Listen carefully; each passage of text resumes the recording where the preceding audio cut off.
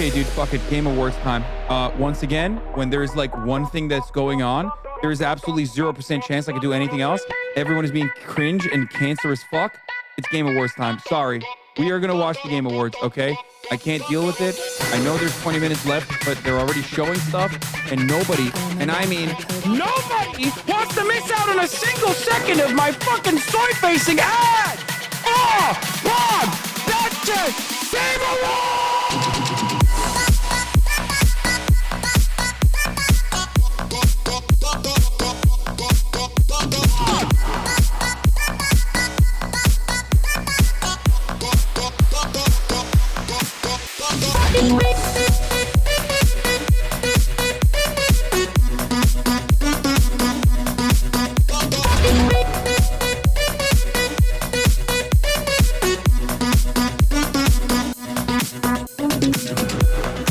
Focus on this anymore because all of you motherfuckers keep talking about the PlayStation event. You dude, fucking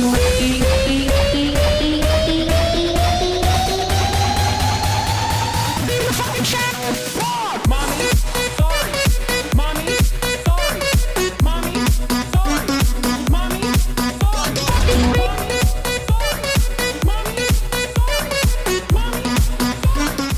What's going on, everybody? I hope everyone's having a fantastic evening, fantastic afternoon, fantastic pre-noon, no matter where you are in the world. I'm Hasan Piker, and this is the Hasanabi broadcast coming to you live from somewhat sunny California, Los Angeles, folks. We're live and alive, and I hope all the boys, girls, and MBs are having a fantastic one because today's a beautiful day. Today's a wonderful day. Today is Saturday, folks. That's right. It is Saturday, Funday, folks. I'm Hasan Piker. And I hope everyone is having a wonderful time, a wonderful day, regardless of all of the awfulness that happens in the world. And that's precise because it's a beautiful Saturday. We're going to be having some fun. We're going to be having some immaculate vibes, and that's it. That's no matter what happens, we're going to have fun. Can we watch Bill Burr on Sneaker Shopping? Sure, we can. I saw the part where he talked about Luigi Mangione. He's like, these fucking billionaires. Yeah, people are very mad at very mad at Bill Burr. We'll talk about that as well. But this is the part of the broadcast where I tell you about my personal news about what's going on in the world of Hasanabi Piker. There's a new Overzealots video. I'll be watching that as well. But in terms of what's going on in the world of Hasanabi Piker, shirt right here is also part of the new merch.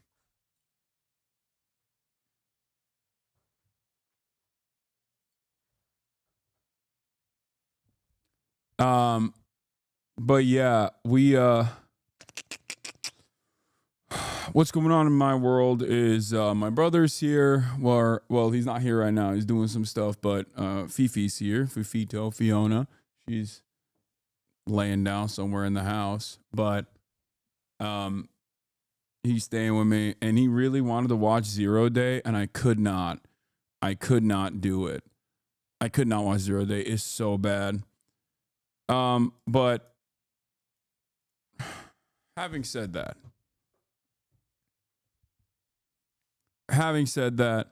I wanted to watch, what am I saying? I wanted to watch White Lotus, so I've been watching that. That's what I've been doing. But today will be a fun day. Woke up early in the morning as always and worked out. Did some deadlifts. It was another it was another circumstance where I just truly did not want to go out and truly did not want to work out. I already watched the America's Downfall Gatsu video chatter, but I did it anyway. And the takeaway from that, Chinese internet, the takeaway from that for you should be to just do it. Not to get all Nike with it, but to just do it. Because in moments where you feel like you don't want to do something, but then you end up doing that thing you don't want to do, you only feel better, you know? Asman just said you'd be mad for the recent U.S. assassination of an ISIS leader in Iraq. That's an insane statement. But cool, I guess. Yeah, I love living in a world where I'm just getting straight up 2004 levels of Islamophobic animosity. But I doubt that he said that. It's probably another chatter who's just trying to fucking drama farm. Hi, Hasan. This is my first stream of yours. Not gonna lie, I fell for the Hasan is bad propaganda. I come from the drama side of YouTube, non-political. I wish I watched your videos before just accepting it because you've seriously opened up my eyes and taught me so much. I've literally been binge watching all of your videos on YouTube. Let's go. We got a new one, boys. It's important. It's important to maybe figure out like how this happens, like how people fall into that rabbit hole and how they get out of it. I think that that's good, you know. But welcome to the world of welcome to the good side, really. You open my sinuses with the hottest it takes, yeah. Anyway, what was I saying? Oh yeah, I worked out this morning even though I didn't feel like it, and as always, my point here is you should too. There's going to be moments where you don't want to work out. There's going to be moments where you're like, I don't want to do this. I don't want to do this. But you should. There has never been an instance where I have worked out and felt worse overall afterwards. Okay? That's it. There's never been a moment. It's wild how a lot of us fell into the negativity, came here and get mesmerized by Azan's arms. Yeah, that's usually what it is, honestly. Honestly, that's what it is. I just, people come in here and they're like, you know what? This Hasan guy's a really bad guy. I'm going to show him what's what. And then I do one of these and they're like, wait a minute.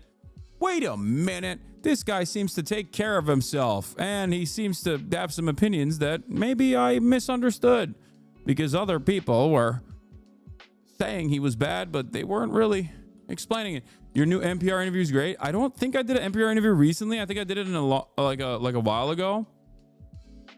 But we can listen to that. We can watch that. Assassin's Creed what? Yeah, they sent me a collector's edition for the new one. I'm very excited to work with it. New incident of local profile. Oh yeah, we're gonna do cop watch today. We're gonna do cop watch. I want to watch the Fent one. I want to watch the Fenty one. The one where the cop is like arresting a or the one where the cop almost dies to a fentanyl or something. Like, I want to watch that one too. But yeah, Death Stranding 2 trailer. Okay, I like that. Nico UK election video. Sure, we can watch that as well. We'll watch all. We'll watch it all. We'll do it. Have you seen the Gaza Ghetto Uprising? I have not, but I heard it's very good. But I am fearful that it will have, I suspect, some TOS, some terms of service violations in it. But yeah, Twitch CEO explains how they deal with high profile bans after Hasan's suspension. Oh damn, that's crazy. He did that.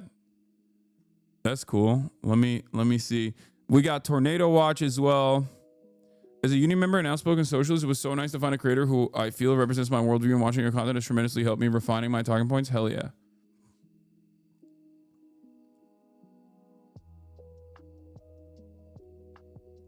Ireland's most hated hero. What is this? Chakiarla. Ireland's most hated hero. 70,000 views in one day from the channel called Spectacles. Okay. But where was I? What was I talking about? Oh yeah, let's blast off. Let's do it. ICE tortured a green card holder. So yeah, we're gonna be doing some news today, but then we're gonna be doing some fun stuff. And by that I don't mean, when I say fun stuff, I don't mean like, oh, it's just immediately gonna be like Drewski reacts and shit like that. What I mean is like, we're gonna watch like longer videos, react videos, things of that nature. I will not be watching Was Nietzsche MAGA. Okay, I'm sorry. That, like, when I say fun, I mean like fun for me. Okay, maybe not fun for you, because I think sometimes fun for you is not fun for anyone but you. You know, like, much love to Philosophy Tube, great content creator, great channel. But I think if I watched that, it would brick my brain so hard. Okay.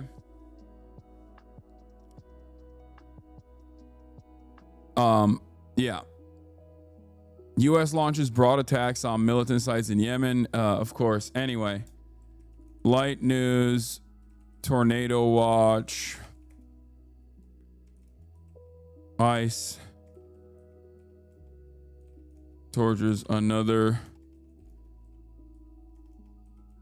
green card holder. I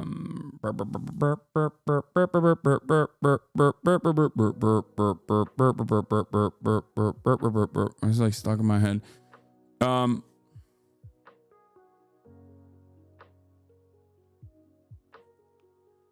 Where was I? Voice of America is closed. No, not Bloody Sunday. Bloody Saturday for Voice of America. No, I can't believe it. I'm so upset about that. R.I.P. Anyway, Saturday, Funday, Cop Watch, Hog Watch, Fun Reacts, Gaming. We got it all. Isn't the reason you want Asmongold on stream with you just so you can get him banned again? You think I got him banned last time and not what he said on his stream? What? No. Do you think that I run Twitch? Like, do you think that I have like genuine power over Twitch? I mean, I just got banned recently. Was that like a fake ban? I really want to understand where you're coming from with this. I do genuinely want to know, because like it's got to be some cool ass opinions. It's got to be some cool ass opinions up there. Yeah, we're gonna watch the Chinese support for Palestine as well. That's like a really cool 9-minute video. Please, Mimic Queen, give me something good here, because I really do. I really do want to hear what your perspective is on this. Do I control the media? Is it me? Is that what you're thinking? Anyway, do we have a blast off meme chat? No. And also, the reason why I want to talk to Asmongold is pretty clear, like pretty open. I'm pretty open about it. I don't care about Asmongold doing like transmog competitions or even like reacting to political stuff in general with his own seasoning. That's great, right? I do, however, care about, like, you know, Asmongold doing right-wing propaganda, either deliberately or because he just doesn't have all the facts. And in that process, I've never not been charitable to Asmongold. I would still absolutely be charitable to Asmongold in a conversation, like in a direct conversation. You know what I mean? And I think that watching clips of one another is not going to give people the full scope of people's arguments. But what I don't understand is a lot of these people used to always say, "Oh, Hasan, you're like afraid of debates. You're too afraid of debates. I don't understand why you're so afraid of debates." And it's like, now they still say I'm afraid of debates while I'm trying to talk to Asmongold. So they have to like, like I saw something under Chris Cappy's post, because Chris Cappy was like talking about the new state of affairs of media on Twitter yesterday. Chris Cappy is a content creator on YouTube.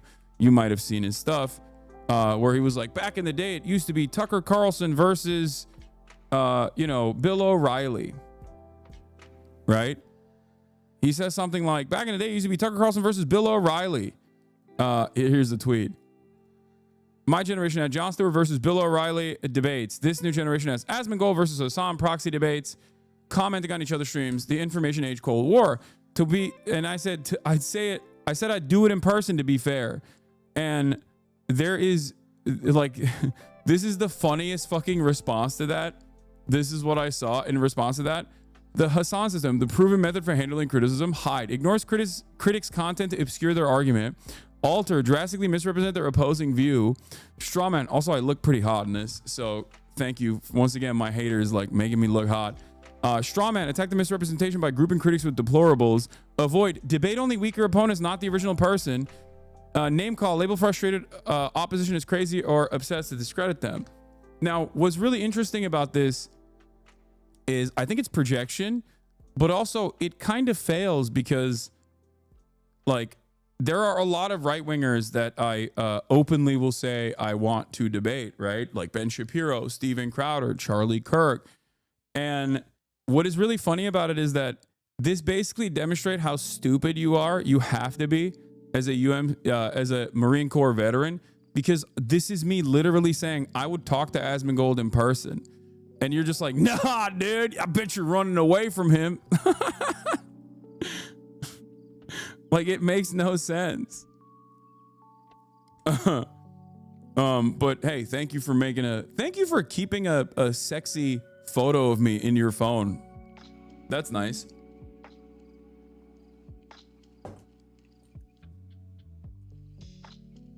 Blast off. Gavin Newsom and this is Daryl Cooper. That's funny. That's meta. God damn, that Daryl Cooper stuff it was a little shocking, I will say. There is a real growing movement on the right of people who just like don't necessarily care like one way or another about Israel. Some of them really hate Israel. Some of them don't care. Some of them are like agnostic, but they hate Jews. Like, holy moly. Like, really. And it's always been there, but like now it's pretty out and about, like pretty much out in the open. Interesting stuff.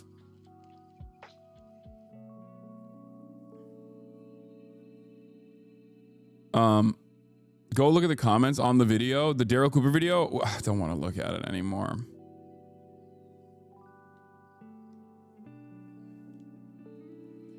The same executive order that shut down Voice of America also shut down the Wilson Center, a think tank that Russia designated as an undesirable organization in 2022. Huh.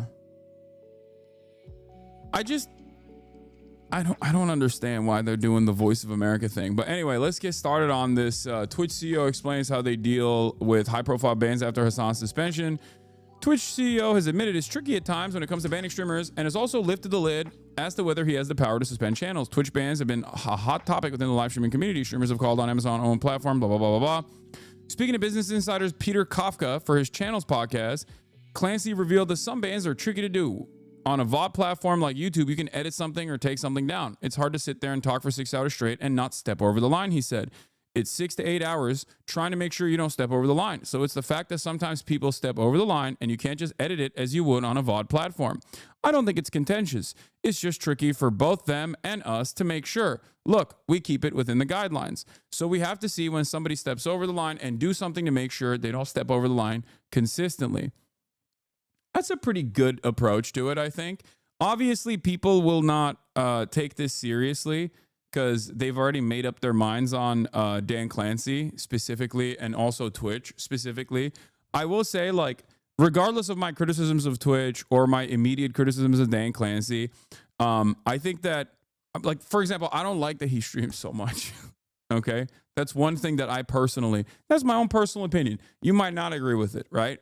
I'm not like the biggest fan of that because I feel like you're opening yourself up to a lot of attacks in general, right? And yet him doing streams, unironically, I think, allows him to get a better understanding of the product and the content creators themselves and like what they go through. Does that make sense?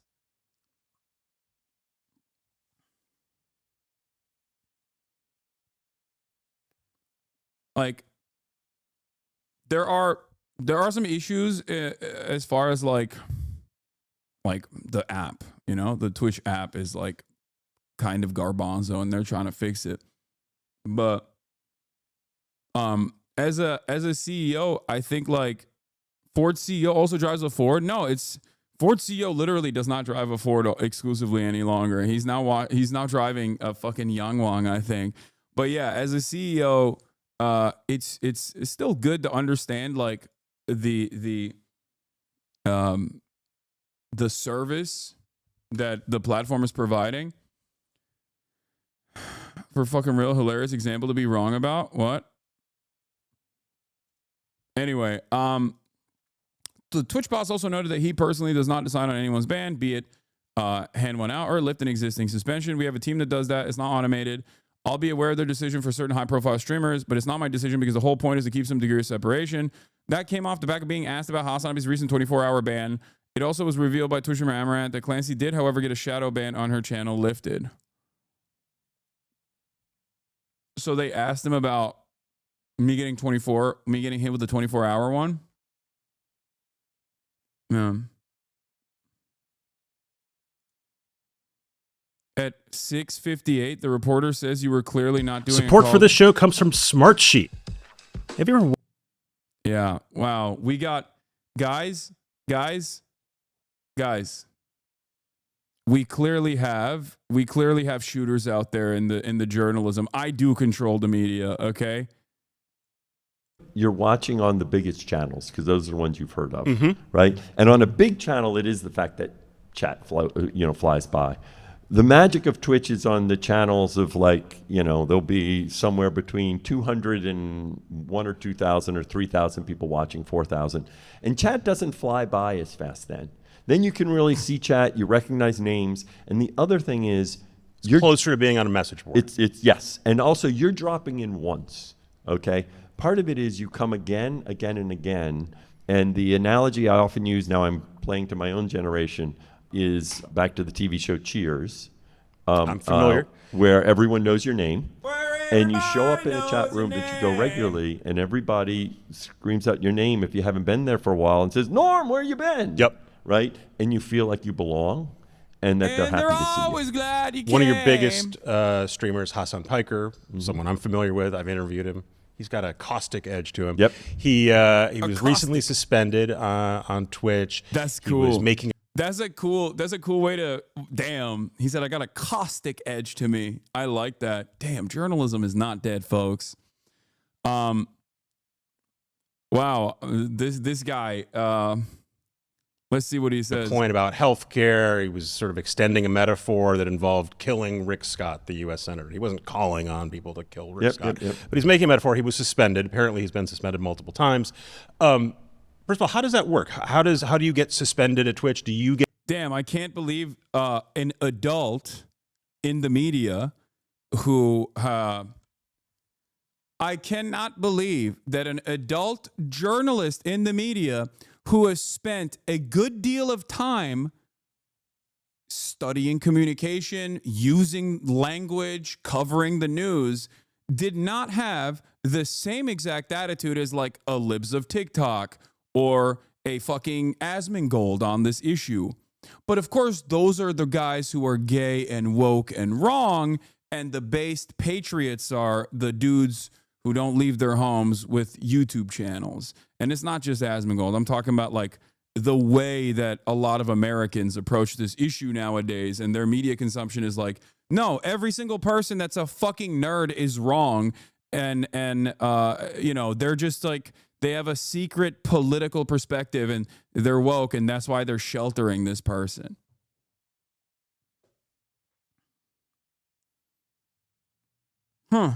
Interesting. All right. Hasanabi, renounce your citizenship. No, if U.S. is so bad. I'm good, man. Thank you, though. Thank you for the suggestion.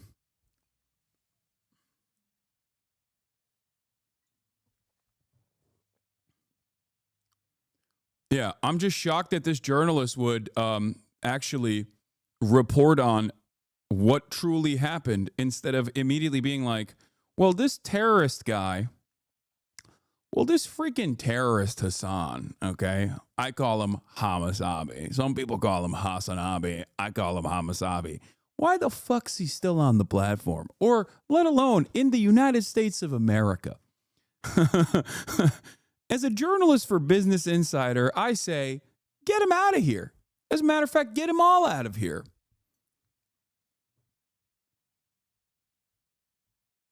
Are you actually surprised, though? You apologized and admitted the words were hyperbolic? No, I was never surprised for being banned. I'm just showing you that, like, people do understand the difference. Like, they're, especially adults. There are still adults out there. Because I think the more we look at just like right-wing commentary online and how much that has devolved throughout time, we get a false notion. That, or a false sense of reality that like everyone is incredibly stupid, right? And I don't think that's the case. I think that there are still intelligent people out there, and you can't like lose sight of that. You can't forget that there are normal humans out there who also look to like Elon Musk sig-heiling and don't immediately rush to defend him. There are plenty of normal people who see that and go, oh, that's it. I'm done. I'm writing this guy off. There are normal people out there who are still intelligent, careful, considerate, maybe not like super knowledgeable on an issue, but don't immediately just like fly off in the most reactionary perspectives. That's what it is, right? We need to remember that. We need to remember that there are people like this in the media. There are people like this all around us.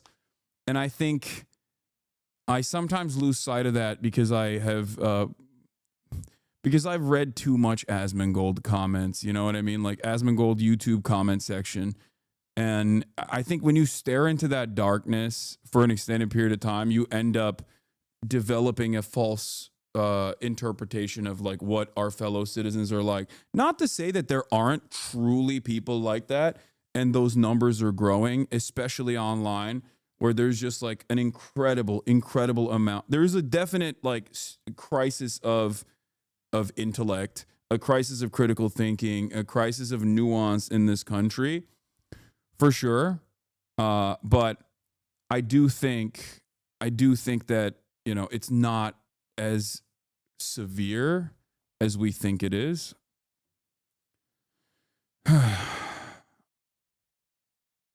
Living in a hate pit versus a hug box. Yeah. Are you going to talk about the U.S.-Yemen military op from today, or did you already cover it? Dude, can you calm down? I will. Yes, it's right here. U.S. launches broad attack on militant sites in Yemen. I know. Trump is doing the same thing that Biden did, which is just like, let's just bomb Yemen again, just one big hurrah. It'll work this time. Yeah, Mr. Peaceful Dove, dude. Mr. I'm going to handle this whole Israel stuff in a day. Mr. I'm going to handle Russia in a day. We'll get to that. Okay, this is seemingly... Get involved when it's a high-profile person? Is this automated? How does that work? And how do you get reinstated? Yeah, so first of all, they're indefinite. I'm not indefinite. They're for a given period of time. They're not indefinite. It's sort of a timeout. It's a timeout. It's a timeout, so think of it like that, right? And all it is try to make sure people stay within the guardrails, right? And so the idea, of course, is, look, if someone goes outside the guardrails a little, give them a little bit of timeout. So then it's like, okay, I'm going to work hard to stay within, the community guidelines.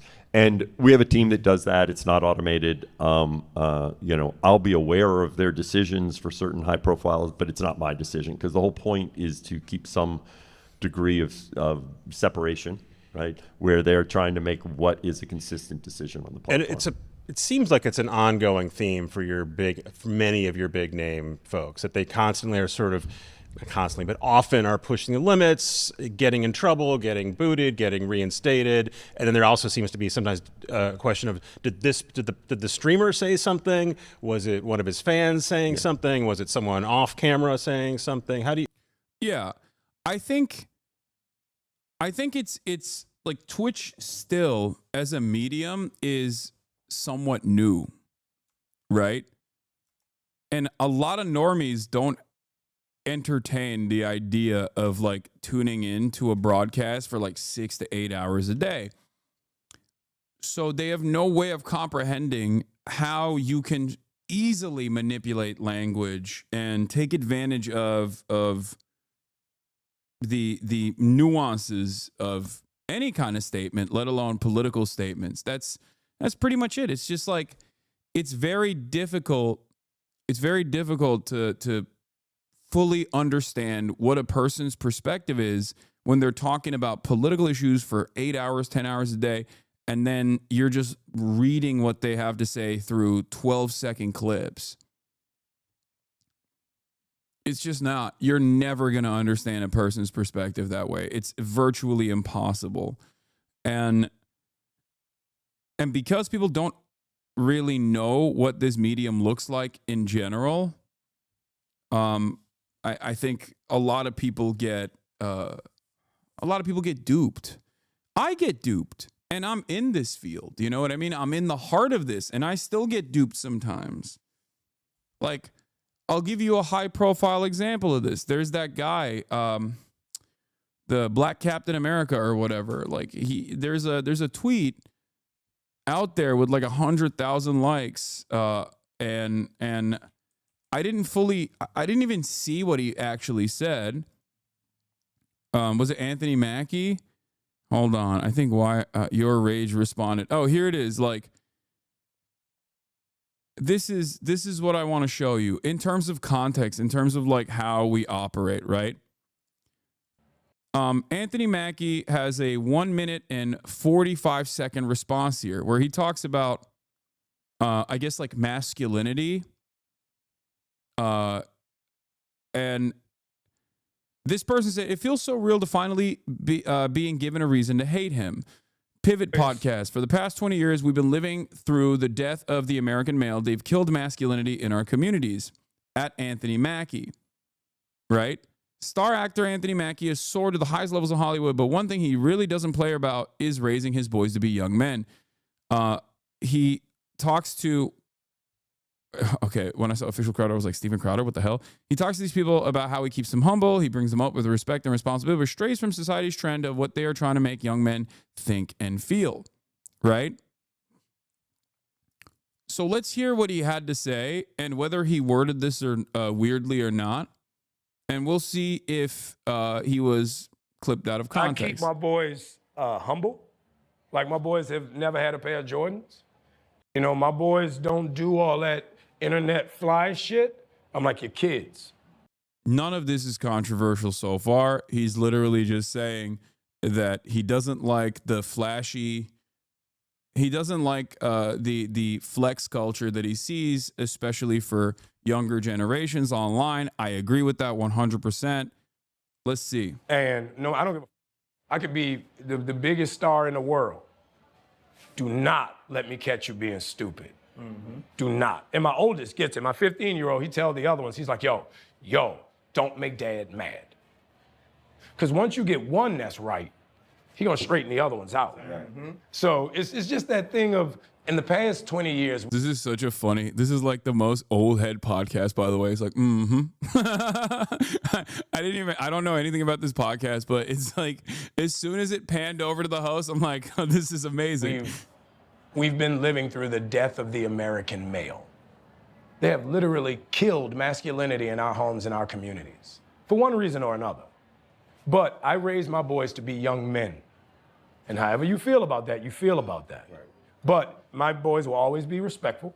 They will always say, yes, sir, yes, ma'am. No, sir, no, ma'am. They will always say thank you. They will always open the door for a lady. They will always make sure that their mother is taken care and provided for. They will always be men.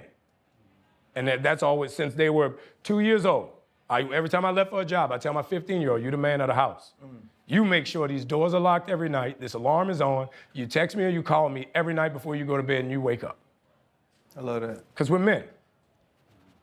If I'm not there to protect, he got to be there to protect. Because you can have all the money in the world, climb through the window, that money means nothing. Right. You can have all the celebrity in the world, jump through the door, that celebrity means nothing. Yeah. So you got to have a little guard in there, you know? And so for me, it's always that idea of American masculinity is very different. Hold up. Okay, so it comes across as like kind of right-wing, right?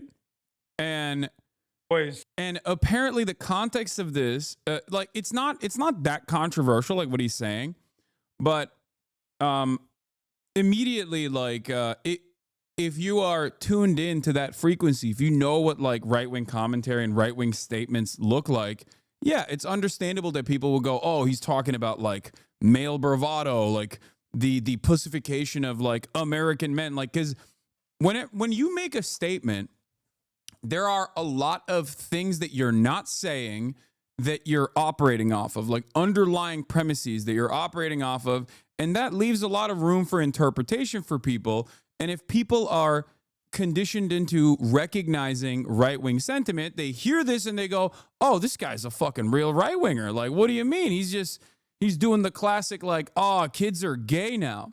Now, what is ironic about this was that what he was actually talking about, apparently, because I saw someone else show the full context of the conversation, was literally about unlearning homophobia, because he has a gay brother, and he also personally played the role of a gay man. Like, so he's not like the conversation. Yeah, this is the thing I saw. Yeah, if you bother to watch the whole interview, you'd hear Anthony explain how he stepped out of his comfort zone to play the role of a gay man early in his career to understand his gay brother better and not repeat the same homophobic attitudes he grew up in the South. Like, it's just what's interesting about it is like this happens in every medium. This is just like a cultural thing that we all love to do. We hate when our enemies do it or our perceived ideological interlocutors do it, and then we love doing it ourselves. And sometimes we earnestly get duped by this stuff. We earnestly get duped by this stuff. We get clip chimped.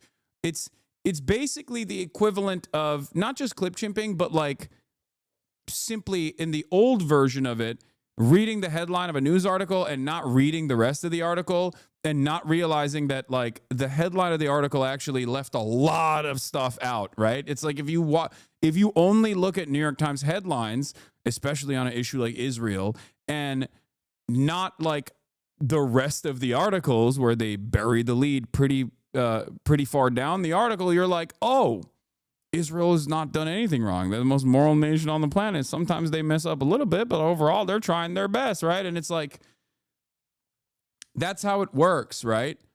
Yeah, so if you guys remember and then there's obviously the other side of this where you got Captain America, they've killed masculinity. Like, there's battle lines are instantly drawn and people jump to this. People jump to their opinions. And then these wars are fought, right? Here, let's hear what he had to say. In the 90s. He starts the other clip with saying he doesn't like the money spread 999 Rolex, 1,200,000 or 1,200 haircut individuals. Yeah. For the record, he's a black man on a black podcast talking about his own community and his own interpretation of what he is seeing amongst the youth. Something that I have also talked about as well. Something that I also fucking get annoyed by in general by American culture is like American consumerism and flex culture has like completely gotten to a new level at this point where people are just like, they substitute having fucking expensive watches or expensive things and living a lavish lifestyle as a mechanism to say like, I'm a good person. Look at how successful I am, right? It's annoying. And before there's like immediately people going Gucci shirt. Like, I know you're joking when you say this, obviously, but like, there's never been a moment where I have been like, look at what I got, bitch. Like, I'm the man. I fucking made it. It's usually people, because I'm a leftist, people constantly throwing it back in my face. There's a difference between someone flexing and versus, someone purchasing a stupid shirt in a moment of emotional weakness at Coachella multiple years ago. You do that every stream? What do you mean? Yeah, I do. I do my money spread. So that's it. It's like it's very frustrating, right?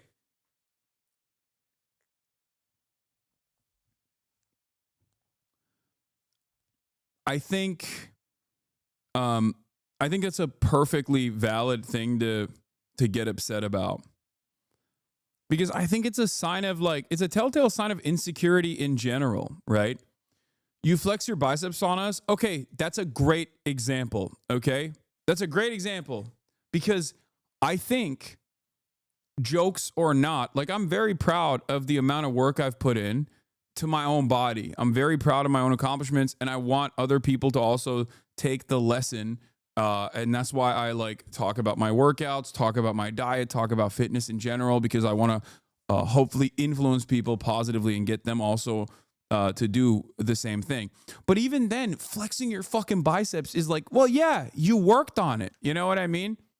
I totally think that showcasing your prowess, like your art or showing your body in that regard, I think is infinitely more acceptable than just being like, look how fucking rich I am. Because while a lot of people have worked hard for it, in terms of wealth. I think you never really know. And also luck plays a major factor in this. But yeah, I feel like he's talking about the Andrew Tate type. Yes, that's what he's talking about. Exactly. There is a real annoying culture, especially among the youth, that looks to guys like Andrew Tate and doesn't recognize the insecurity that these guys have. Because if they were secure with themselves, like they wouldn't constantly be talking about their Bugatti Veyron, right? Like only insecure people do that. In the 80s, you grow up homophobic, sexist, and racist. Now, we talking about the 80s and the 90s. That's just a fact. You know what I mean? So when I got to school, my roommate was gay. Like, I didn't know how to deal with that. Like, my brother's gay. I didn't know how to deal with that. So being a man, I used my art to better myself. I played Perry so that I could understand my brother better, so I could understand my friends better. Going to art school, a bunch of my friends were gay. You know what I mean? Like, when I was a kid, we had a record label. We had the first gay rapper. Nobody gave a You make good music, nobody care. You know, Big Frida is famous here for sure. Like, you think this guy is like a right-wing reactionary? I don't think so. Especially, like, a lot of people rob others of their social development, their world experiences. They never look to like how a person got to the position that they got to, right? Like that's really interesting. That so many people will be like, well, I grew up sheltered, you know, I grew up in New York to like woke ass parents, and I expect everyone to arrive at my worldview and my position instantly, out of the womb. And it's like, of course, that's not going to be the case. You have to look at these things. You have to be. That's why I always say, be normal, be a human. The reason why I try to educate people on this process all the fucking time is because, unfortunately, with the way that our information environment works now, with no third spaces, no sense of community, no like going out and being around other human beings, and constantly being in a social situation where you are forced to interact with other humans on a regular basis, we spend most of our time socializing online. So a lot of the nuances that you normally would use to filter certain pieces of information, for example, are just gone, right? It's the difference between watching someone talk or watching a video of someone versus reading their quotes on paper. It's an entirely different format, and the outcome and what your takeaway will be entirely different. And the same goes for the difference between watching someone on a podcast for a minute and 30 seconds versus seeing them in the wild, you know, interacting with them in the wild. Not saying that like you're going to meet every single person, right? You're not going to, you're probably not going to encounter, what's his face, Anthony Mackie in the wild and get a full understanding of what his worldview is. But when I say be normal, what I mean is try to understand how a person that's in front of you that has this worldview, how do they get there? Okay? How do they arrive at these conclusions? I think it's very important to understand that. For sure. You know what I mean? So the idea of being gay in New Orleans has always not only been supported, but it's been a part of the culture. Mm-hmm. But with me, I needed to figure out what was my holdup, what was my insecurity about that. And once I played that role, I realized everybody deserves to be loved. It's not my job to say who you love or who should love you. If you loved, I'm happy for you. That don't mean I'm gay. You know, so Perry was more so a statement piece for me with the love and admiration for my brother, with the appreciation and respect of my friends for that culture. It really put me in a position where I think it made me a better actor because I had to go so far out the box. I had to go to the furthest spectrum. Yeah, dude is woke as fuck. Lamont people fell for the clip chip, damn. But even the clip chimp itself, I think it's massaged in a way. Like this podcast in and of itself wasn't even trying to make him look bad. This is they probably have an opinion that is a little bit more conservative, right? Socially on that front. And instantly people jump to this and make up their own minds about what they think is happening. I watched this thinking he about to say some wild red pill crazy shit or something. Bro even played a gay role in support of his gay brother. Nah, y'all internet motherfuckers is not real. This is a real figment of my imagination. The fact that this tweet got 100K likes is all bots. It's got to be. You motherfuckers don't exist in real life. Y'all despawn when the internet turn off, said your rage. And yeah, I think the reason why I talked about this is because like it happens all the time. This kind of stuff happens all the time. And even I fall for it because when I saw this tweet and I just read this, okay, and I read this right here and I saw the tweet, I thought, oh, wow, okay, so maybe Anthony Mackie's like a bit reactionary because that's how it's presented.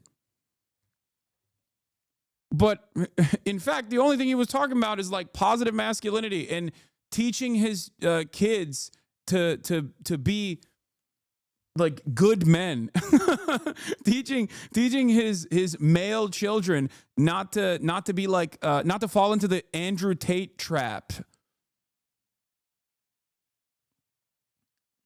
You know? Like that's it.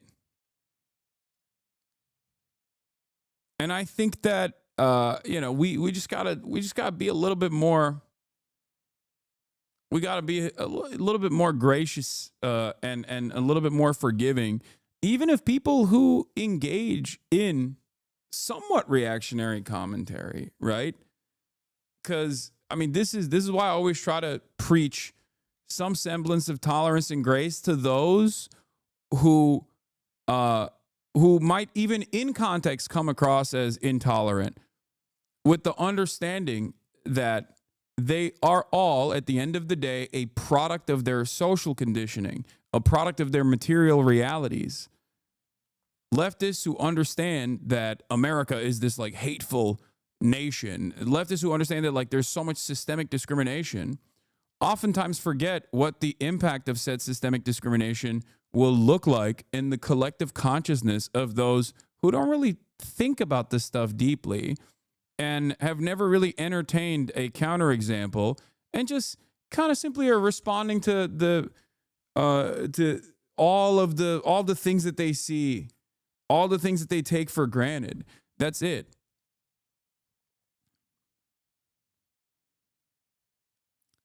But yeah, same goes for every single person. Every single person will eventually find themselves in the throes of being misunderstood. It is what it is.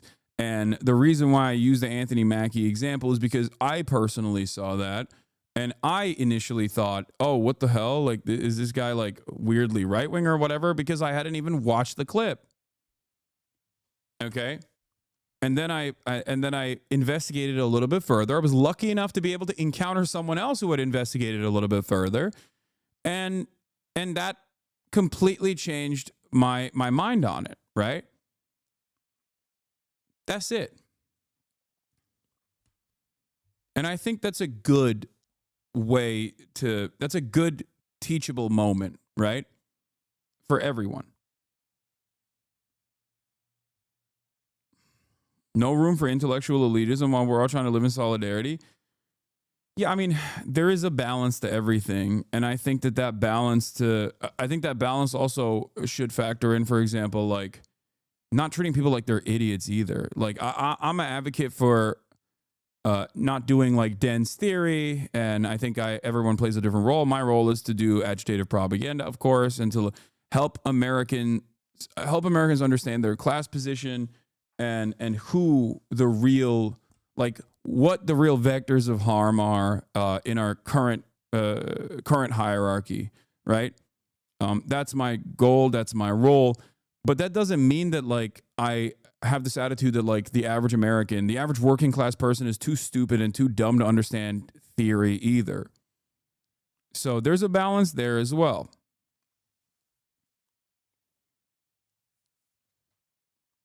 But yeah, it's important to recognize that he was clipped out of context last month when he explained what it means to be Captain America. But that time he pissed off the MAGA crowd. Yeah. And now the MAGA crowd is going to make propaganda off of this, right? Like, they've killed masculinity. Captain America sounds alarm.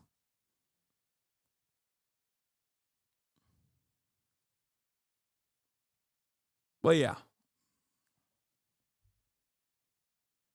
That's important. It's a little brief moment, but we'll. So we're gonna. Good TikTok regarding conditioning and normies. Correct. Come on up. You are next. And my understanding is you were in the overflow room? Yes, How many more are up there? quite a few. Okay, if there are any of them that are going to be testifying, Wait, hold on. and we're getting down there on slips, so if they want to make their way down here, if they plan to speak, I would invite them down here now. So, all right, Larry, the floor is yours. You got 2 minutes. First of all, I'd like to apologize to you people. I was invited here to give my support for Bill 401. I have very little knowledge of gay people and things like that there.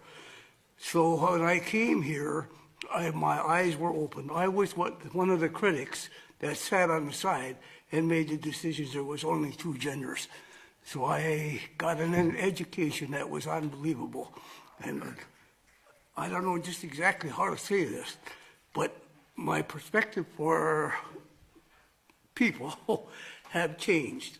So I don't take up no more of your time. I'd like to apologize for being here, and I learned a very lot about this group of people. Bro, I'm telling you right now, this is why I always fucking say, and this is a truth that every single trans person in this community knows, okay?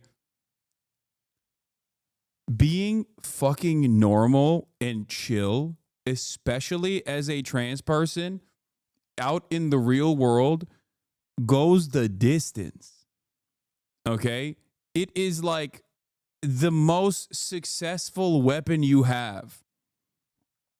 You will brick the brain of grandpas like this, or even your own coworkers like this. Like, it played a role in my development. You know what I mean? If the starting position is like 2 genders and it's a rigid binary and that's all you hear and that's all you know, and then you got like a normal ass chill trans person being like, nah, this is not, that's not the case. Like, it truly does allow people to change their minds on these issues, you know? This isn't also what? Why are you talking about trans people? I haven't met a trans person in my entire life. I doubt you have even met a trans person. Like, why do we talk about people who barely exist? Chatter. Get down. You're fucking surrounded. Okay. Let me tell you. This is perhaps the stupidest community to say that in. There are a lot of trans people in this community, okay? That's awesome. I don't disagree in terms of like there aren't that many trans people in general. The hyper focus on trans people is totally constructed. And manufactured, and the anger and resentment that people feel towards trans people is because like people are gearing others to get mad at them. They're a vulnerable population. They're in the margins, and they're constantly presented as the villains for very cynical propaganda purposes. So you're not necessarily completely wrong on this issue, but like obviously, every now and then we're gonna be talking about trans people, considering that they're like less than 1% of the population, but are comprised, but make up like 95% of the resentment on the right. It's insane. But yeah, according to the Hasanabi census this past year, 14% of this community is trans. So trans people are 14 times more represented in this community than the American population. So You know, I've shaken Hasanabi's hand so much for being a foe, shaking my head. Yeah, I'm sorry. I apologize if you feel like you were duped because I keep saying I'm a foe to the LGBT community.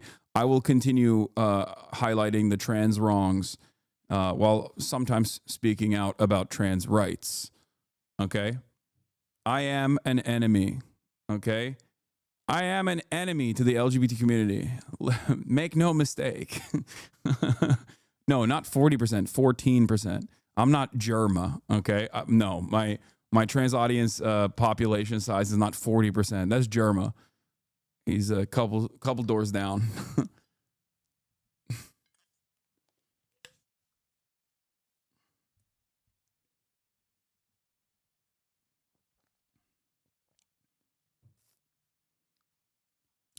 Yeah, right-wing commentators dominate social media. It's not even close. True. Obviously, like the metrics for this are not the best. Like they're just simply looking at like raw follower numbers and follower counts. I don't think you can make a decent assessment of like who has the most motion, for example, or who gets the most, who has the most like unique reach.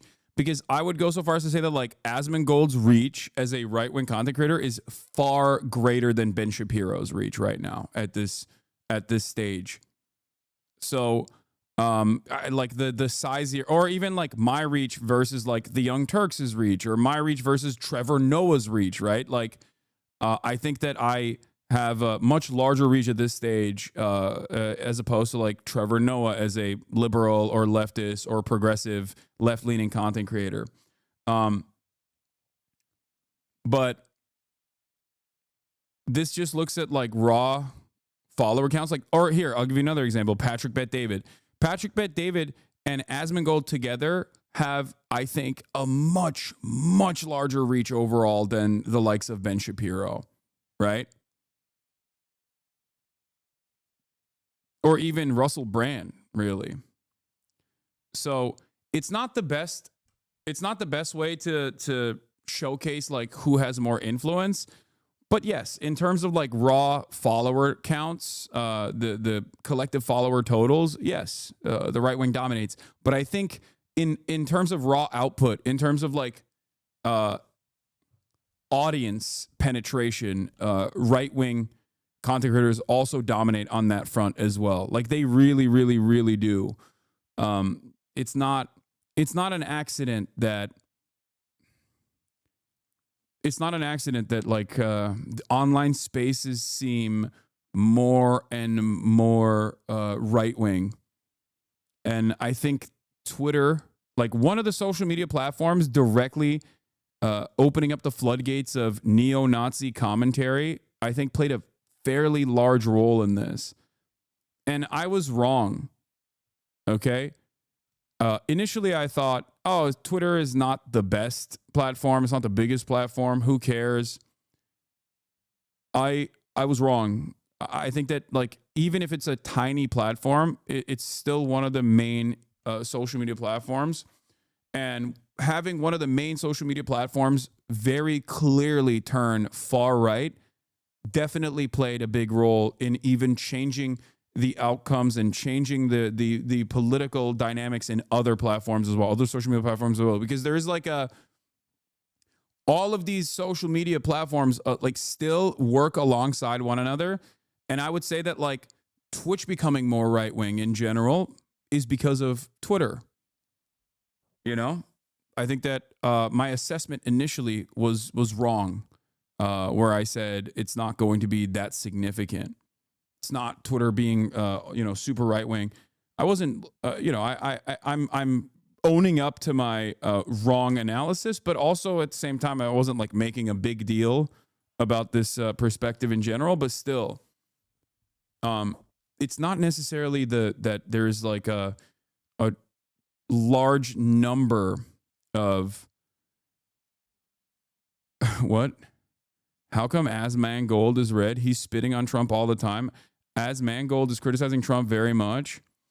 Yeah, I'm sorry, dude. I think if you're reacting to Trump as like a based free speech defender and you say you want to dress up as Ash Ketchum to do mass deportation ride-alongs, it's going to be really hard for someone, especially people in this community, to fucking hear you and go, yeah, you're probably correct on this.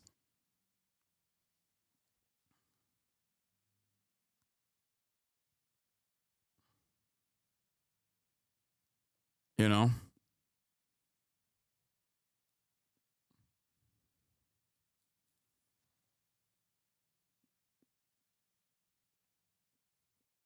That's like saying Hasan is critical of LeBron James. Yeah.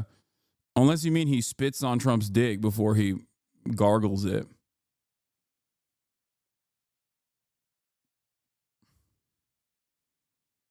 You know?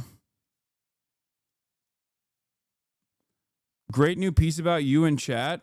WBUR.org. The stream is up. The politics of Twitch personality Hasan Piker and his dedicated community.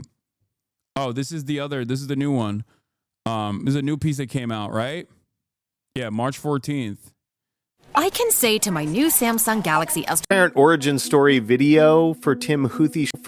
Results may vary based on input. Check responses for accuracy. Support for this podcast comes from Is Business Broken?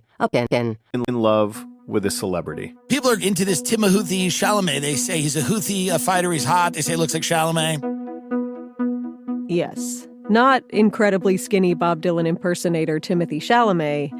Tim Houthi Chalamet. The apparent origin story video for Tim Houthi Chalamet was pretty unremarkable on the surface.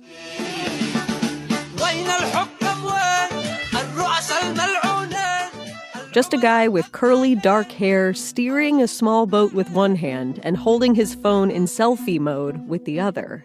A light blue skiff bathed in the sun. Very mindful, very demure.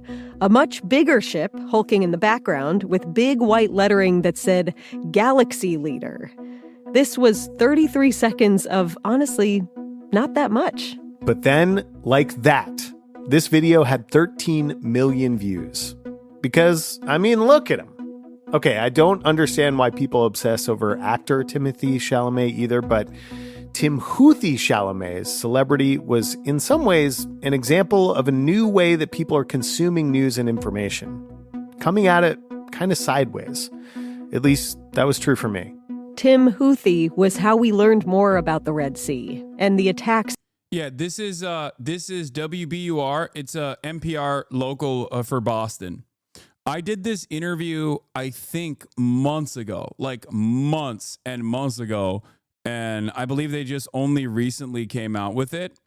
But every day, 7 days a week for 8 hours or more, Hasan Piker is live on the video game streaming platform Twitch. This is where he shares his political commentary with a dedicated community of viewers, many of whom fall into a particularly sought-after electoral demographic, young men. One of the dominant theories about re-election of President Donald Trump in November 2024 was that it was aided by commentators like Piker, brash and broy. But Piker is a socialist, considerably to the left of the mainstream Democratic Party.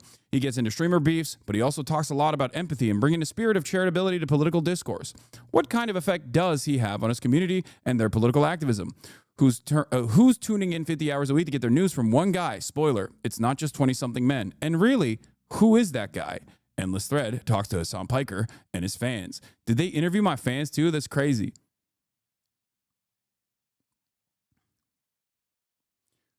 Weren't you live for this interview? No.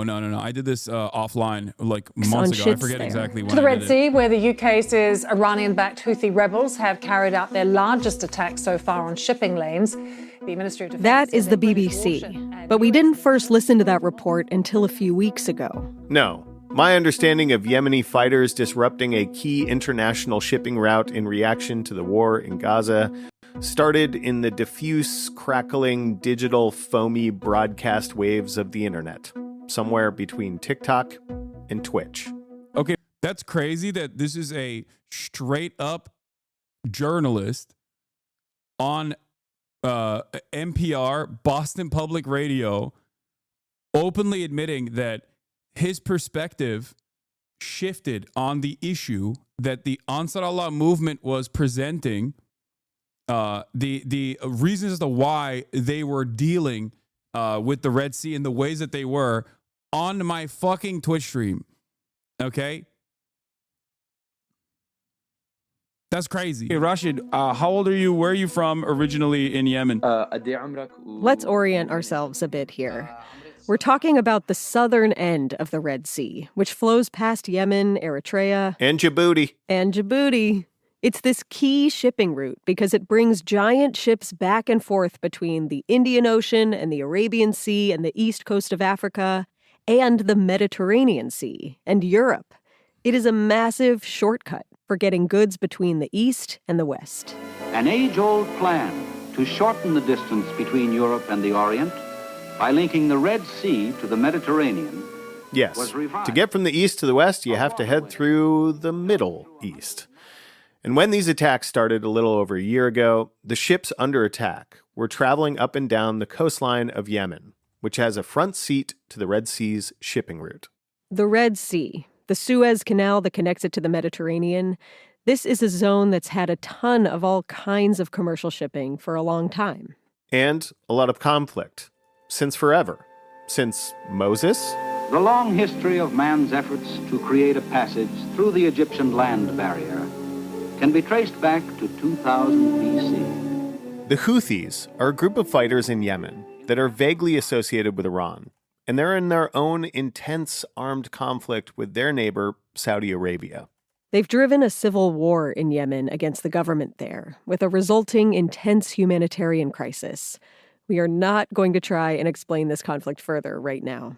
Which is probably for the best. But the Houthis have been reportedly doing this because they believe Israel, the U.S., and its allies were doing nothing to stop the humanitarian crisis in Gaza. It's not. It seems fair to say that, right? It's not AI. Not everything is AI. You need to stop being brain dead Zoomers. Secondly, there's not much else I can do in terms of like visual, visual guides here, because while we conducted this interview technically on camera, and obviously I didn't know that this was going to be the way that they were going to cover this interview, because we talked about a variety of different issues. This is a radio broadcast, okay? This is a radio broadcast for WBUR, which is the Boston NPR affiliate, okay? This is Boston NPR. It's an interview conducted for a radio broadcast for the show Endless Threads. I assume the podcast Endless Thread. Please, I just want you guys, I have never heard this either. I want to hear what their perspective is. I didn't know this was going to be about, I did not know that this was going to be about like my interview with Timothée Chalamet. I didn't even realize that they were going to predominantly feature that interview, okay? God, you guys are so annoying. Put some Subway servers up. Just watch, please. Please, just watch. Right now, politics and armed conflict have a much more direct and highly personal impact on daily life in Yemen, to say nothing of the larger region. But much of the way we experience this story in the U.S., unless we have a personal or family connection to Yemen or the merchant mariner industry, this feels and is pretty far off. Timothée Chalamet, also known as Rashid Al-Haddad online, brought it closer somehow, especially after he did a big interview with what we might call a news delivery service. I'm doing journalism, chat. Calm down, okay? Not the New York Times or BBC or NPR, organizations that might at least have a few reporters stationed in the region near the Red Sea. What platform is best to talk on? He said Instagram. Okay, that works. By the way, 19-year-old Timothée Chalamet said he was not a Houthi fighter, but he did seem to have the trappings of an influencer. He said, Hasan, wait a few minutes until I set up the lighting. Bro, this dude is a professional, dude. The news service getting the big interview with the Chalamet of the moment also had good lighting, access to translators, and a huge engaged audience. Associated Press, Reuters, It's kind of crazy because, like, I do make the sausage in real time. Normally, you never see how the sausage is made. You see a finalized product where news outlets that will do exactly what I did in real time in front of you guys will basically like they were saying, they'll have a station journalist, probably not in Sanaa, but they'll have like an affiliate maybe on the ground or somewhere close enough they'll have Arabic translators or can speak Arabic and will interview this person. And you don't normally see this happening in real time. That's, I think, a unique aspect of the way I operate. And then you see the finished product where like that entire interview in and of itself, and even like how we put it together, would never be seen by the world, right? You would only see like maybe 2 to 3 minutes, like specific answers that you're hearing from Timothée Chalamet at the time. NBC? No. More of a dude who's a professional dude. Hasan Piker. People say, Hasanabi, you've changed. It's like, motherfucker, I haven't changed. You did, bitch. I've never heard a Democrat be like, man, what do we got to do about this fucking military budget? We are literally the last political space online that is a holdout, that is majority men, that isn't like insanely politically. Not insanely politically, maybe, but definitely polarizing. And we're not even really talking politics yet. We're talking generations. Whenever we ask people if they know Hasan Piker, it goes one of 3 ways. It's either no idea who you're talking about. Or, oh yeah, is that hot guy? Or the streamer? Yeah, definitely. And these answers divide along generational lines. Hasan also divides people on feelings about the war in Gaza.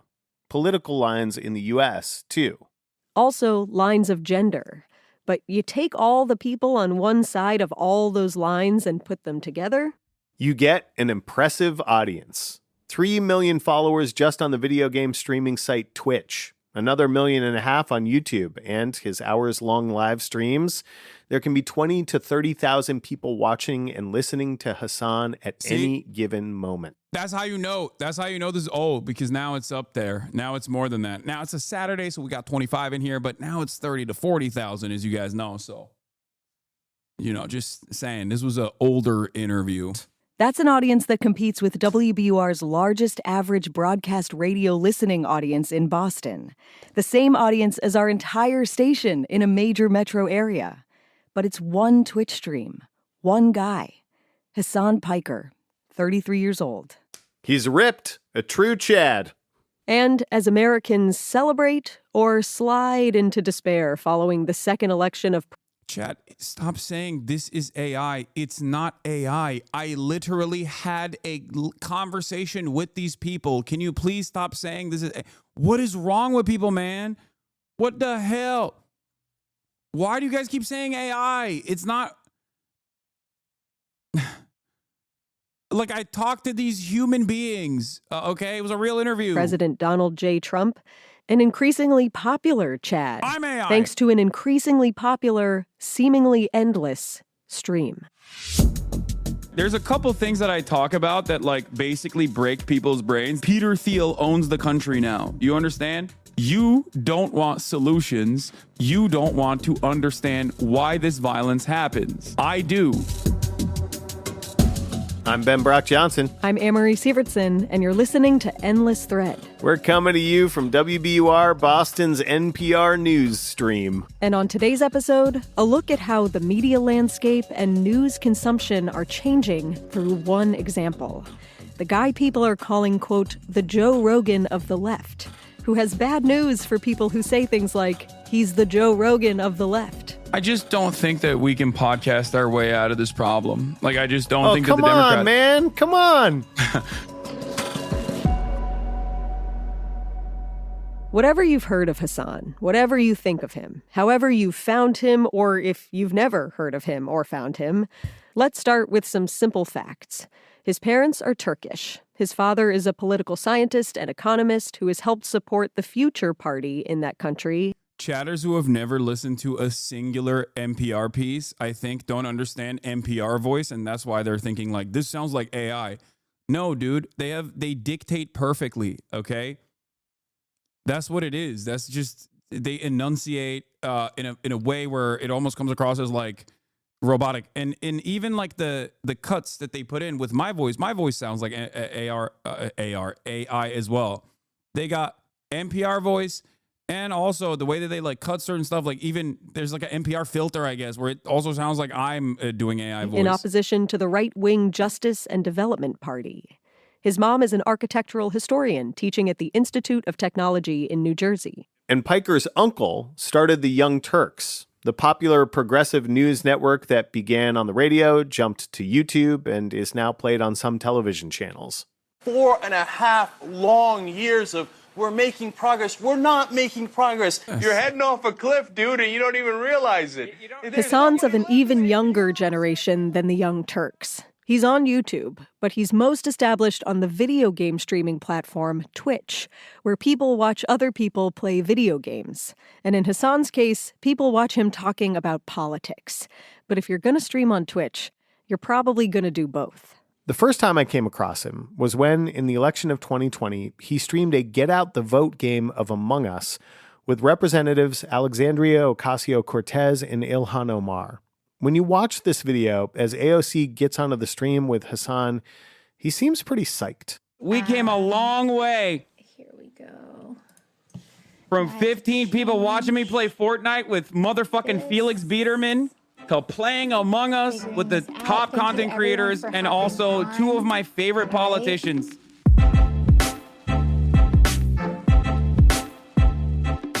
The Among Us stream, just a little more than an hour-long total, netted nearly 700,000 concurrent viewers. Just to give you a sense, that competes with the prime viewing period between 8 and 11 p.m. of CNN, which, by the way, is also putting Hasan on. This is Hasan Piker. This is my dog, Kaya. Piker was 29 back then, and about to watch Biden sweep into office and topple Donald Trump's attempt at re-election in the midst of a brutal pandemic. When you watch this 4-year-old stream, Hasan seems legit giddy at what's happening.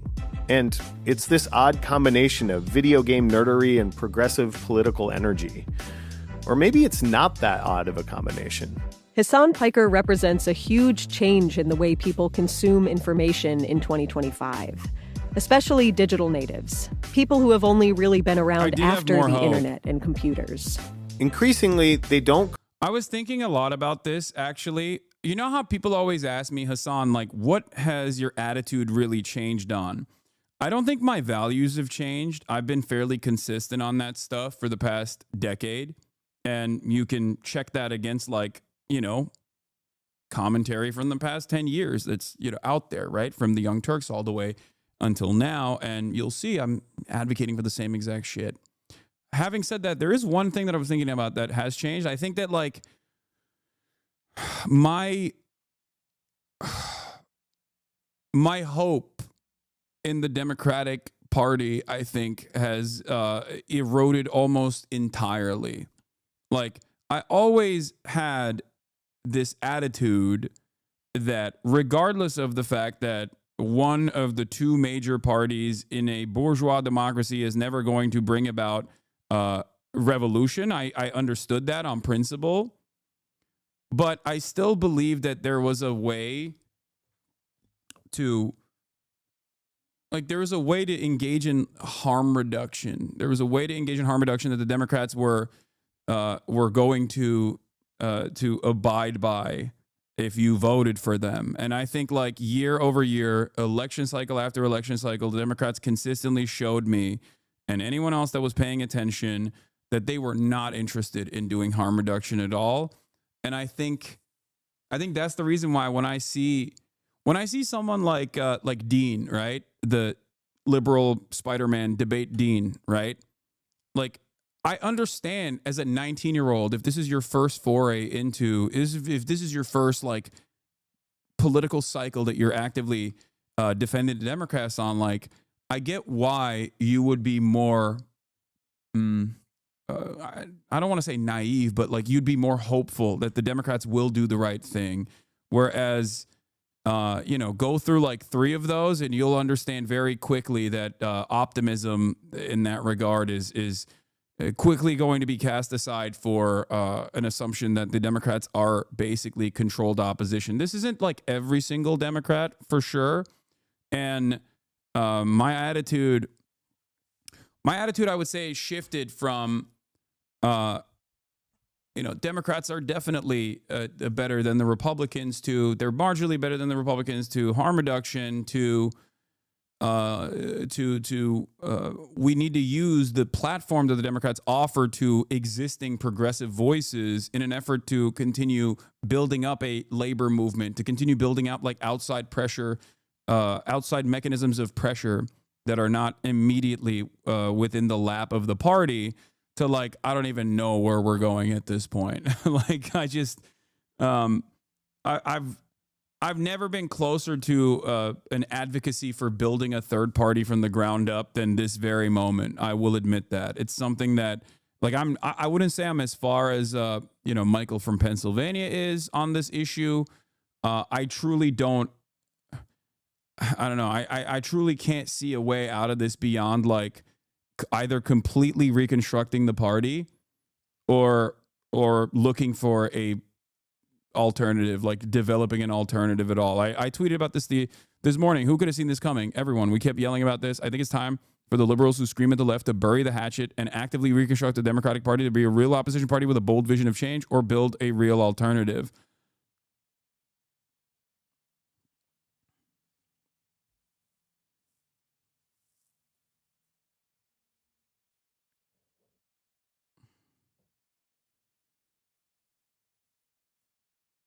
And it's just like, I don't know how we do that. I'm being radically honest with you. I don't know how we do that, but changes need to happen immediately. Compartmentalize their different flavors of content. They don't go to one place for news, another place for lifestyle, information, etc. They go to the same place for all the things. And usually that same place is not a brand per se. It's a person. We wanted to hear from some of these people, so we reached out on Reddit and got a bunch of responses. Some Hasan fans have requested that we only use their first name because, well, Hasan takes political positions that some employers might view as extreme. I had gone through different posts, reading comments, because I just basically view reading Reddit as like people watching, and kind of bookmark Hasan in my head as like, I got to figure this guy out. This is Janet.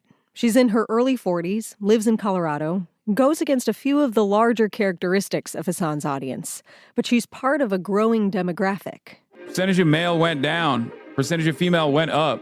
We're up big. That's Hasan streaming his annual Hasanabi community census on Twitch.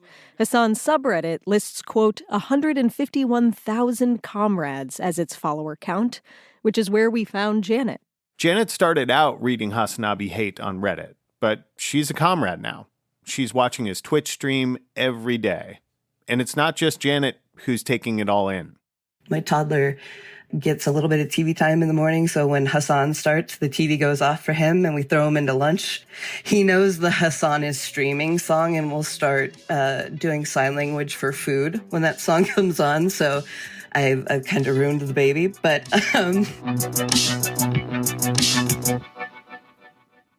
A number of the people we talked to watch and listen to Hasan while at work or while doing schoolwork. But Janet's home with her baby, so...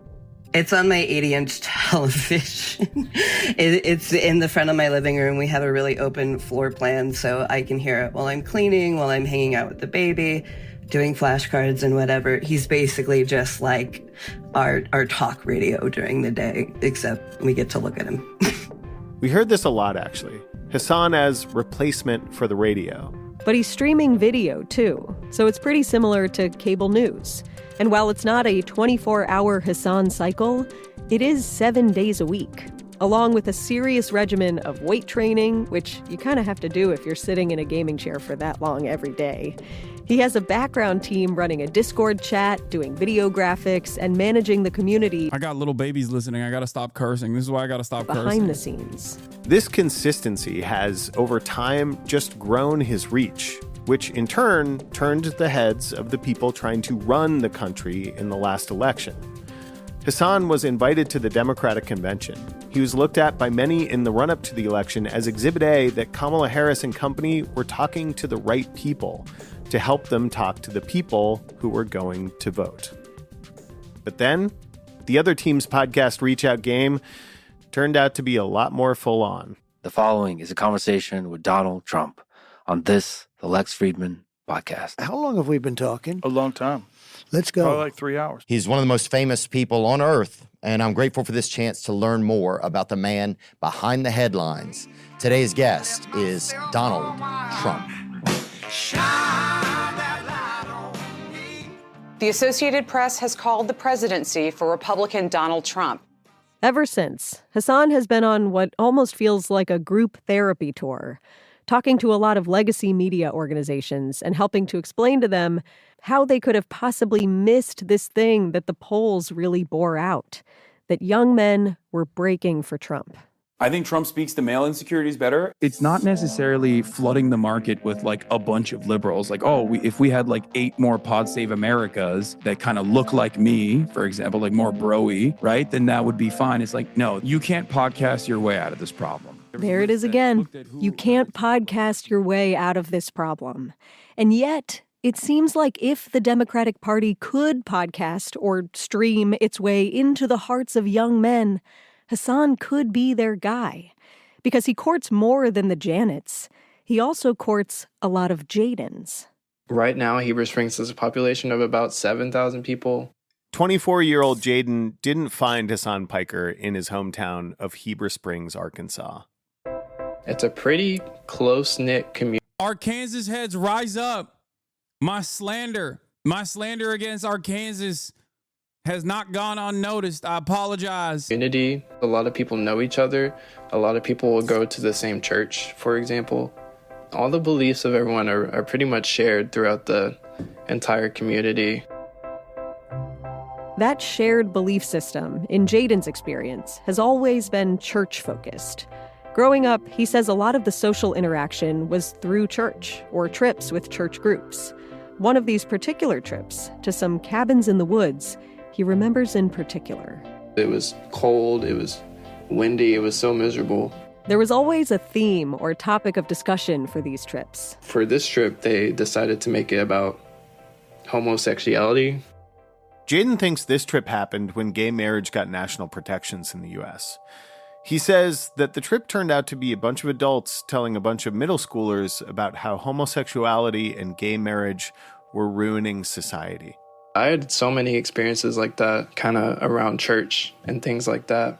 When Jaden started to spend more time online in high school, he discovered perspectives that didn't really match the homogeneity of Heber Springs.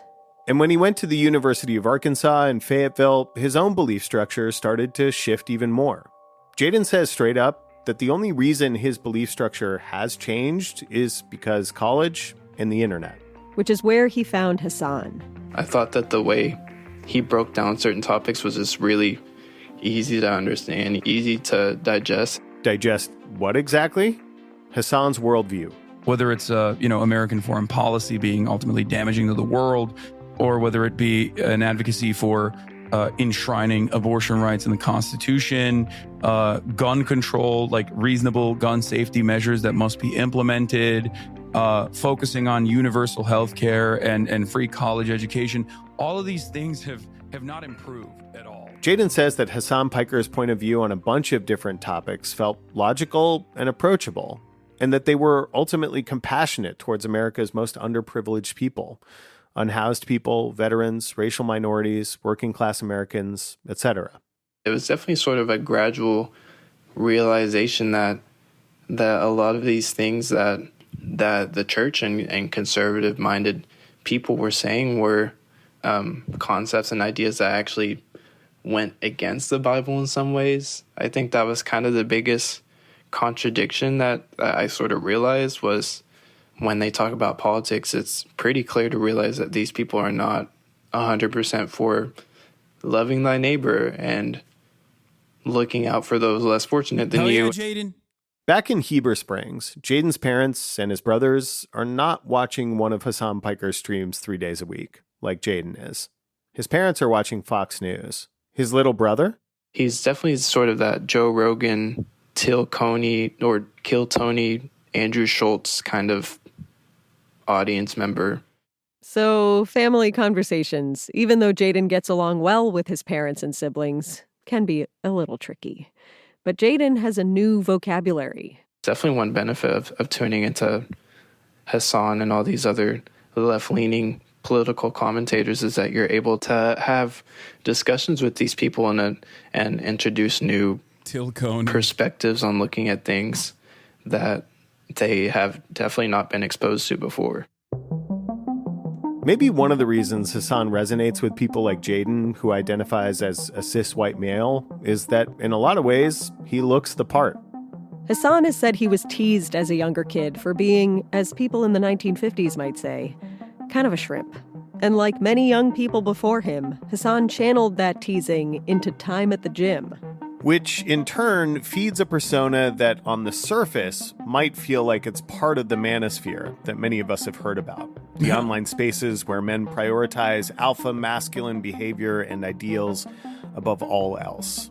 He does look and a little bit sound the part. Bruh. Dude. Oh, dude. Holy dude. It's like, bitch, what do you mean? But this is another case where you have to look closely enough to see the differences between streamers, who definitely don't line up along the same clear, bright lines between, say, Fox and MSNBC, or even NPR and the Wall Street Journal. And yet, the streamer world is drawing more and more of the audience that used to go to big broadcast news organizations away from that and into things like a video game streaming platform that might have a bunch of political thought mixed up with a game of Among Us or Counter-Strike. Hasan Piker has drawn a lot of controversy for his positions and his statements. And I'm not talking about bitch. I'm talking more about, if you look at the civilian deaths versus the deaths of soldiers, Hamas's percentages are infinitely better than Israel. That's just facts. So no, Hamas is the lesser evil. If you're on for 8 hours a day. I love that line because it is so, that right there is so perfectly, that right there is crafted so perfectly for liberals to go, well, my conditioning dictates that I'm always on board with the lesser evil. Like, it is virtually impossible. The only people that will have issue with that are people that are already completely supercharged with pro-Israel propaganda, that where they will actively deny the truth. The genocide lovers hate that line. Yeah, that's why when Fox News posted that on their article, saying that like I'm a terrorist or whatever, I didn't really have an issue with that being posted on that article, because that is a correct statement and that is exactly what I mean. I'm saying exactly what I mean. It wasn't like out of context at all. It is something that I stand by, 7 days a week, speaking to a large audience of young people, and your general topic is political thought, you're going to eventually say some things that stir the pot. Hasan has opted into the battle royale and tete-a-tete world of streamers. Like this face-off with a famous streamer called Destiny. I'm almost positive that you said that you wouldn't vote for Joe Biden, that you said you would like go shack up and live in the woods somewhere, which is cool because you have the privilege to do so. But I said I'm considering not voting for Joe Biden and living up in the woods and living in an anarcho-primitivist lifestyle, which is like the second. It's a meme, dude. Okay. Destiny, a streamer known for being pugnacious, had a falling out with old ass debate. That's like they went back into the mines for that one. I don't even remember having that conversation. That's crazy. Hasan, that was seismic in the streaming world. And Ethan Klein. Even back then, that dude was still doing the same thing where it's like, wow, you made a joke, but I will actually take it completely seriously and make it seem as though it's real political commentary. And I'm like, no, I'm not going to live in the woods. I'm not an anarcho-primitivist either. Like, well, I've destroyed you in the marketplace of ideas because you have been found making a joke. An American-Israeli YouTuber and podcaster who used to collaborate with Hasan on a podcast, has since sworn off that partnership. Mostly because of the duo's inability to have a measured debate on Oh, no. There's brother. Okay. what has been happening in Gaza. Just a few weeks ago, Ethan released a 2-hour-long takedown attack By the way, Ethan is not Israeli. He's not. I mean, he's an American. He is an American through and through. Like, straight up. He lived in Israel, but he's not Israeli. Hasan, much of which seemed I don't even know if he has an Israeli passport. Focused on Hasan's support of Palestinians. Hasan's chat had been calling me a Zionist, baby-killing genocider. maybe it is unreasonable that I'm asking him to moderate his chat for a friend. Hasan responded in kind while on vacation in Japan. Yeah, dude, I am pro-Palestine. That's it. If that's news to you, you are the dumbest baby on the planet. This, we can say, is giving streamer. Big time.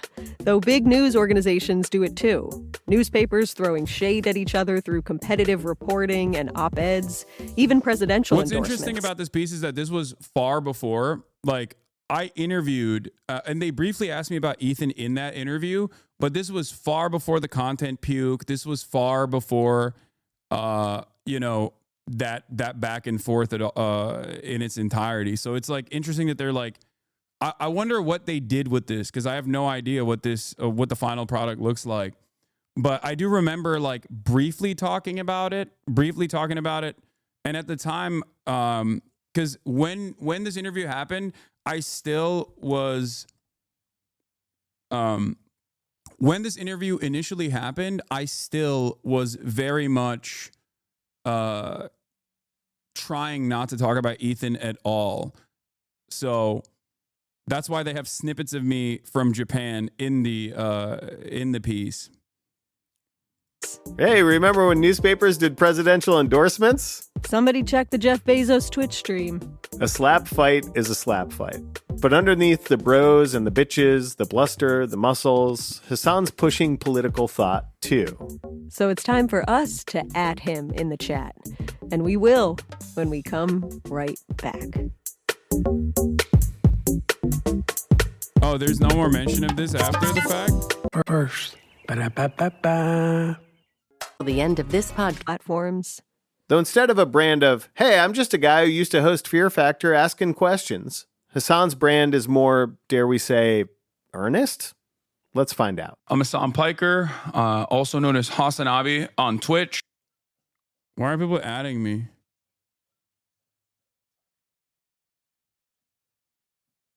What? Why are people adding me? I'm confused. They said it? Oh, I didn't hear it. Or Hasan the Hun on Twitter. Or Hasan D. Piker on TikTok and many other social medias. I'm 33 years old. Why does it sound like that? So I have all of these different usernames in every single website. It's a big mess. Do you remember your first screen name? My first screen name was actually Hellboy Hasan. Nice. Yeah. Nice. That was way back in the day.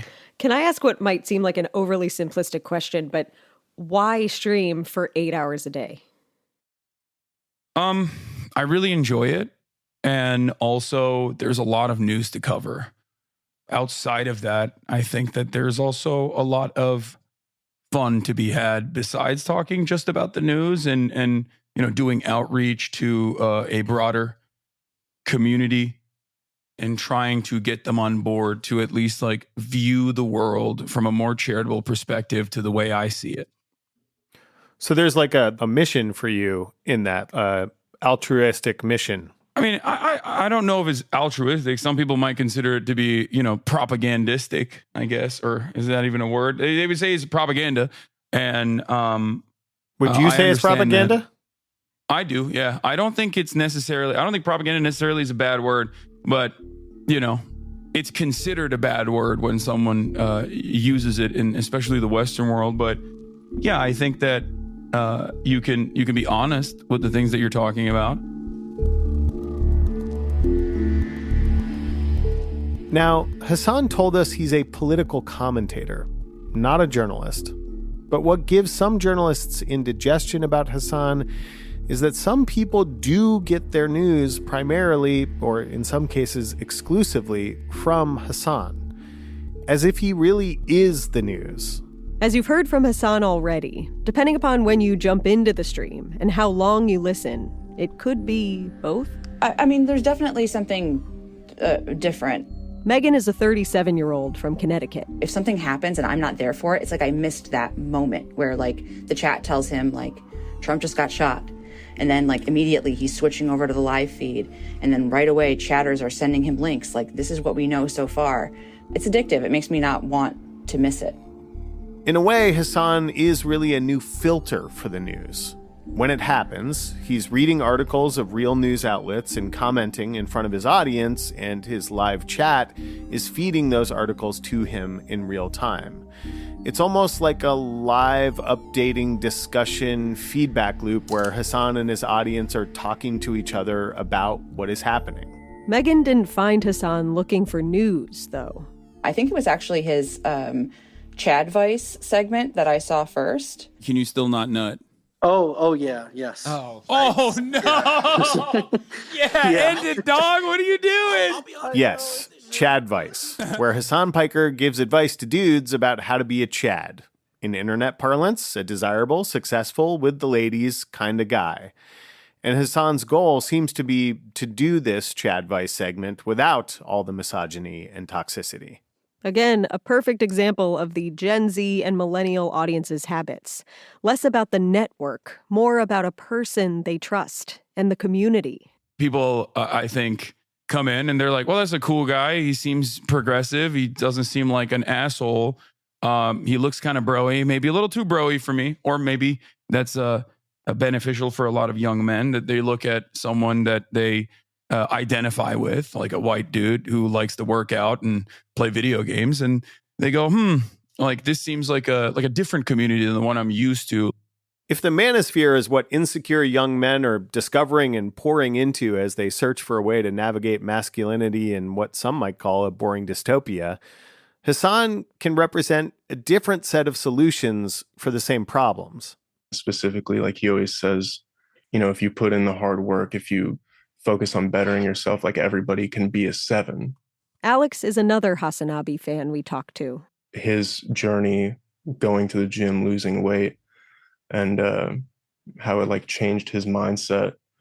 He was also a big inspiration for me in that regard. I started going to the gym. I ended up losing 60 pounds, I think. Hell yeah. And now today, years later, I'm in the best shape I've ever been in. Alex hasn't just transformed physically because of Hasan. He's also changed his politics and even what he's studying in college so that he can be a lawyer who works on labor rights. Had I not found Hasan's community, I like to think that I'd maybe still have these views, but there's no guarantee, I'm lucky that I found this community as opposed to, something else. Granted, like Alex, I can't wait for liberals to clip certain aspects of this interview, get mad at the journalists, call them, Hasan dick riders, harass them into oblivion, and never show their sheltered audience this aspect of my commentary and what I try to do. Desperately try to get people to be the best version of themselves and desperately try to get people to see the world in a more empathetic lens. Never that.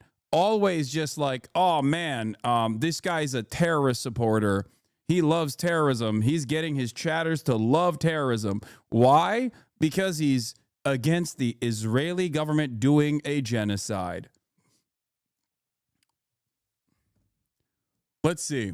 Let's see if my prediction on this is correct.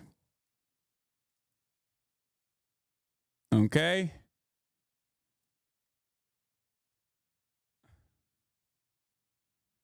Okay. H3H3 production subreddit. Apparently, Hasan said again on stream that there's no proof Hamas committed. NPR loves terrorism now, I guess. Right on the money, baby. 39 minutes ago. He's in here. The person who posted this is in here, or at least saw the Twitter post or saw my Instagram post and instantly ran to the liberal H3H3 subreddit, supposedly progressive H3H3 subreddit. I'll never understand how people can be this influential. Wait, what? I'll never understand how people can just be these influential media personalities and be so ignorant. There's no justice in the world. Please, what will it take for you to shake yourself out of this stupor? These people are knowledgeable media figures. They're not just like random people who are oblivious. They went so far. If you were to listen to the interview, you would recognize that they went so far back that they found like old debates that I had with Destiny at the time. This has become a snark sub. This is what I was saying about Ethan's hypocrisy. Ethan understandably hates snark subs. I have talked about I have talked about how snark subs are unhealthy and they're bad for the people that, they're bad for the people that entertain the snark subs, and they're certainly bad for the people in the crosshairs, like the content creators in the snark subs. Everybody understands this. Ethan certainly understands this, except he operates a snark subreddit and also a snark podcast at this point. Like, look at this. Any number of different people within the crosshairs. What is this? POV Hasan takes you hostage? What the fuck? What is this? 800 upvotes.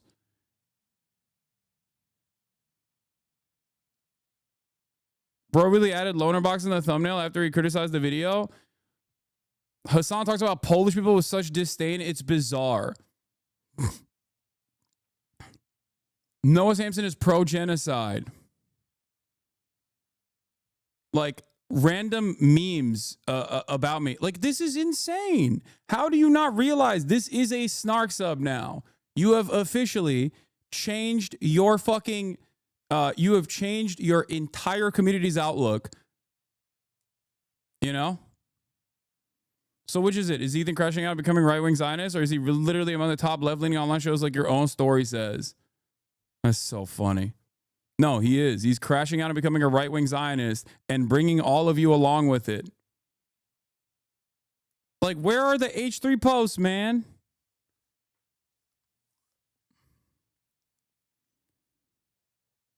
Made my Hasan loving best friend watch a new H3 with me last night and she locked in.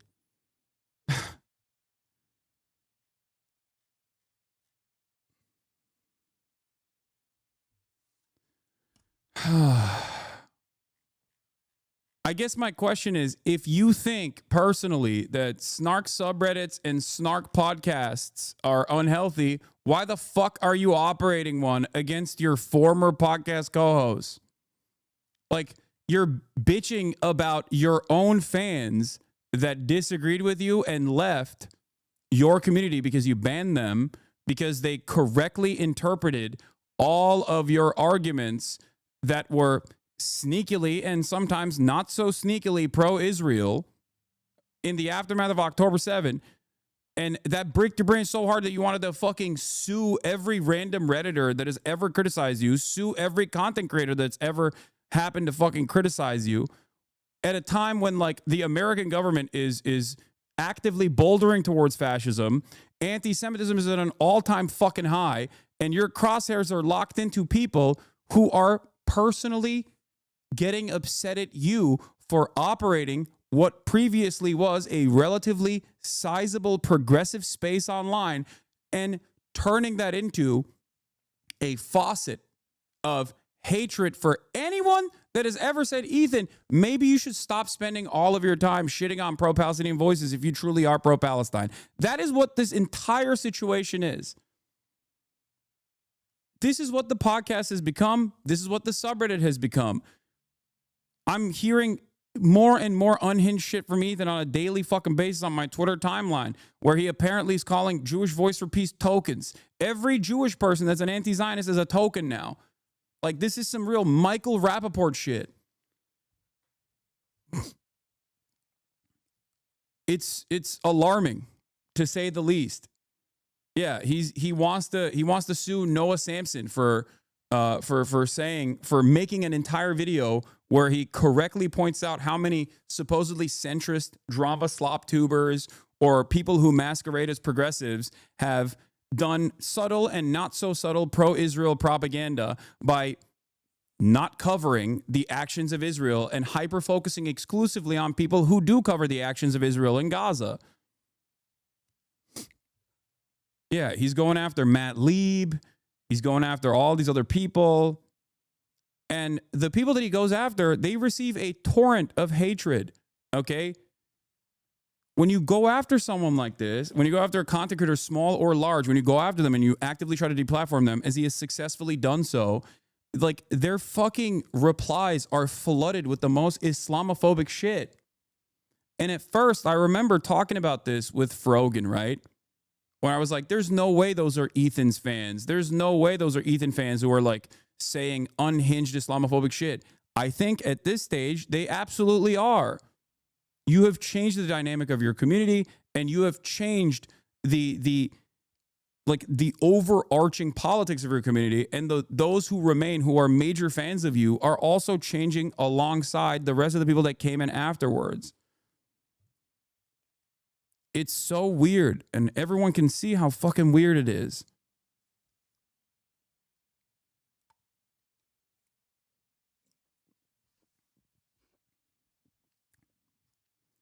It's so strange. Like, everyone can see the transparent hypocrisy of constantly complaining about snarks, which there is validity to complain about, while simultaneously operating a fairly successful snark subreddit and a snark podcast. Anyway, let's continue with this. Hasan's had his own awakenings and political evolutions too. Trans rights is an example. It's not something that I hide. I used to have transphobic opinions. I mean, this was a decade plus ago, but it doesn't matter. Like, it's more so about like always being charitable and admitting when you're wrong, and maybe developing a better mindset around certain things with more information.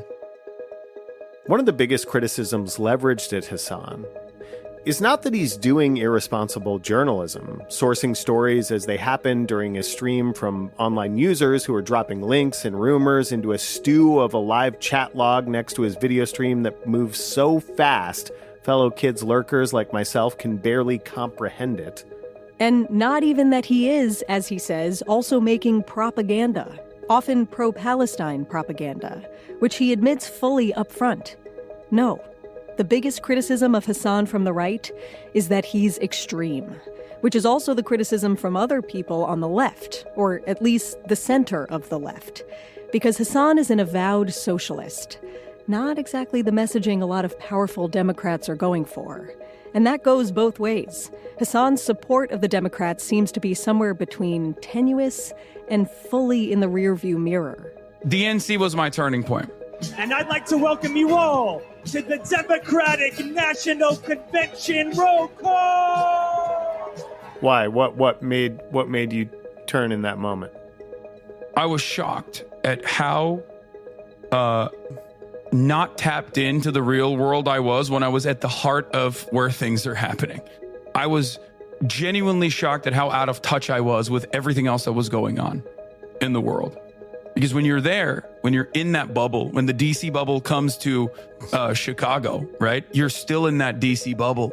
And I now understand why so many people, so many staffers, so many analysts, so many of these guys that, write these think pieces and whatnot are so unimaginably out of touch with the needs and opinions of regular old, American working class people.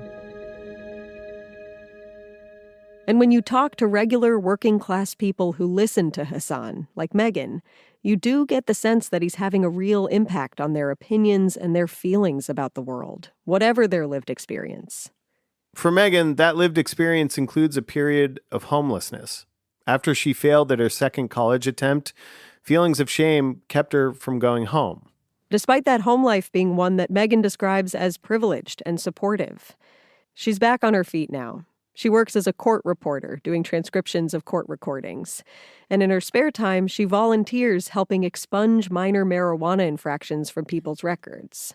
But it's so much closer to all of us than we know.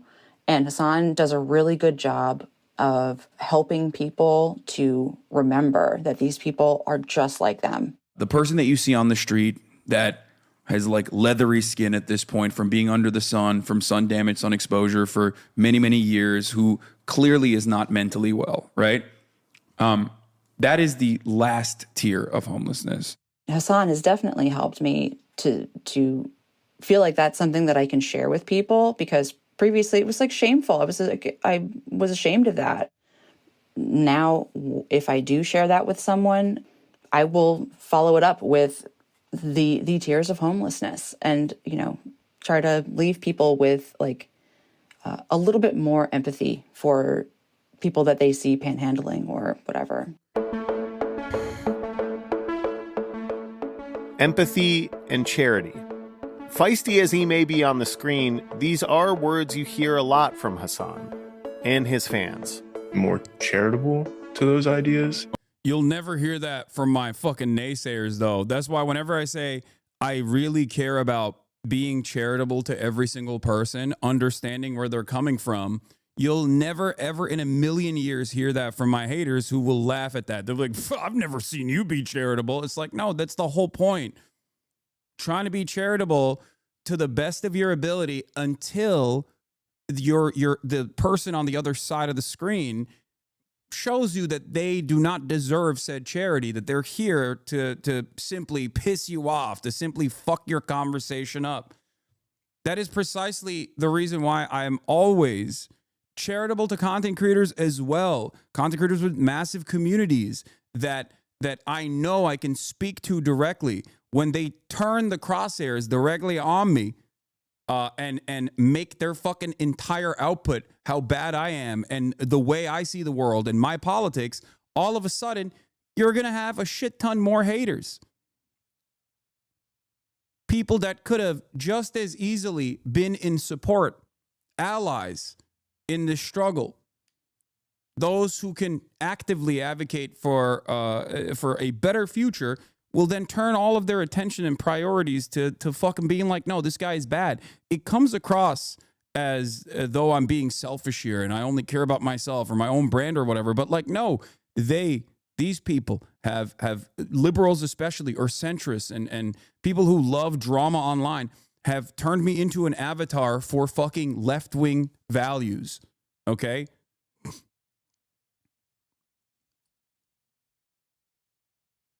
The problem, this is precisely the reason why I have tried to be as charitable as possible to XUC, Asmongold, H3H3, even fucking Destiny initially.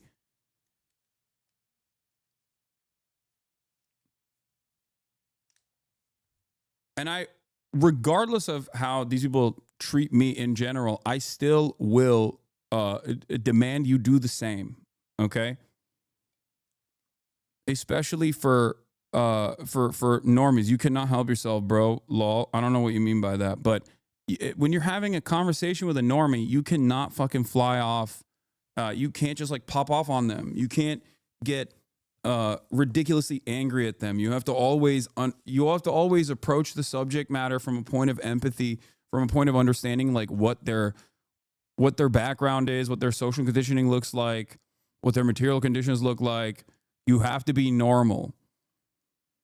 If you treat everyone as though they are reactionary fascists across the board, you're not gonna be able to convince anyone. You know?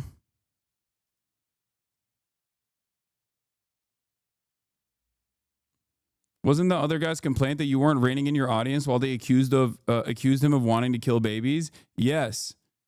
That is the most hyperbolic approach to that subject from a person who felt wronged at the time. That is like the pivotal reason as to why he's still been doing a year-long deplatforming campaign that has been completely and utterly unsuccessful. In terms of the actual impact of deplatforming, it's been unsuccessful. It has been, however, successful in like convincing his own audience of normies who are not super political into thinking that I'm a fucking, I'm a fucking terrorist or whatever. I'm like the arch villain of American progressives. Having said that, the people that were calling him a Zionist at the time, not baby killer, okay, but a fucking Zionist at the time, were saying that because of his output, because he just kept saying things that were pro-Israel from a liberal Zionist perspective. And of course, a community like this one, or any community that understands the propaganda dynamics, of course they thought that. Of course. And I kept trying to both privately and publicly explain to him, like, Ethan, the reason why people feel this way about you is because they don't know the full, depth of your opinion. Because at the time, I did truly think that he was pro-Palestine. And I kept telling him, like, you can't say that, like, a gay sex worker is going to be thrown off of a building under Hamas leadership for saying that they're pro-Palestine if you don't want people to think you're a Zionist. That is just a pure, insane Zionist propaganda talking point. Like, that's what you hear from the likes of Ben Shapiro or a Jordan Peterson or a Trump, right? Of course, people are going to assume that you are that way. And to be fair to everyone that like clocked him early on, he certainly showcases his attitude a lot more openly now. He mocks your talk to Sam Cedar line now. Lamau, what a freak. Yeah, I know. Like, that was my last message I ever sent to him. The last message I ever sent to him, and you know, he's the one who leaked this to say it was inappropriate because he claimed it was anti-Semitic. I went back and I looked at it recently to see what I had said, because he had texted me on September 29th, and I didn't respond to him because he saw like a clip of me saying, I have no problem with Hezbollah. And he was like, oh, I really find it like ridiculous that you love Hezbollah or something. Like, he said, your support for terror orgs has been upsetting to see, my friend. I see nothing wrong with Hezbollah. Really troubled me, to be honest. I don't expect you to say anything, to be honest, because it's how you feel. And I think it's good that you're being honest, but I wanted to at least voice my concern to you. You don't need to respond if you don't want to, obviously, but I'm not expecting. That's what he said. Right. And I didn't respond to him because, you know why I didn't respond to him at the time? Because I didn't want to fucking talk to him about this issue at a time when I was covering the Israeli invasion of southern Lebanon. Like, that was his hyper focus on that. Okay. And after that, after all of before the context nuke, or before all of that, there was a point where I tried desperately, like my last ditch effort, my Hail Mary, where I said, and again, he is the one who has revealed this text message. So I don't have an issue like rereading it, you know, so that people understand. On Thursday, October 24th at 7:22 a.m., after the deplatforming efforts really escalated, before the context nuke, but you know, the deplatforming efforts had really escalated at that time. My last text message to Ethan, who he didn't reply to, was as follows. I don't know what happened over the last couple of months, but I'm trying this as a last resort. I don't think you see me as an honest person at all, but I really think you should talk to Sam Cedar privately. You clearly respect him a lot more than you respect me, and he has lived experience. This isn't about debates or drama or clips out of context. I have always admired and defended your open-mindedness and willingness to change your worldview, so I hope you will do this. In spite of everything that has happened, I hope you're doing fine. I hope your family is well and the crew is good. Also, not that it matters, but it was wild to see you using a clip titled Hasanabi from a unlisted link from a Destiny community account. October 24th, 2024, 7:22 a.m. He never replied to that. Instead, he went on his show, H3H3 Podcast, and turned around and said I was anti-Semitic for suggesting that Ethan Klein talked to Sam Cedar, a person he respects, not simply because he's a Jew. That's what Ethan's words were. Oh, you want me to talk to another Jew? No, because he has lived experience that I certainly do not, and because he is, or at least was at the time, a person that he respected. It didn't have to be on camera. I said, just talk to him. And I had also talked to Sam Cedar as well, privately, about this issue a long time ago. And Sam said he was totally on board with talking to Ethan privately.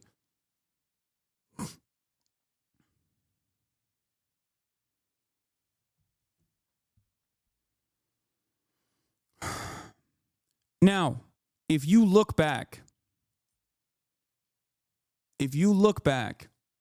at the time, around October, when I texted him that, if you look at the way I was talking about Ethan, both publicly and now, as you've seen, privately, versus how Ethan was talking about me publicly, you will see a dramatic difference.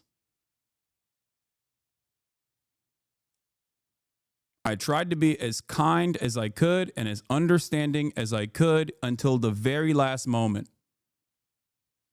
And all of that kindness, all of that charity, all of that grace was slapped away by a person who was so lost in the sauce that they just could not see the world in any way outside of the horse blinders that he had placed upon himself when it came to this issue.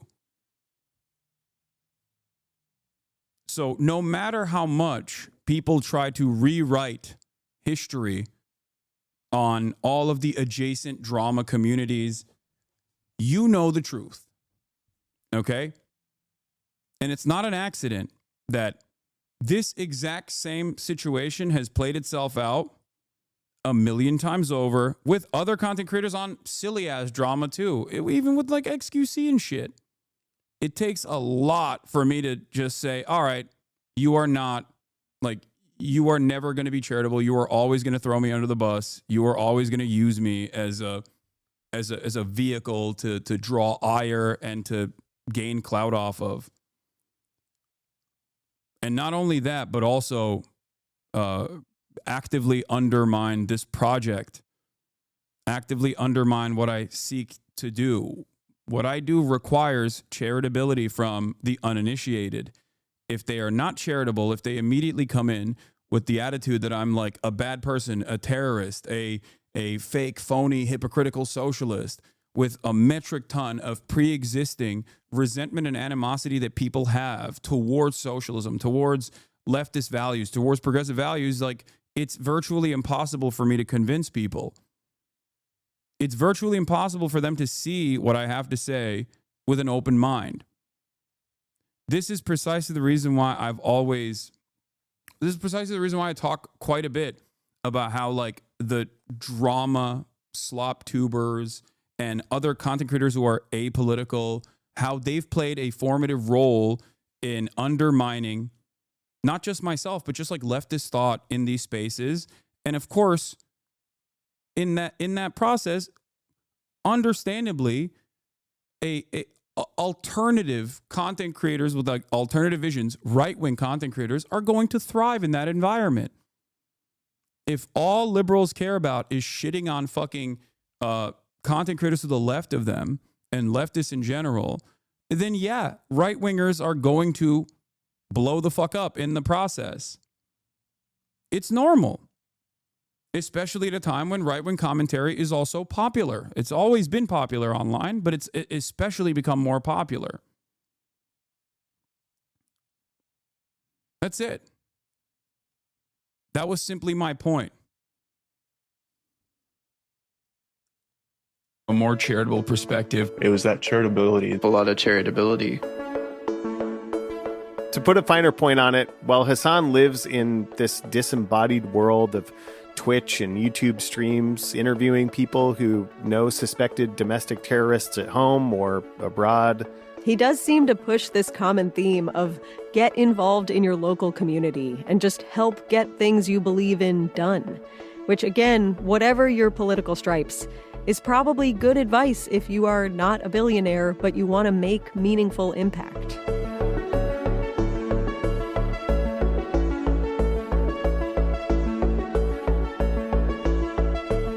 More than a year after Tim Houthi Chalamet had his moment in the sun, driving a skiff next to that big merchant ship Galaxy Leader, and becoming a special guest in Hasan's Twitch stream, the online world has moved on. But the world hasn't. According to the latest reports from news and information services, new and old, that large ship remains under Houthi control. Its final destination, a question mark. And in a way, we're all there too, unsure of what the future holds. For journalists, propagandists, billionaires, streamers, our goldfish attention spans in hyperdrive. I think they made this before the Houthis released the ship and the people in it. Somewhere Like in the back of our minds, do an update on trying to hold on to North Stars of how we should act towards our fellow humans, listening and watching and wondering what to do. Whatever the case, the stream is up.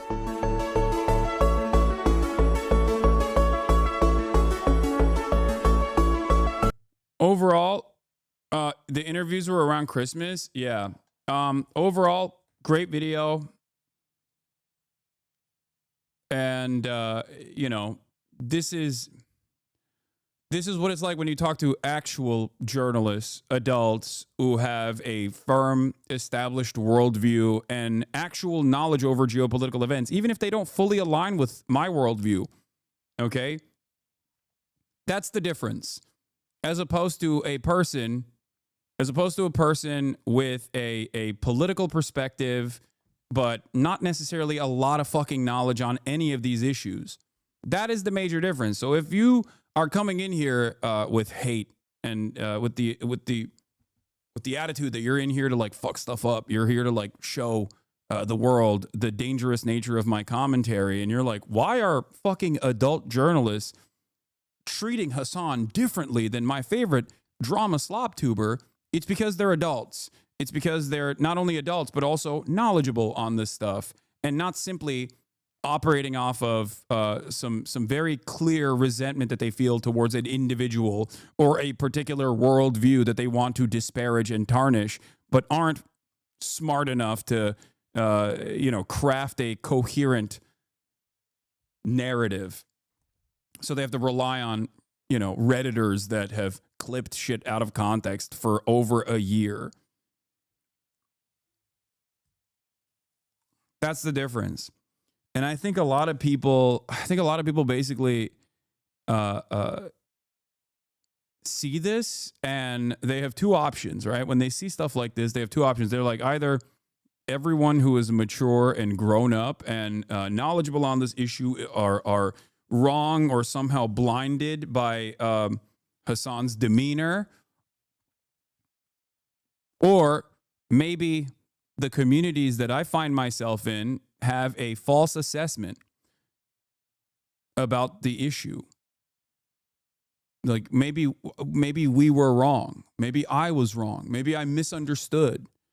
Now, for a lot of people, I think taking a deep breath, taking a step back, and admitting that like perhaps you didn't understand the issue in its entirety and maybe you were duped, is gonna be difficult. That's gonna be very difficult. So I think that's the reason why I see a lot of people going in the exact opposite direction, where they go, no, it's stupid, sexy Hasan. He controls the media, and increasingly find themselves in the throes of like QAnon style conspiracies as they double down, triple down, quadruple down, and assume that there is like a mass media initiative.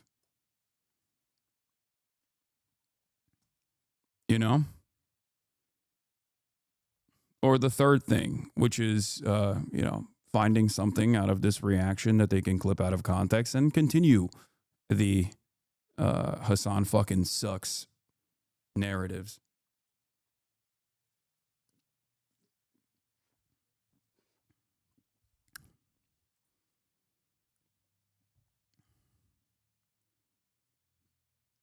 No matter what happens, though,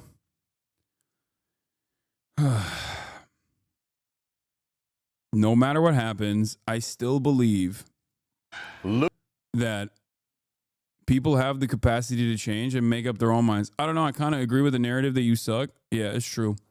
I do suck.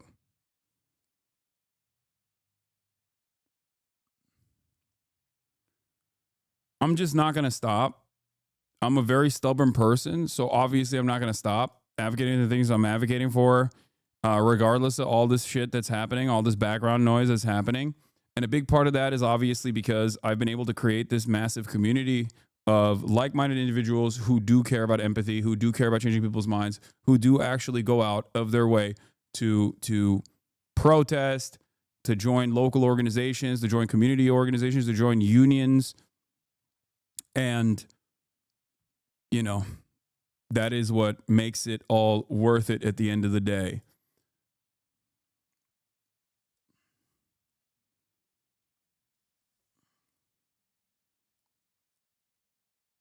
Anyway.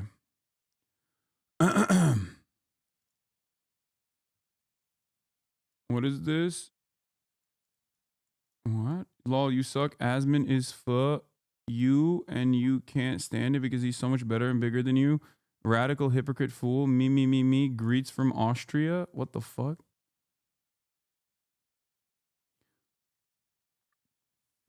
I will never understand this take.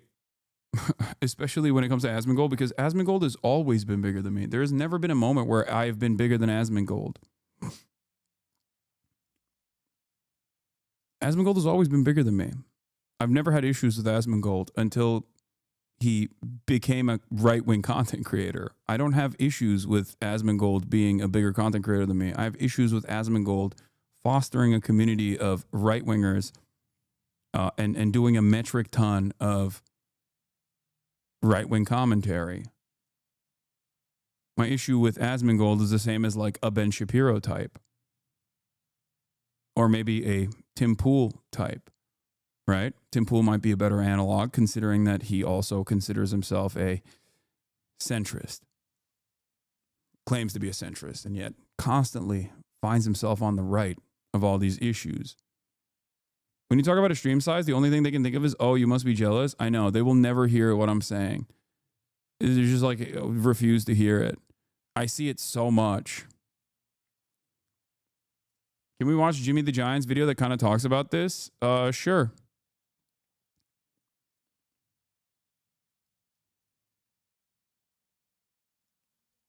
Let me see. Which one? Did I escape the alt-right just to be brainwashed? This is the one you're talking about, right?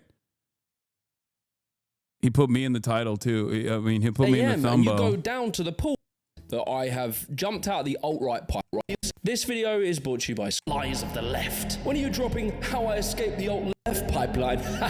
Woke crap. Since I made that video, Escaping the Alt-Right Pipeline, there has been a claim that's kicking around that I have jumped out the alt-right pipeline and landed slap bang in the far left. Can you clear for the haters? Are you demonized or do you choose not to run ads? I choose not to run ads, but I am also demonized. Alt-left pipeline. In this video, I want to talk about that. I want to talk as well about what the direction of this channel is, how you guys can help. Yes, that means I'm setting up a Patreon and I'm going to ask you for money. But not just that, right? We're going to talk about the culture wars, the evolution of wokeism, and most importantly, am I now woke? Yes, my favorite small YouTuber who only posts obscure content finally uploaded again. Is this submarine sort of woke now? Don't tell me that isn't a woke-shaped submarine. Trying new stuff, I guess. Sorry, I didn't know the Walt Disney Company is making submarines now because it looks less I figured I'd start this video out with me doing my political compass. I did it on stream, and when the results came in, shit. God, I'm a fucking lefty. That's mental. That's insane. I can't believe it, bruv. Yeah, I guess I am pretty left. For those of you who don't know, Jimmy the Giant used to be, by his own admission, he's someone I interviewed as well, by his own admission, someone who was like firmly in the alt-right. And he is at his own personal journey where he's become a little bit of a lefty, also by his own admission. Now, look, I'm going to make my excuses. The problem I found with these tests when you do them is that it sort of doesn't account for new. I think it's impressive that you focus on problematic content creators and drop them once it more or less gets resolved. More or less resolved. I mean, it fucking rarely ever gets resolved, unfortunately, but yes. Once, because me as an individual, I can be very critical of unregulated capitalism. However, I really like capitalism. I really like businesses. I like it in many industries. I like when people come up with innovative businesses and they create cool shit. I think without checks and balances, capitalism has some nasty tendencies. Competition in capitalism can drive innovation, but I believe in order to actually have real competition, you have to have things built in to stop the 1% of wealthiest people hoarding all of the wealth. Everyone calm down, okay? Let him talk. Like, you don't have to immediately go, this man is an ideological enemy. Like, just chill out. This is what I mean about charitability, okay? This is literally what I mean about being charitable to people. You're talking about a dude who was like a couple of years ago saying like, we got to save England from the scourge of unrestricted migration. And then the moment where he's like, I've gotten out of all that stuff. And I still think that like capitalism is good. I like cool shit that they invent. He's not a card carrying commie. Like, you know, I guess he's an enemy, you know? He doesn't, not a card carrying commie who wants a permanent first world genocide. This is crazy. Elf. I believe a state should control its utilities, like private billionaires maybe shouldn't own our water supply, our rail, our electricity, etc. But you see, these political compass tests, they don't let you type out your answer. It's basically, is capitalism exploitative? Yes or no? So you just have to take my word for it that practically and politically, I am a social democrat. I believe in the sort of Bernie Sanders, the Nordic model, but the graph says I'm far left, so fuck it, I'll own it, I'm far left. But you see, this does leave two very important questions. Firstly, why am I not a communist? And secondly, and much more importantly, am I woke? Almond milk. All I want's proper bloody milk, not left-wing options, proper milk. What's wrong with me asking for that? To answer... It's a war on proper milk, lads. It's a war on dairy. Save England. It is pretty funny because, like, this is why I do Hogwatch, right? Because there is so much unlimited potential. It's an untapped vein of content. Right-wingers are constantly hilarious, organically, without even trying. That's why I think it's good to, like, sometimes laugh at them when they come out and do dumb shit like this, okay? It's just... It is a very successful mechanism of propaganda, the way that, like, right-wingers do this to some of the edge cases on the left. These questions, I'm going to tell you a very long and drawn-out story to extend the retention time on this video. Some of these, almost there, and done. Now let's see how it looks so far. All right, imagine this. You made it to summer, you managed to not top yourself during the British winter, and you go on holiday to Croatia. Croatia! It's beautiful. Look at it. Oh my God, what's that thing in the sky? Where's the rain? Where's the grey? Why is it not all grey? It's your first day and you think, you know what, fuck it, we're not going to do the bags, we're going to leave them in the hotel room and let's just go to the pool. And you're feeling good, right? You walk down, you're British, so obviously you've already got a beer in your hand at 10 a.m. And as you walk down to the swimming pool and you look for a sun lounger, you peer over your sunglasses and you notice there's fucking towels everywhere. You know what? I'm not going to get mad. Fair enough. It's a busy day. I'm a bit late. My fault. Should have got there earlier. So tomorrow I'll wake up early and I'll try again. Tomorrow comes. You wake up early, 8 a.m. and you go down to the pool and you notice there's fucking towels on every sun lounger, Barry. Why are there towels everywhere? And what's worse is that about 40% of the sun loungers are empty. No one's sitting on them. Compared to the amount of people in the swimming pool, there are enough sun loungers to go around for everyone. However, because people keep putting their towels to reserve them, there's none available. So what do? Tomorrow, you set your alarm clock for 7 a.m. the moment that the pool opens and you arm yourself with all the towels you can get. You sprint down to the pool, you beat everyone. Ha ha! I did it! And in that moment of triumph, you realise, shit, I went from a nice, community-loving proletariat into this individualist, hyper-competitive, petty bourgeoisie. You've changed, man. This right here is what happens in a society with no regulations. The greedy, self-interested individual can literally dictate an entire culture upon people who would actually not mind sharing. We're all watching it because we're all horrified that we've had to do this every day on holiday, Lella. This has ruined my holiday. That 1% of people, and you all know him, everyone knows that greedy guy in the group. They don't really care that everyone else has enough. All they care about is making sure that them and their family have what they need when they want it, whenever they want it. Do you mind not looking at me like that all the time? It's really disturbing. This small minority of people, their behaviour makes a ripple effect, which causes people to respond in defense, mirroring their competitive behavior that otherwise they probably don't want to mirror. But they do so due to fear of scarcity. I mean, just think about it in your life. Like during COVID, this happened with the toilet paper, right? Everyone was scared that they'd have none for when they needed a dump. And despite the news repeatedly telling us we have no shortage of toilet paper, the shelves are empty because people were panic buying. As soon as you see some people buying more than they need to, you start thinking, will there be enough for me? And when you're in the shops yourself, you can see that people are panicking, so you're starting to panic as well. It's more of a follow the crowd sort of thing. In a plea to customers, they said, "We need your help. There is enough for everyone if we all work together."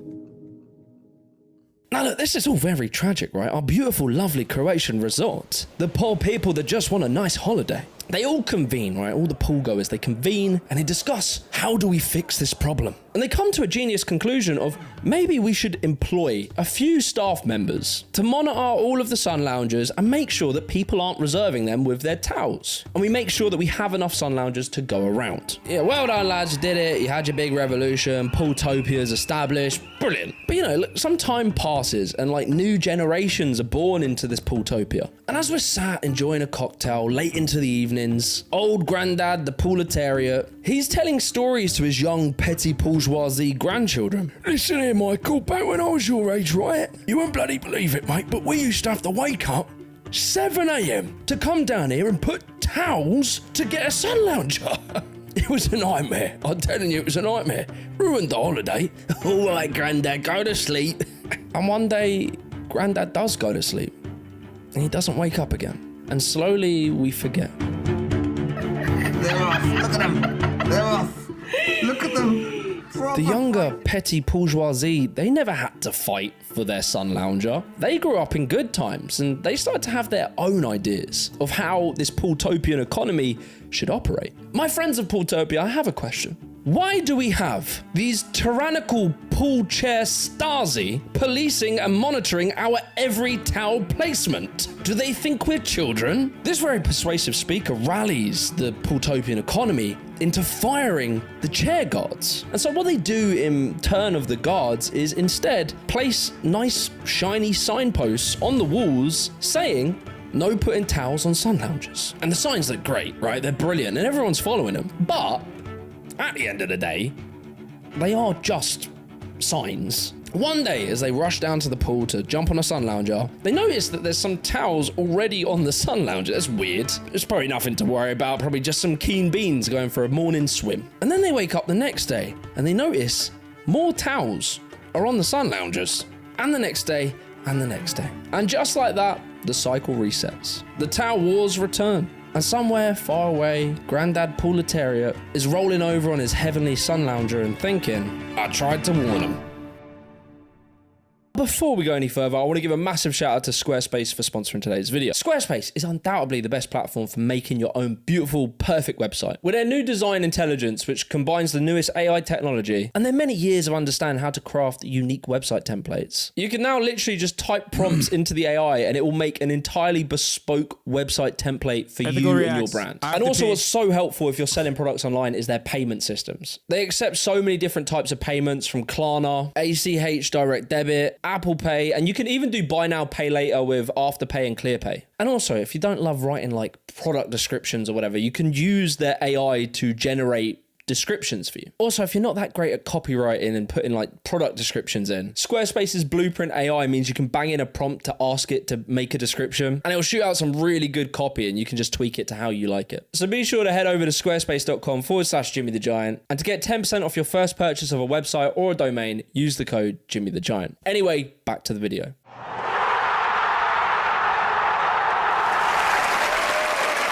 Thank you guys. Don't worry, you don't need to give me a round of applause. I know, it was a masterful analogy. This concept and this thought of like how power struggles in politics eternally have battles was encapsulated perfectly by the aristocratic socialist MP, Tony Benn. I'm old now, and the older I get, the more I realise every single generation has to fight the same battles again and again and again. There's no final victory and there's no final defeat.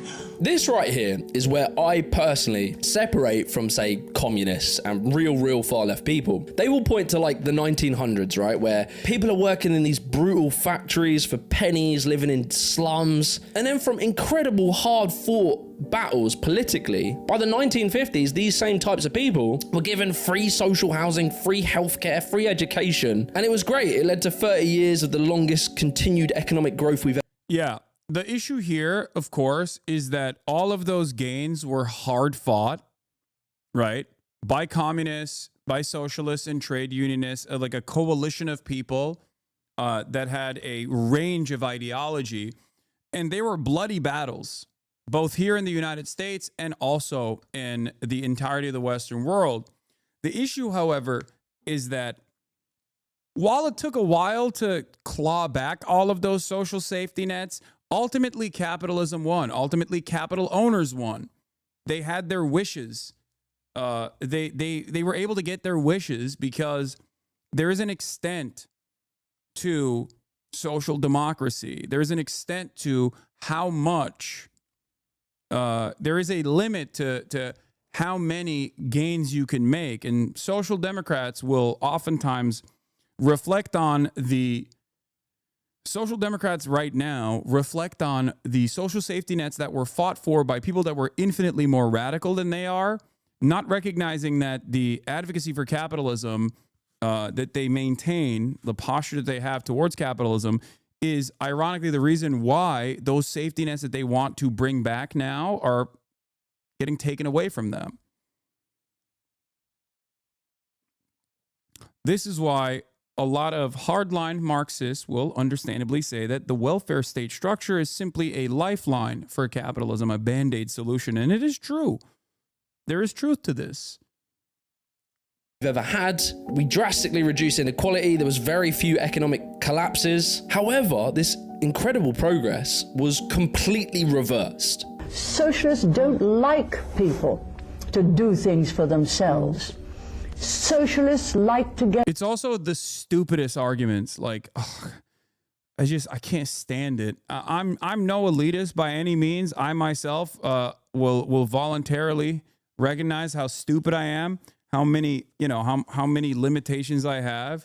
But goddamn, the stupidity of anti-socialist thought truly frustrates me, because it reminds me that you don't have to be particularly brilliant. You don't have to be particularly smart. You can just basically say the dumbest things possible, and the overwhelming majority of Western society will agree with you when it comes to being anti-communist, anti-socialist, and the like.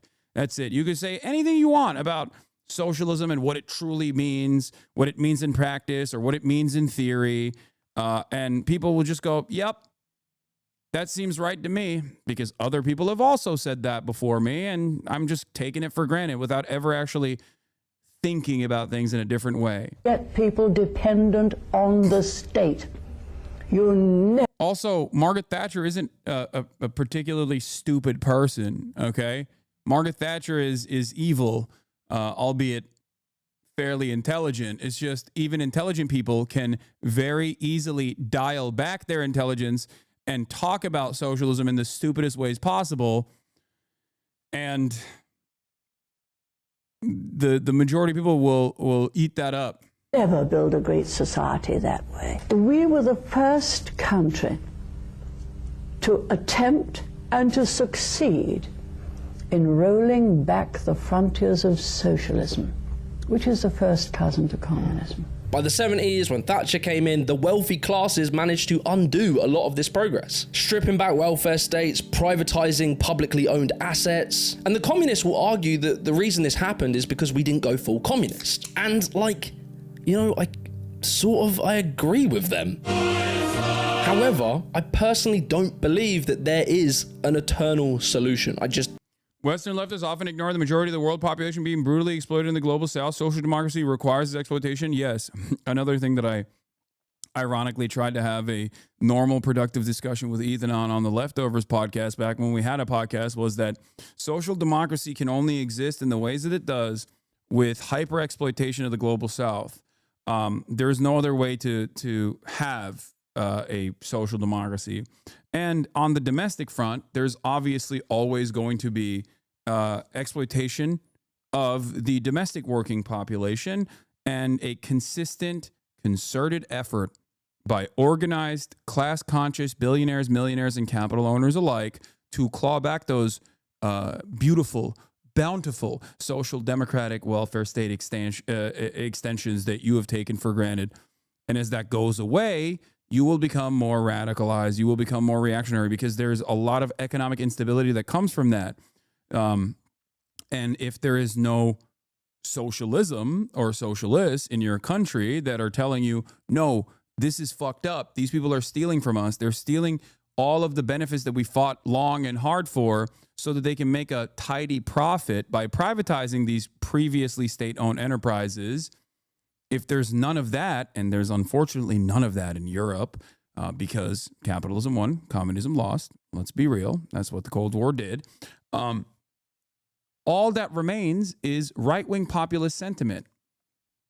You're angry, and you should be angry. Why should you be angry? Because immigrants are coming in. Immigrants are stealing what remains of the coffers of the government. They're stealing from you. It's other poor people that are stealing. You are a hardworking white man, and you work long and hard days only to get fucked over. And who's fucking you over? People on the dole. Who's fucking you over? Immigrants that are coming in and stealing your minuscule social safety nets. Personally don't believe it. On some level, no matter how much you achieve, how much you raise living standards, how much you structure your democracy to be as representative and democratic as possible, ruthless actors will still find a way to give themselves more power and control. When the problems of the past are fixed, the younger generation forget the struggle that it took to get there. And you can see this on the other side, when you flip over to like right-wing libertarian attitudes to capitalism. Many of the American right sort of follow this idea, like Ben Shapiro. But then in Britain, we have like with the Reform Party, Rupert Lowe and Nigel Farage, who often talk about removing the welfare state. They criticize disability benefits a lot. Some of them want to privatize the NHS. This ideology, this sort of libertarian ideology, completely forgets the reason why these things exist in the first place. Wait a second, why does it exist? Isn't it just one big waste of money? Well, first of all, the number of people who will suffer is likely to be very, very small. Private charity, private efforts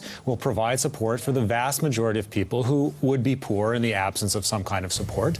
And when government does it, it creates an air of entitlement that leads to more and more demand for redistribution till everyone becomes a ward of the state. Well, look, let's talk about that. So let's say we have some bloody libertarian revolution, and we create the Free State of Britannica, sponsored by Meta. In this amazing libertarian utopia, we all go out and we make our own little businesses. I open a little shop selling gamer goo. You open a gallery displaying NFTs. And like, you know, we still have a government because we're not complete anarchists, but it's a very small government. There's no welfare programs, there's no free healthcare, there's none of this stuff. All there is a few politicians to stop monopolies forming, because even libertarians understand that monopolies are bad. And what's this all going great? Do they? They say in theory that monopolies are bad, but I mean, the reality of the matter is libertarianism or any kind of deregulation actively moves the needle in the direction of monopolies. As a matter of fact, the reason why monopolies currently exist in the United States of America and all around the planet is not because the government created them, but it's oftentimes because there is a tremendous amount of deregulation that allows companies to take advantage of the marketplace and engage in predatory practices, undercutting the competition, and then purchasing them once they go bankrupt. Amazon is a perfect example of this in the e-commerce field, where Amazon is a monopoly in the e-commerce field. And we're all trading and doing our thing. A guy appears, right? His name is Shelon Crust. Shelon invents a brain chip that can cure your existential loneliness. Amazing! What a great innovation! What a genius! The market should reward him for his incredible contributions to humanity. And so, Shelon becomes incredibly wealthy. But you're trying to do good things and you're a billionaire. I mean, yeah, that seems a little bit like either superhero or supervillain. You have to choose one. And because he owns this chip, he's able to spread his ideas on his platform and push them to everyone. And he starts pushing some ideas of how society should function. Weird, different ideas with like strange hand signals and stuff.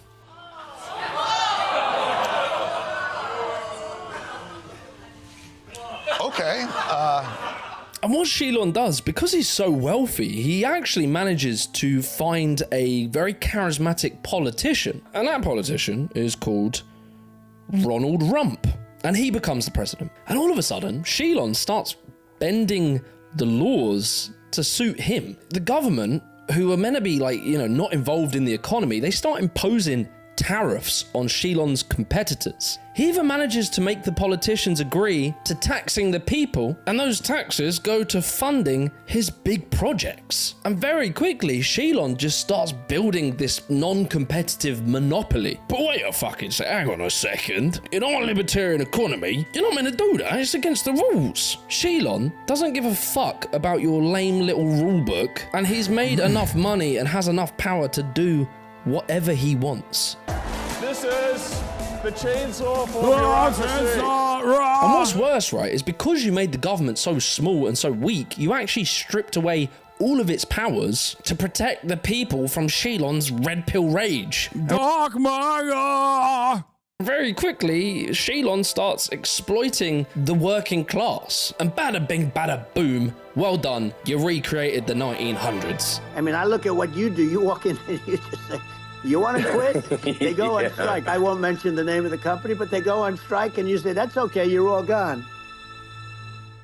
You see, this is the big problem, right, with libertarian theory, is that built into libertarian theory is this belief that cultural values alone and market competition are enough to guide morality. I mean, it's liberalism that's base boosted. That's what it is, you know? Good, bad dynamics, like assuming that some people are intrinsically good, some people are intrinsically bad. Bad people do bad things for evil reasons. Good people do good things for good reasons. And also simultaneously that like some other idealistic spiritual reason will actually hold this entire process together.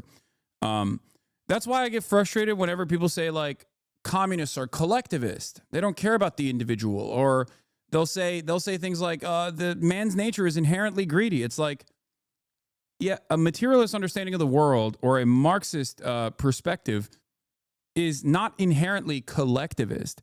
It ultimately wants individuals to have personal freedoms, more personal freedoms that are currently allotted under this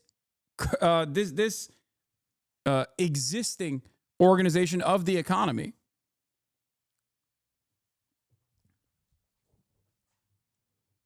Yeah, cultural values. Cultural values enough to control exploitation. Are you a baby? Yes, they are. They are a baby. And just like a baby, they think that even though currently, I don't know, they work at a fucking Jiffy Lube, that they're going to magically turn around in this like deregulated structure and become a god, become a demigod amongst men. It's like, oh man, once the government stops holding me back, dude, I'm going to be one of the rulers too. It's like, no, you won't. You will be a slave. You are currently a wage slave, and in the next evolution under a, I don't know, fascist, anarcho-capitalist dystopia, you will be a slave that inevitably gets sent to the glue factory. You're currently a wage slave and you can't even see that. Why the fuck do you think your situation is going to get better?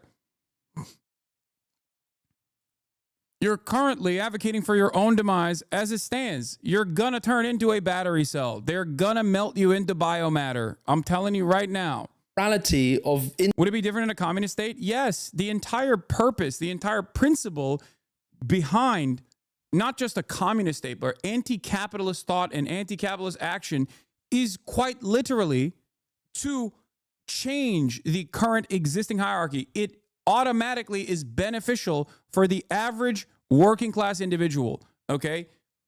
That's it. If you are truly someone who is self-interested and you are currently a wage laborer, you have one of two options. You either fantasize that one day you will be a ruler, you will be a part of the ruler class, you will be a capitalist, and, you know, then those working poors better look out because I'm going to be ruthless, right? You either fantasize about that every day, or you recognize your current standing in society, you recognize the class dynamic, and you choose to undermine it. You choose to work against it. You choose to, for your best interest, create systems where you can advocate for more, create systems where you can demand more from your bosses. For example, the profits, the surplus labor value that you contribute to the company, you can get more of that back.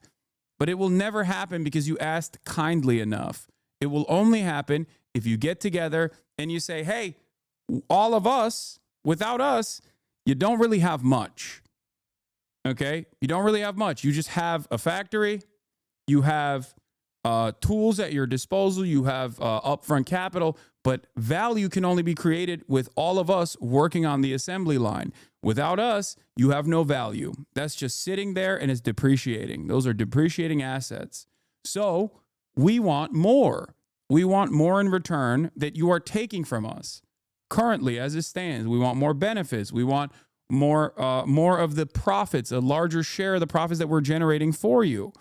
The only way to get that is through collective bargaining, and if push comes to shove, showing your worth to the company with collective action, work stoppages, a strike.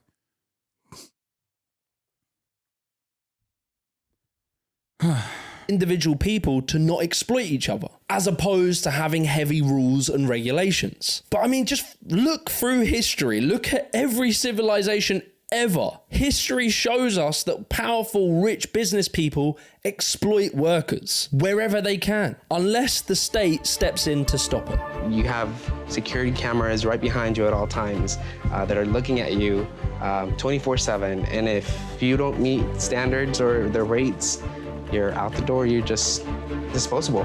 Even Margaret Thatcher, No way, man. A socialist state always changes one hierarchy of the plutocracy billionaires to the government bureaucrats. It's one hierarchy over another, and they both debase individually. Yeah. Do you have an alternative? What's your alternative? Are you an anarchist? Is that what your alternative is? Like, this notion is hilarious. We currently exist in the fucking plutocracy of billionaires. You're making it seem as though under a socialist state that the government bureaucrats become the billionaires. Okay? The greatest example of this not being true is even when a country attempts to engage in a transitional socialist state like China, while there are still a tremendous number of issues in China in terms of its governance, in terms of its domestic policies, there is obviously better even development.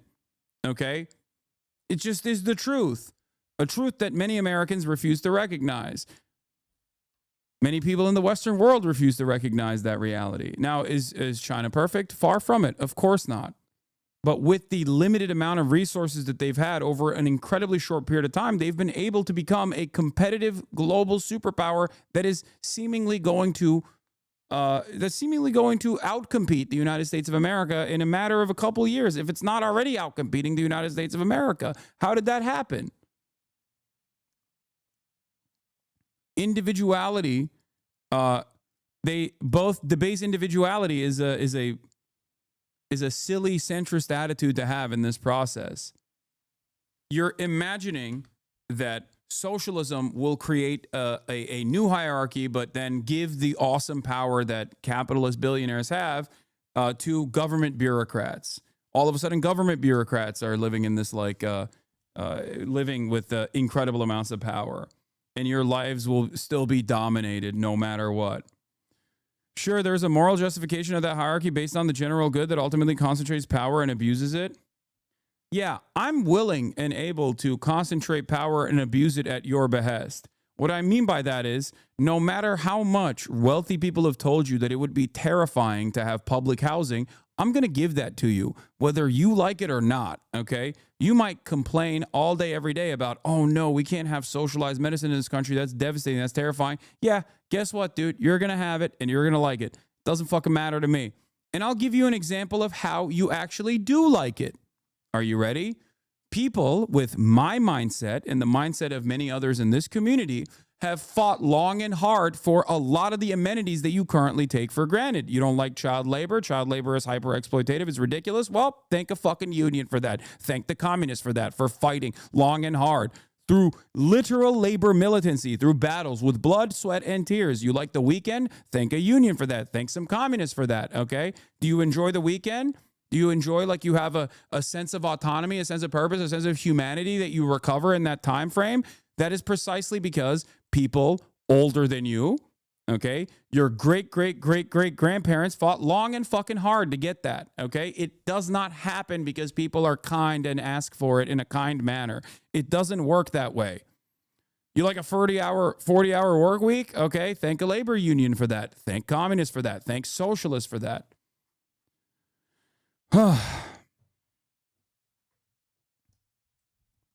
There are already so many so many things that you personally enjoy, that you personally like, that you personally take for granted, that people have actually actively fought for. Those are good policies, but you can't disregard the reality of the risk of those hierarchies. We need social support and investment. We need universal health care and education, but that doesn't mean there won't be a debasement of individuals as cannon fodder for the ruling class.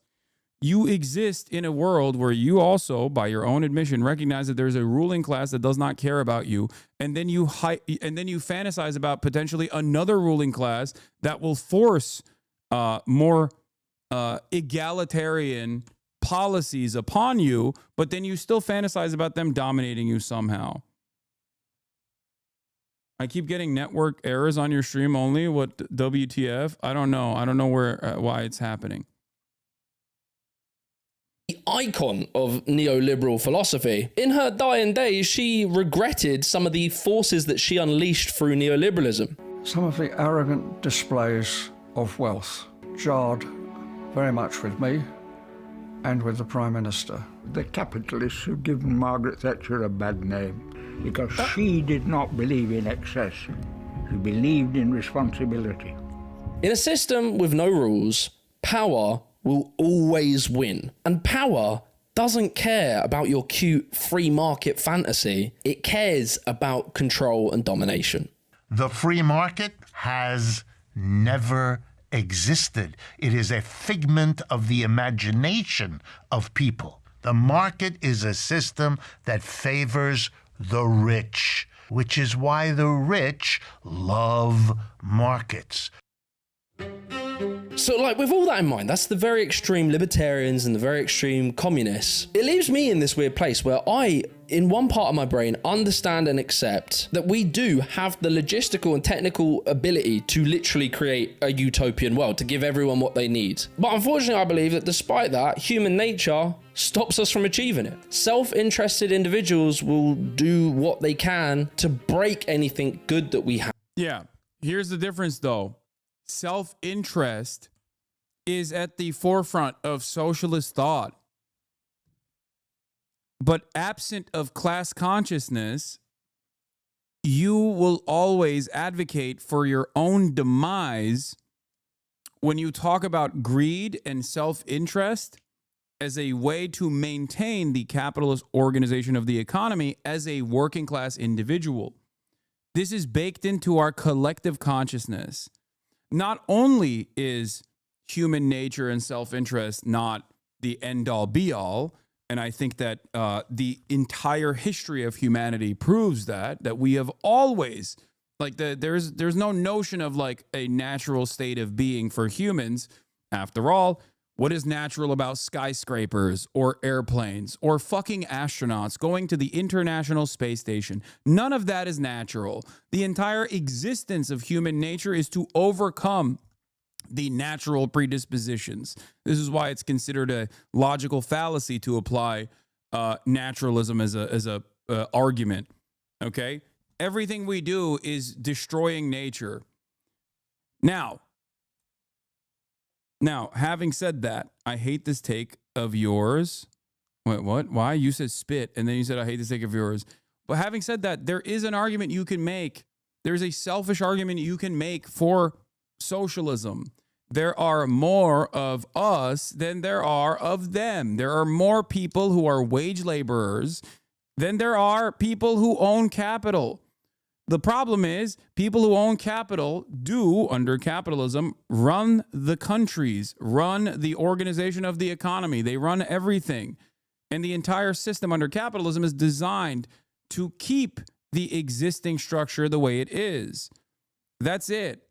So if people were more selfish, wage laborers were more selfish, if they could have some class consciousness to recognize where they are in current society and advocated for their best interest, they unironically would be able to bring about a potential socialist change, a socialist revolution, if you will.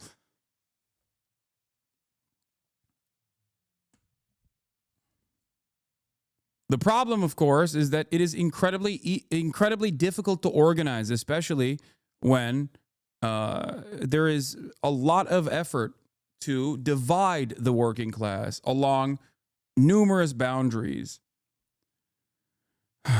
The easiest ones, of course, are to instill panic amongst the white working class and black working class, instill panic amongst immigrant laborers versus domestic labor, you know? I don't know why there's a constant network error happening. I can't look into it, chatter. I don't know why. Yeah, here, this is my, girls love dictator That's Hasan arc, saying, yeah. I'm going to be authoritarian, okay? I'm going to be This is, oh, I reposted this already, okay. authoritarian right now. Let me tell you something. I am going to, in an authoritarian manner, I'm going to force free healthcare on you. I'm going to force free healthcare. That's sweet, sweet free healthcare on you. It doesn't matter if you don't like it. You're going to be like, no, I want to die to curable, treatable diseases. I want to die. I'm like, no, you're not. You're not going to have medical bankruptcy. I don't give a fuck if you like it or not, okay? You get to have no say in this process. I'm the dictator. And you know what I'm dictating? Free fucking healthcare for you, bitch. Don't give a fuck. You can complain about it all day, every day, but you're going to get it. And you're going to get a free college education as well. And an opportunity for a jobs program, okay? A federal jobs program where you can have great benefits on top of that. You can fucking say, I don't want it. No, I hate those things. I don't care. Yes, that's going to happen regardless. And you know what else I'm going to do? I'm going to punish the fucking wealthy. I'm going to punish the super wealthy, corrupt capitalists, okay? I'm going to punish them. Oh, I'm sorry. Did you sell spoiled baby formula knowing full well that it was spoiled? Guess what? You're going to jail, bitch. Oh, I'm sorry, Sackler family. Did you actually fucking create a massive opiates crisis? Well, guess what? We're not giving you a slap on the wrist, okay? You're going to prison. That is my dream, okay? Whether you like it or not, you're getting these things. You're getting these fucking benefits. You obviously haven't lived in a society with universal healthcare. I have. It sucks.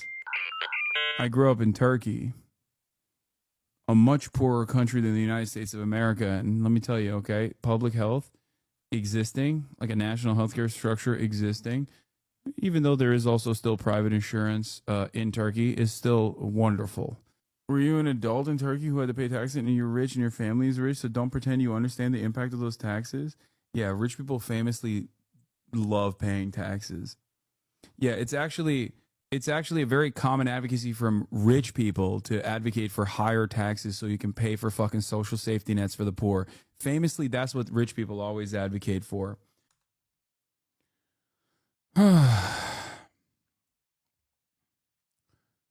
I can't comprehend how you can ever say universal healthcare sucks. It just doesn't make any sense to me. Anyway,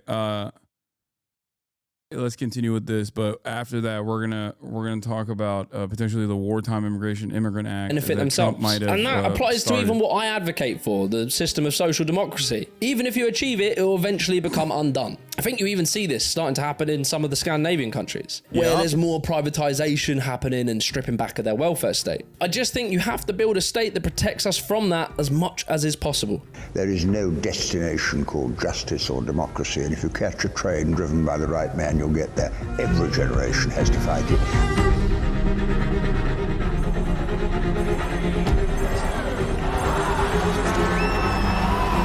All of that understanding brings us to now, 2025, where we're in like this very weird time politically. So whilst wages have stagnated for the last 15 years, houses now cost 10 times the average annual salary, all the while corporations are making record profits, whilst people can't afford heating, the middle class is shrinking, the poor are getting poorer. Despite all this, society seems to consider the most important problem of our time is which bathroom does a trans person take a shit in?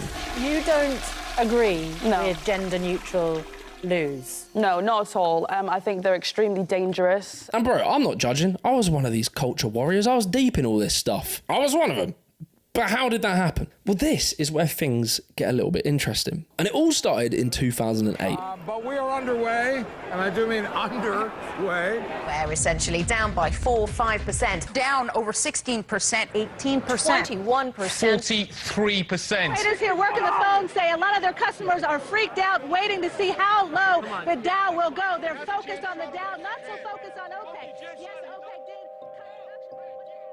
After the financial crash, where big banks committed financial terrorism, gambling on people's homes and crashing the economy, this resulted in mass unemployment, rising inequality, and the destruction of working class people's savings. When I was growing up, they referred to this as the credit crunch. The biggest financial crash that has happened since the Great Depression, they had branded it like it was a breakfast bar.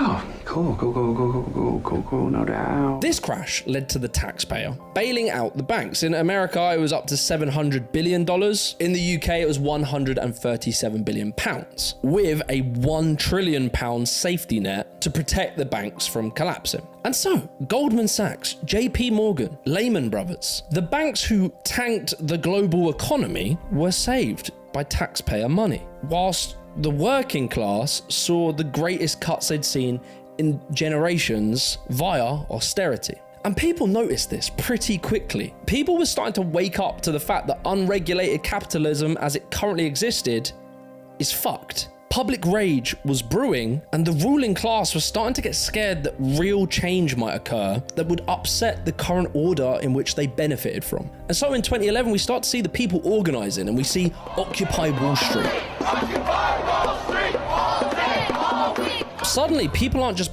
pissed off and protesting, they're now naming names. The 1% becomes a mainstream concept. 1 in 7 children in the United States suffer from hunger. At the same time, we're giving billions and almost $1 trillion to Wall Street just for bailouts. We need an economy for the people and by the people, not by the rich and for the rich. People are noticing that the politicians that they had to choose between were being funded by the same banks that just broke the economy. All the while, this left-wing populist movement was starting to grow, and they were demanding things like higher taxes, stronger labor rights, and universal healthcare. And so the ruling class realized that they needed a distraction.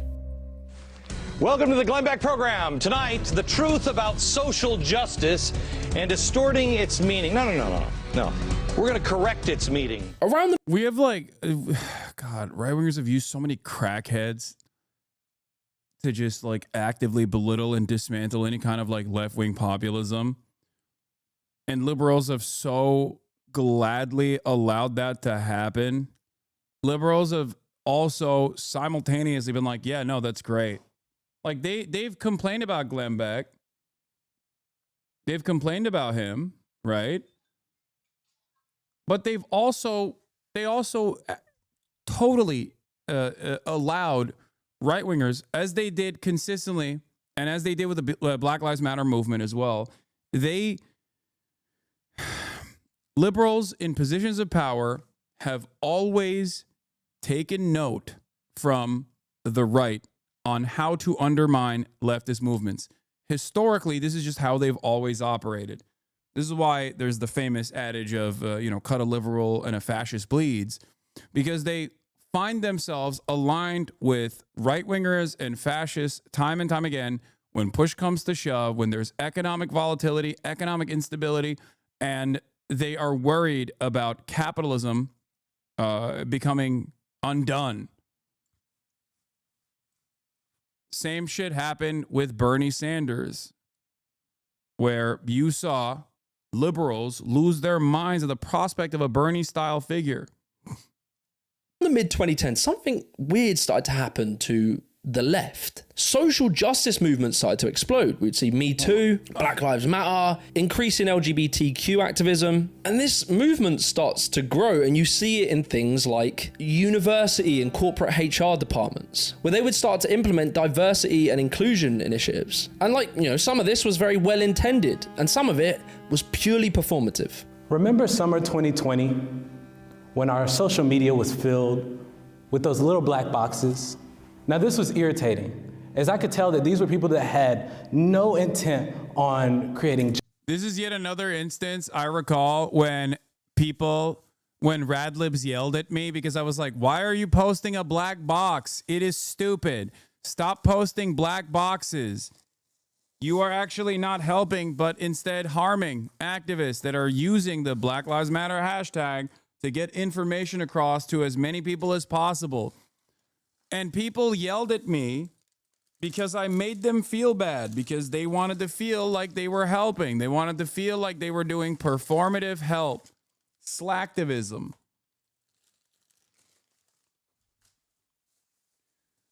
How many times does this have to happen for people to finally come to that conclusion? The worst part about it is that it's not like when people realize that they might have been in the wrong, that they go back and go, hey, you know, the guy who told me I was in the wrong initially that I yelled at, he might have been in the right. I've learned from my mistakes. I'm going to be a little bit more open-minded to what he's saying. Nope. They just carry on that resentment. They carry that resentment permanently, and they just move on.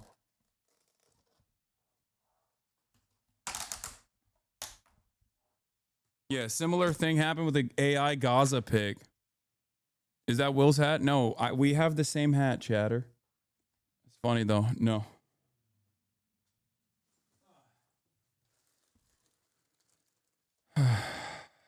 Justice or true change, but they only wanted to appease their conscience. From here, the liberal media starts to jump on board. You start seeing men's razor blades telling you that young boys having a little wrestle is toxic masculinity. Making the same old excuses.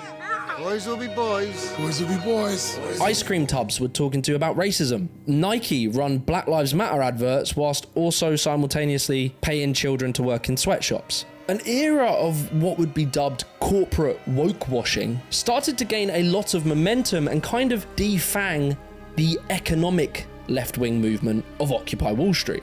After George Floyd was murdered, big corporations would come out making these statements about racism, donating to charities, etc. But, you know, they were very quiet in perhaps supporting any economic policies like higher minimum wage, stronger unions, enhancing social welfare programs, things that might help the living conditions of people like George Floyd. Instead, these big businesses started to focus on pushing identity politics as the main leftist discourse. And to like average people, you could see it. You could see there was a hypocrisy. If you're not going to improve the living conditions that create many of these social problems, then it kind of came across as empty and hollow, performative, so to speak. And so it created a reactionary right-wing movement. I mean, you have talked about this woke mind virus. Yes. You should explain why you don't think it's hyperbole to say things like it's pushing civilization towards suicide.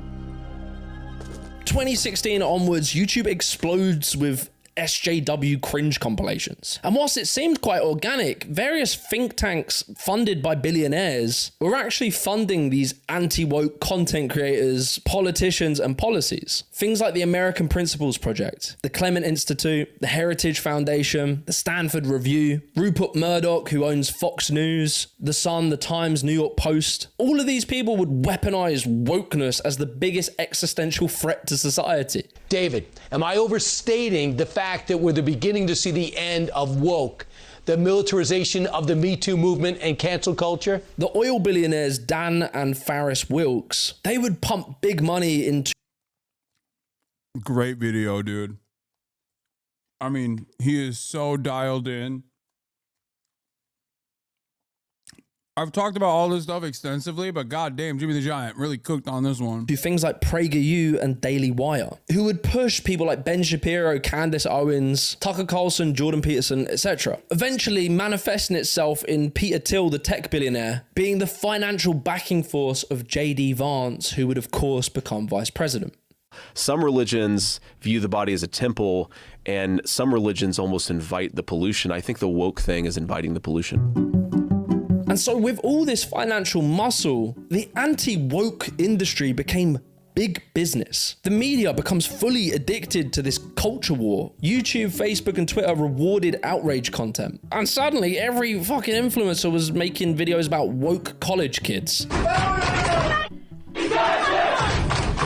Imagine being a parent and seeing your child in a video like this, looking deranged, screaming at a speaker. Leading to this once united working class movement being divided into two camps. Right-wing people believing that wokeism is the root of all problems, and left-wing voters convinced that fascism was the root of all problems, rather than the economics that created this condition. And all the while we were fucking fighting each other, the actual elite were just laughing their fucking asses off because no one was talking about them anymore. You can see this concept of like wealthy billionaire class deliberately trying to push the blame onto something else depicted perfectly in this post from Elon Musk, where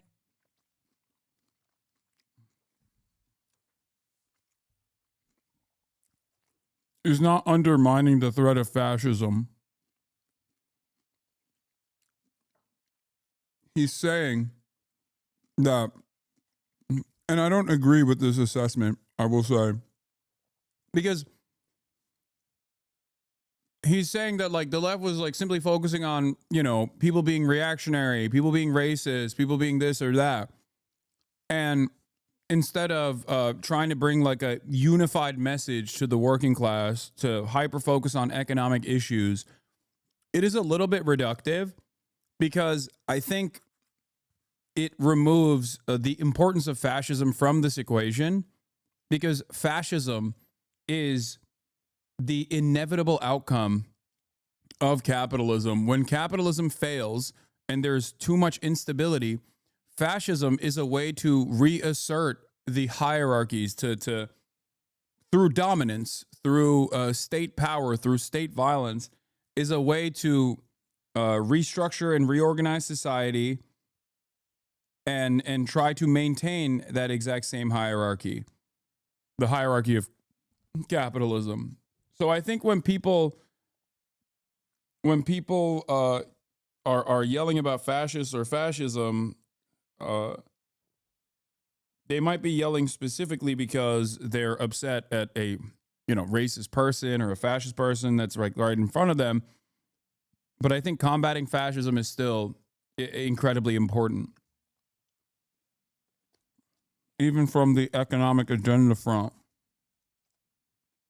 He tries to shift the blame for society's economic problems onto certain billionaires, but obviously not him. I'm saying what I care about is the reality of goodness, not the perception of it.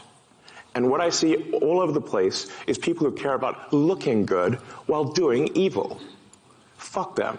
The culture wars successfully derailed the populist left movement. Corbyn was crushed by the media, Bernie Sanders was crushed by his own party, and the mainstream left of the Democrats and in Britain, the Labour Party, became these hollow parties with no actual backbone. And it just felt like the leaders were just puppets put in front of us, making the conditions for some kind of outsider to win support because, well, at least he's different to what we've got now. The forgotten men and women of America will be forgotten no longer.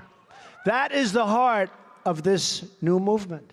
Hillary called them deplorable. They're not deplorable.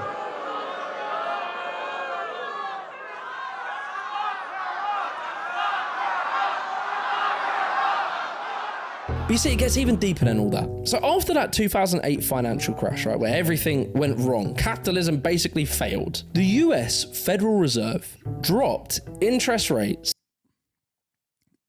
Grifting piece of shit. Get off your ass and make a difference, you lying fuck. You're just as bad. Seek help in 2020. Dog, I don't think you're a happy guy. Contrary to what your username is, if you've been a hater since 2020 and you like briefly come in every 2 years, every 3 years, I feel like you're a little miserable, no? But yeah, give me some advice. What would you have me do? Do you want me to lead the vanguard in a proletarian revolution, a violent proletarian revolution? Is that what you're saying?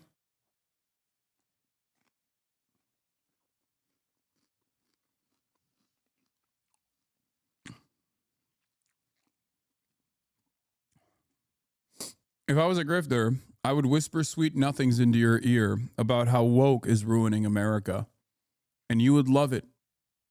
I would tell you that the only way to be honest online is by being reactionaries, by being bigoted, because everyone, yourself included, have these bigoted opinions, and the wokes are too afraid to admit it. That's what I would do. And I'd make a shit ton of money doing so, too.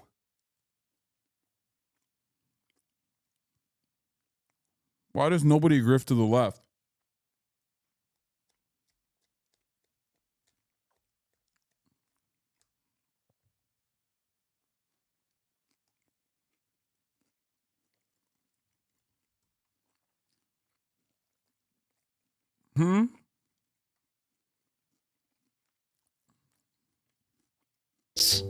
to 0%. For the next decade, mega corporations, investment banks, and asset managers like BlackRock and Vanguard had access to virtually unlimited capital at 0% interest. Free money, basically, which they use to expand their control over the economy. Companies like Amazon, Google, Facebook, and Tesla were able to expand their businesses aggressively whilst they didn't have to make profits. Amazon, for example, weren't profitable for years. It just kept borrowing at a near zero cost, undercutting all of their competition until it just monopolized online retail. And many of these tech startups that dominate the world now did exactly the same thing. Not one wealthy company on the planet Earth that is cash free, that does not use debt. I don't want to get out of debt. I want to create wealth. And the way to create wealth is through debt. BlackRock and Vanguard started buying up entire neighborhoods of houses, outbidding regular people who needed homes. They turned houses into financial assets. As they dumped more money into it and the supply didn't keep up with the demand, it drove house prices to the moon, like we can see now, to the point that now young people are never going to be able to afford a house. It's the largest investor on planet Earth with over $9 trillion in assets. That's a pile of cash equal to about 1/10 of a year's global economic activity. BlackRock and Vanguard combined manage over $17 trillion of assets, an amount that is larger than the entire GDP of China. No one deserves to have that much money, right? I mean, that's not like, I think if you do something that's good, So not only were these bankers not punished for destroying the entire economy, it was the opposite. They were rewarded. They were given free money to buy everything up. Meanwhile, for regular people, our wages stagnated, house prices soared, and the cost of living kept rising. So yeah, that's pretty heavy, right? It's all very, very interesting. But I want to answer the final question, the most important question. Am I woke? Short answer, no. I wouldn't say so. I don't think so. Probably if you meet me in person, I'm not going to lead every conversation with my pronouns. I have close friends from different cultures and we'll probably take the piss out of each other's culture. Probably, if I see a lady on an airplane and she's trying to pick up her bag, I might offer to help her.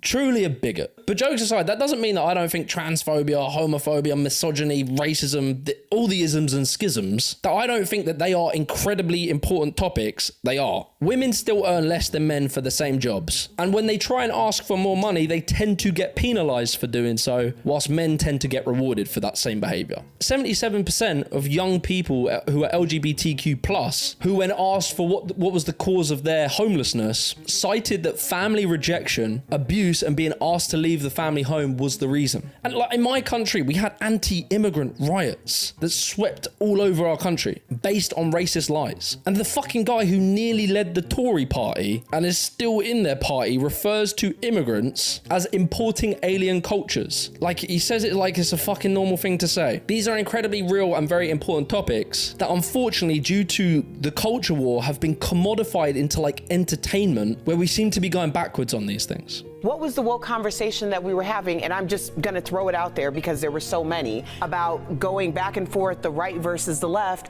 when we just snuck in Roe v. Wade.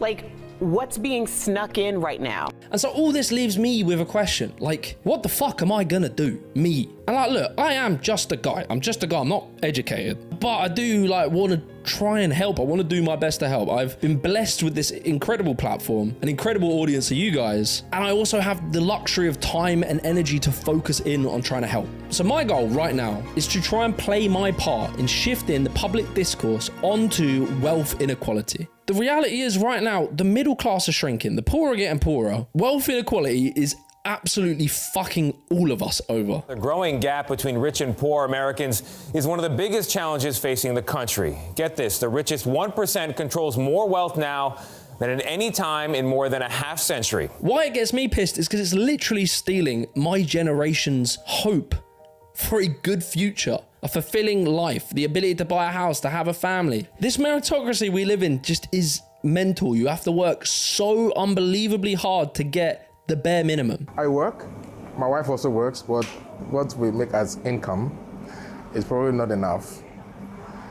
It's minimum wage, so it doesn't cover the bills, the rent, and every other thing we need to pay for. Look, I'm going to be fucking honest, right? I have 500,000 subscribers. I make good money. I do well. I went down the whole route of like grind set, self-improvement, dog eat dog, all of this stuff. I did all that. And I succeeded, right? I made something. It worked for me, right? But all I realistically got for it at the age of 30 is a mortgage on like an average size flat and an okay car. Don't get me wrong. I am truly blessed with what I have and I'm very happy. But what I have materially is what the average family would have had many years ago, earned on one wage whilst having 3 kids, working as a milkman. But I'm not a pessimist. I truly believe we can fix this. That is the more true. people we switch on to this message, the more. That's a really good point. That is a really good fucking point. Like, this dude he's made it. Right? 500,000 subs on YouTube. He's made it. He's famous. He has a house. He has a car. These are things that are like right now in this day and age, this is considered making it, right? And it's fucking nuts. Because what he's talking about are just like amenities that you're supposed to have with one singular job, with a single working parent household. It's wild that people can't comprehend that. That like we've lost sight of the American dream, right? Like the idea that you can just work a job, get good benefits, have kids, raise them, have a decent amount of time off. You know?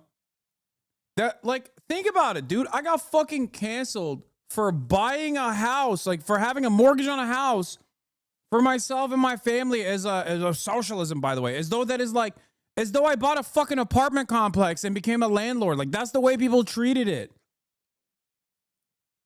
How fucking insane is that? It's reflective of how far removed we are from like normal living conditions.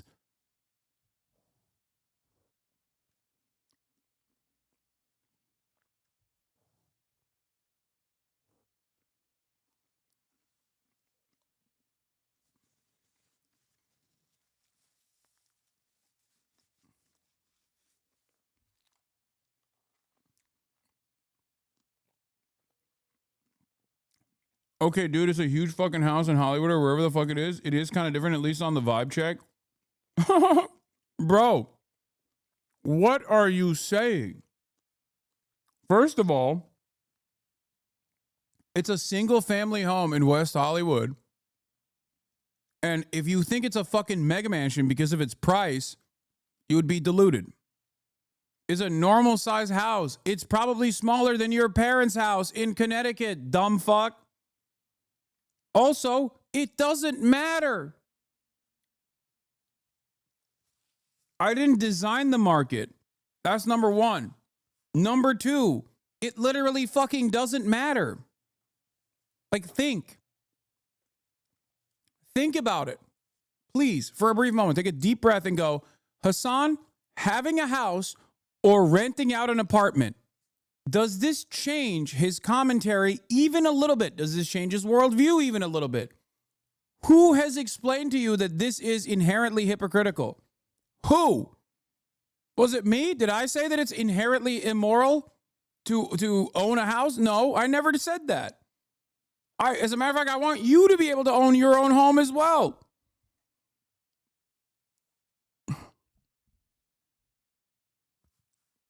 This is the problem.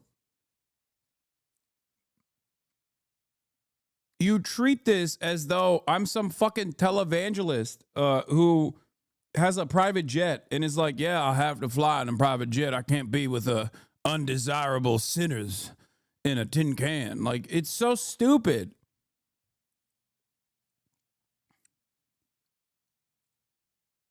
There's no like even normal exploitation in the way I fucking generate revenue too. You know how I generate revenue? You have subscribed to me. Times that fucking 45,000, 50,000. That's it. And you don't even have to. That's the craziest part about it. People are voluntarily saying, hey, I like your commentary. I want to give you $5 a month. I want to give you $6 a month. And initially it was because they wanted to avoid the ads. I don't even fucking run ads anymore. And people still subscribe. And people still gift subscriptions to the fucking chat. It's not like it's not like I'm giving you something extra even behind a paywall. I'm not. It's just perfect, completely voluntary. Getting mad at that is so psychotic. It's not like I'm fucking operating a sweatshop. And then people will go, well, Amazon is a hyper-exploitative company. It's like, okay, where is the non-hyper-exploitative company that I could be working at? That I could have a contracted gig, like a contracted wage structure with, where I could still reach the same amount of audience.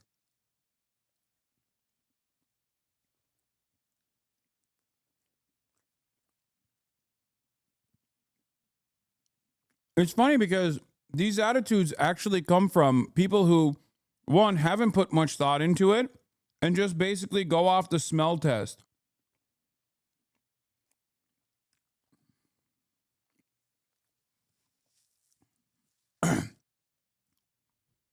The notion that like someone else is supposed to have a say on like what kind of fucking house I took out a mortgage on is so stupid.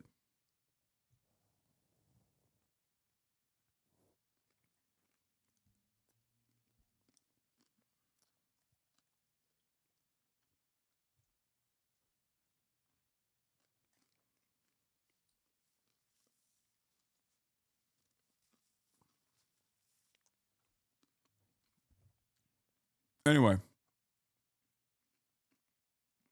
More that we can fight wealth inequality. So, here is my plan. Currently, I am in talks with a publisher about potentially writing a book. We'll see where it goes, but the idea is to distill all of these ideas, these important bits of education that people need to understand into a...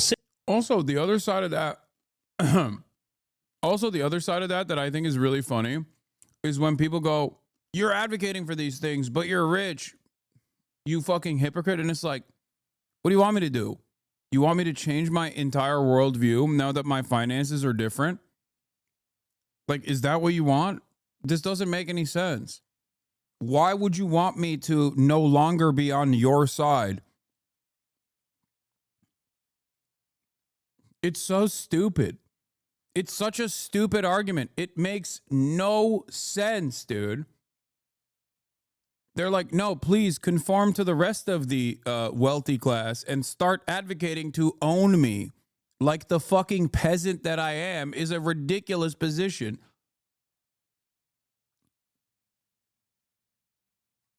Yeah.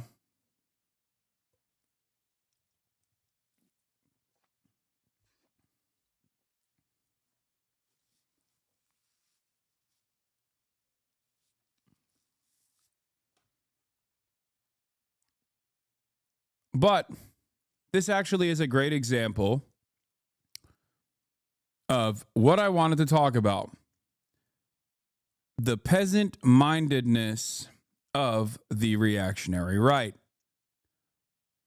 And what I'm going to show you is actually a beloved comedian who goes by the name of William Burr. As you guys know, William Burr, Old Billy Bitch Tits, is one of my favorite comedians. And what's interesting about it is that Bill Burr, in spite of his success in the field of comedy and in Hollywood, and in spite of all the bounties of said success in this field, he's actually become increasingly more radical in his commentary as years have gone by.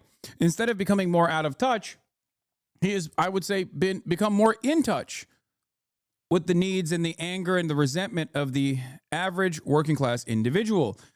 Bill Burr says a metric ton of, dare I say, radical, maybe even violent things about billionaires and people who own corporations, the mega wealthy, on a daily basis. Okay? You're literally the counterexample to all those people telling me you'll get more conservative and greedy once you get a big paycheck. Yeah, I know. That's why people's brains are bricked. because of the juxtaposition.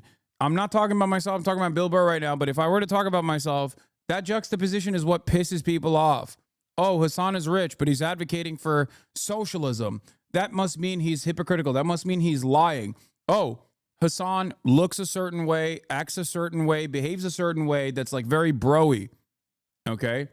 In the way that like many of these people fancy themselves as, you know, someone with a rigid work structure that works out, that cares about physical fitness, personal health, things of that nature, has a good family life, has good friends. All of this stuff is supposed to be conservative. Conservatives can only have this. How can you say this and then be a progressive? How can you say this and be socially progressive? How can you say this and be socialist? This doesn't fit the propaganda. Like when you look at someone on a lineup, Sargon of Akkad versus someone like myself, okay? Or when you look at a lineup with someone like Ben Shapiro versus someone like myself, in terms of like what conservative values are all about, or someone like Asmongold versus someone like myself, that's an even better example. In terms of the way that conservatives fancy themselves and have presented themselves, most people would say, I'm the conservative one. Guy who works out, very bro-y, says pussy, bitch, you know, sometimes is very toxic. Guy who has a rigid work structure, who's constantly talking about personal development, versus guy who has not showered in a month. Who the fuck do you think conservatives think is the conservative one in the way that they envision what conservatism looks like and what conservative alpha males look like? Yeah, it's going to be someone like myself. We saw the exact same breakdown because of the ways in which conservatives hyper-focus on optics with the Sam Cedar versus gay Republican debate, where everybody was like that man bun wearing gay Jubilee kid clearly is the libtard here, and Sam Cedar, the clean-cut elderly gentleman speaking sense, must be the conservative. That's how it is.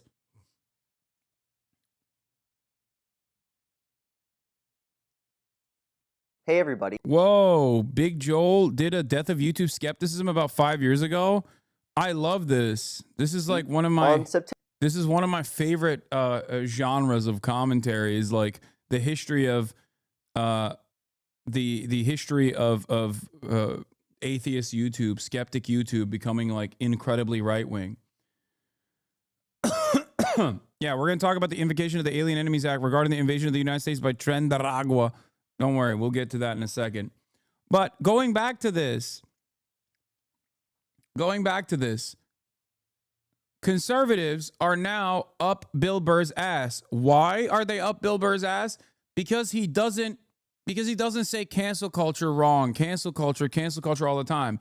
Because he, unlike the overwhelming majority of that era of comics, the older comics that all fucking exclusively talk about like gay and trans libtard campus activists, Bill doesn't really entertain it that much, right?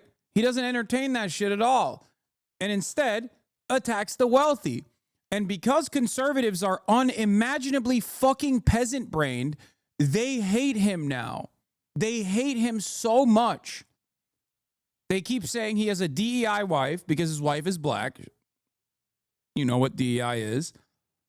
And the only thing he's done is basically say, billionaires fucking suck. Billionaires suck. They're the reason why everything is wrong and everything is broken in society. It's true. It's an objective truth that Bill is recognizing and in a humorous way explaining. Okay? And for that crime, for that microaggression, right-wingers are relentlessly attacking him. It's crazy. It is fucking crazy. Aren't the Houthis terrorists? Yeah, I mean, if you believe the Trump administration, because the Biden administration certainly didn't seem to think so until they decided that these guys were actually doing something to stop Israel from doing a genocide by implementing a blockade on the Red Sea.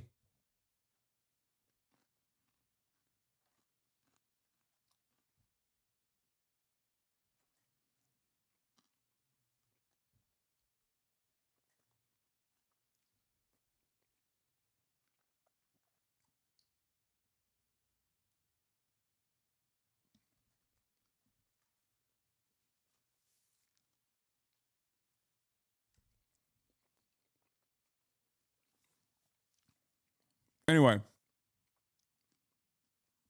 getting back to Billy Bishtiz.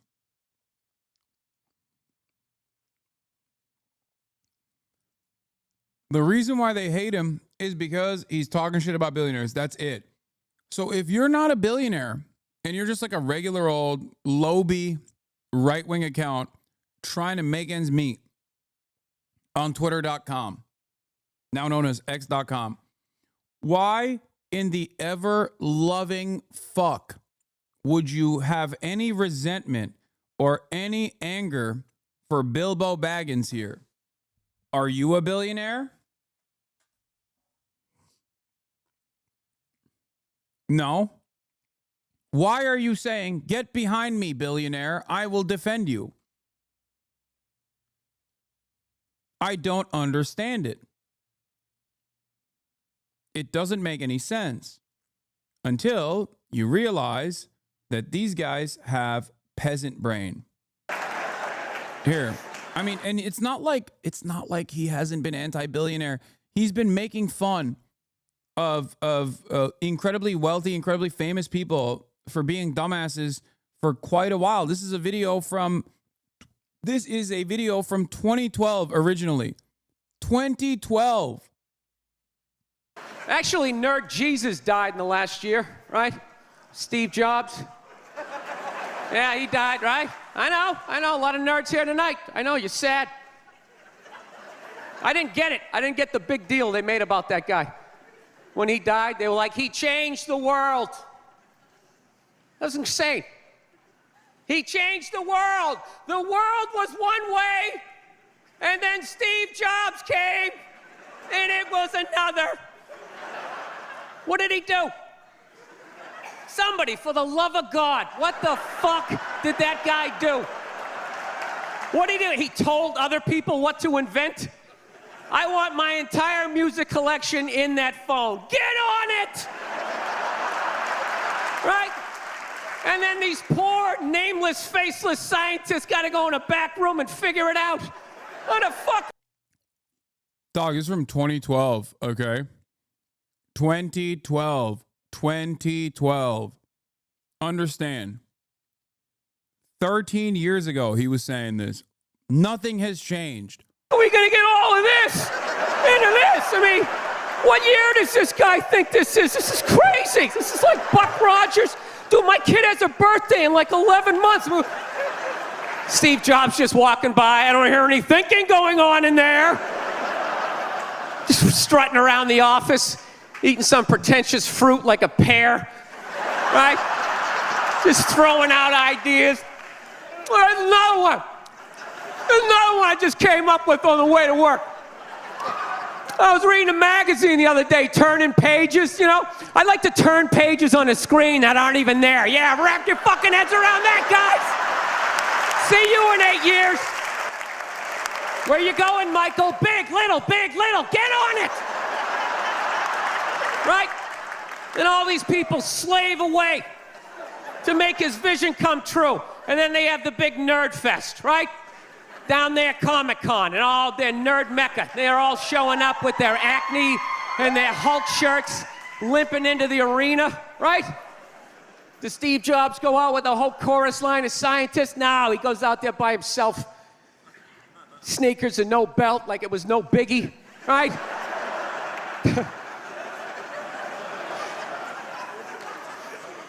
like he's Tesla.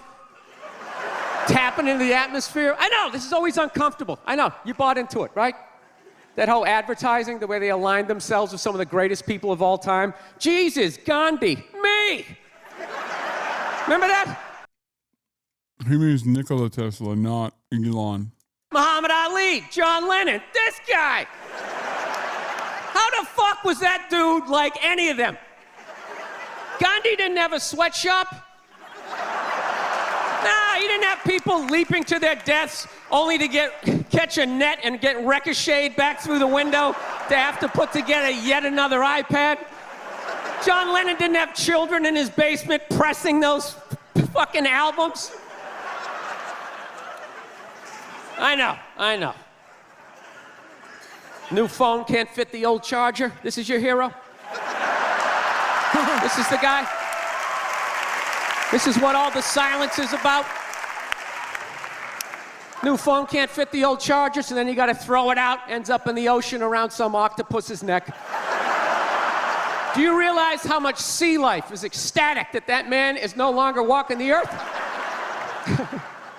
That's where it all ends up, you know. Doesn't go in a landfill, ends up in the ocean.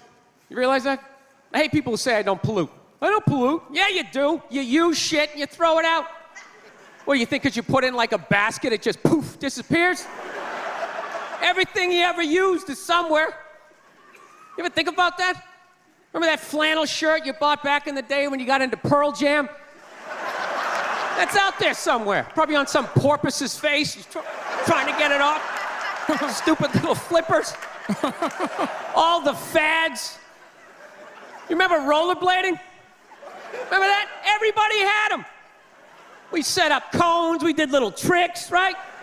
One little homophobic joke killed that entire fad. What's the hardest thing about rollerblading? Telling your parents you're gay. Full-grown adults. Dude, I'm not gay. I don't have the cooties. These mean I suck dick. And they just threw them out. They end up in the ocean. They're made out of plastic. They can't biodegrade. They just break down to little cubes. Fish are breathing them in. 6 months later, you're going out, you're getting sushi. You think you're being healthy. You're eating your old rollerblades. All right, I'm on a... Okay. I think this perfectly demonstrates to many who have been watching me but don't understand my admiration and endless loyalty and love for Bill Burr, considering the time when he was, when he was crafting this shit. And you can tell he's not as good as he is now, too. He's not as comfortable on stage back then, even though he was already like a seasoned comic at 2012. Now,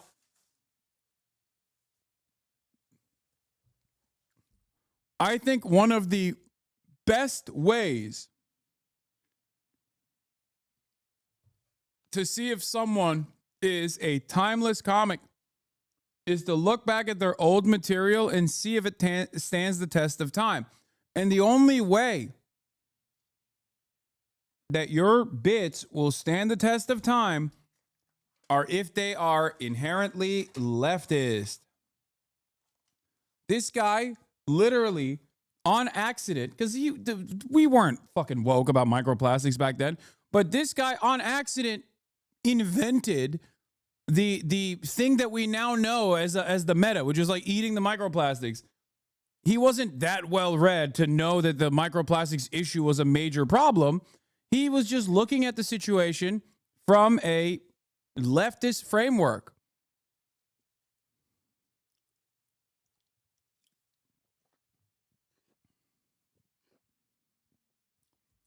If you want to come across as predictive, if you want to literally have all of your friends turn around and be like, how do you fucking figure this stuff out? It doesn't make sense. Why do you come across like you got the gift of prophecy here? What's happening? Be a leftist. A little bit of common sense, a little bit of critical thinking, and also materialist thought will go such a long way. Okay? It'll help you with pattern recognition. But of course, the inverse of that is the one time if you are, if you come across an issue,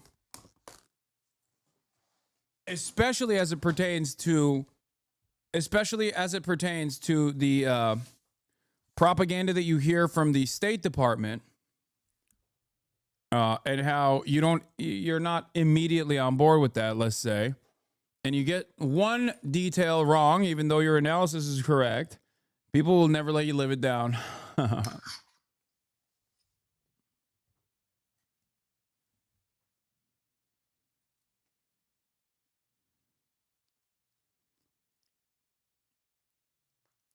But yeah, there's a reason why people always... There is a reason why people always go back to like the old Simpsons and go, dude, why is the old Simpsons predicting this? Why is the old Simpsons predicting that? Why is this old Simpsons is crazy?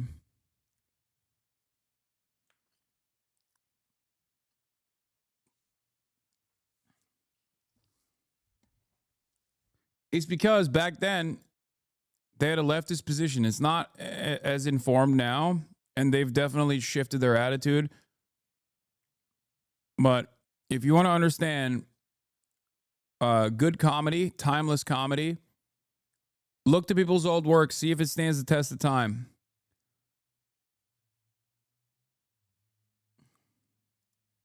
Bill Burr is having a rant. This is towards who? This is towards Elon Musk? Is this the one that you... Musk, I don't know if he's on a podcast, but I don't know what the hell. Is this the one? Oh, they're so mad at Bill. Oh, they're so mad at Bilbo.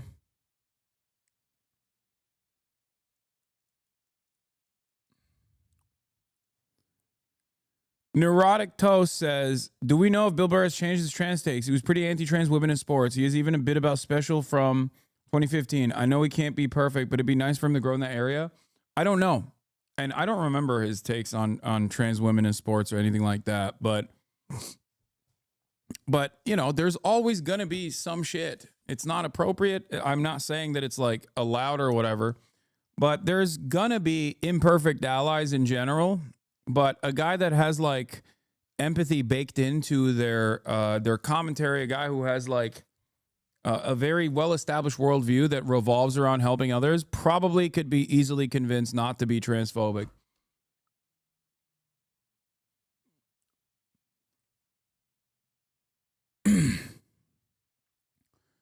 Also, I'm looking at your comments, and you talked about that whole issue with the Asman calling you schizo when the subject of destiny comes up. He's acting like you haven't dealt with 7-year harassment campaigns, which you were silent on until recently. Asman admitting to using the subreddit and knowing it brigades, by the way. Yeah, Asman Gold knows that the Destiny community actively hunts me. He knows it so well because he has DM'd me about it in the past. He's just acting brand new on camera now. He's acting like he didn't know about it. He has personally talked to me about this before. He has also, I think, admitted in the past about the insane ways in which the Destiny community fucking tries to brigade everything that I appear on. So it's really weird that he's changed his stance on the matter now.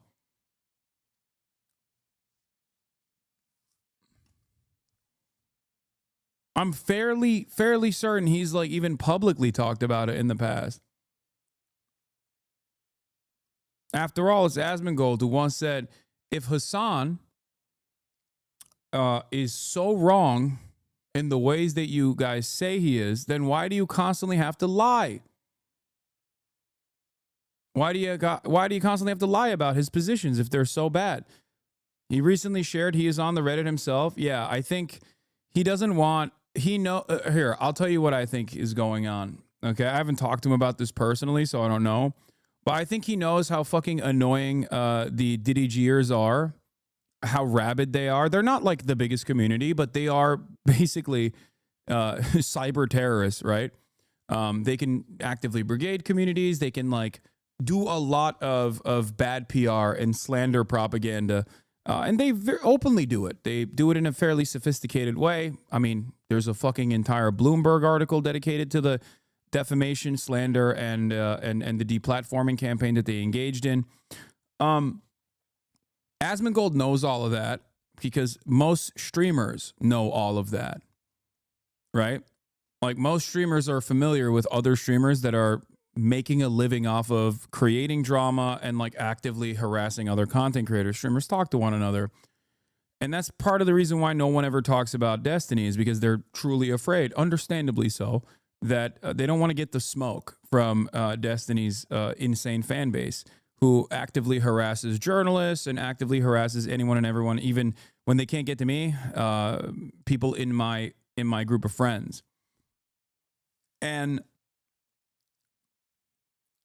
Asman knows this, and I think he just doesn't want the smoke from him, despite the fact that if Destiny was even a little bit honest about his liberalism, he would spend probably 700 times more time focusing on the largest content creator who is a right-winger Asmongold rather than someone like myself.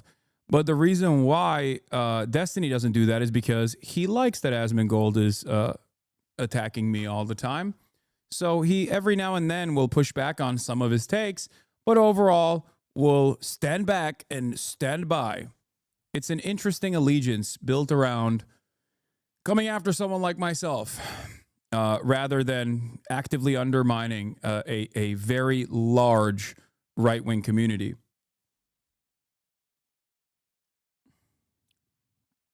That's it.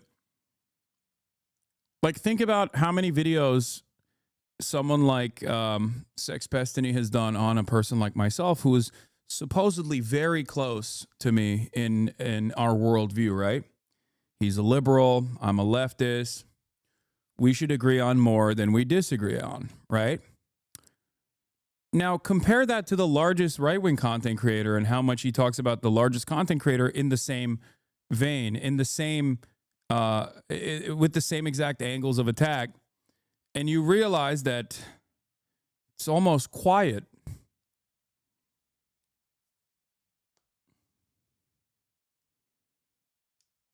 You know? If 20% of your output is directly on someone who you have ideological closeness to, and it reaches nowhere near that standard when you're talking about a dude who is much larger than me, then maybe you don't have any sort of real political dog in this fight, and you just simply are carrying out a personal vendetta against the person that you are upset with, and you're using politics as a weapon to wield in the process to actively recruit larger people, actively recruit a larger audience, to make it seem like this is a political battle that you're fighting, to normalize, common sense liberalism.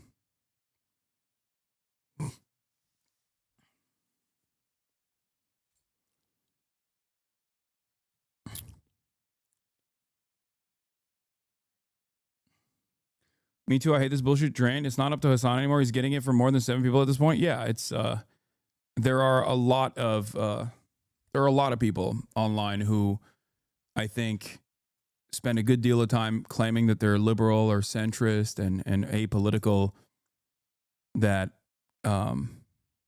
focus all of their efforts on being like, this is a bad guy, watch this guy.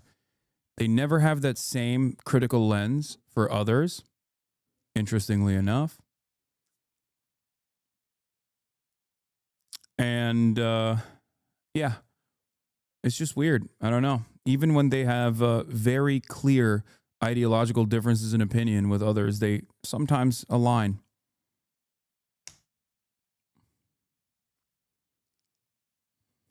Sooner or later, though, those people often show their cards, show their worldview.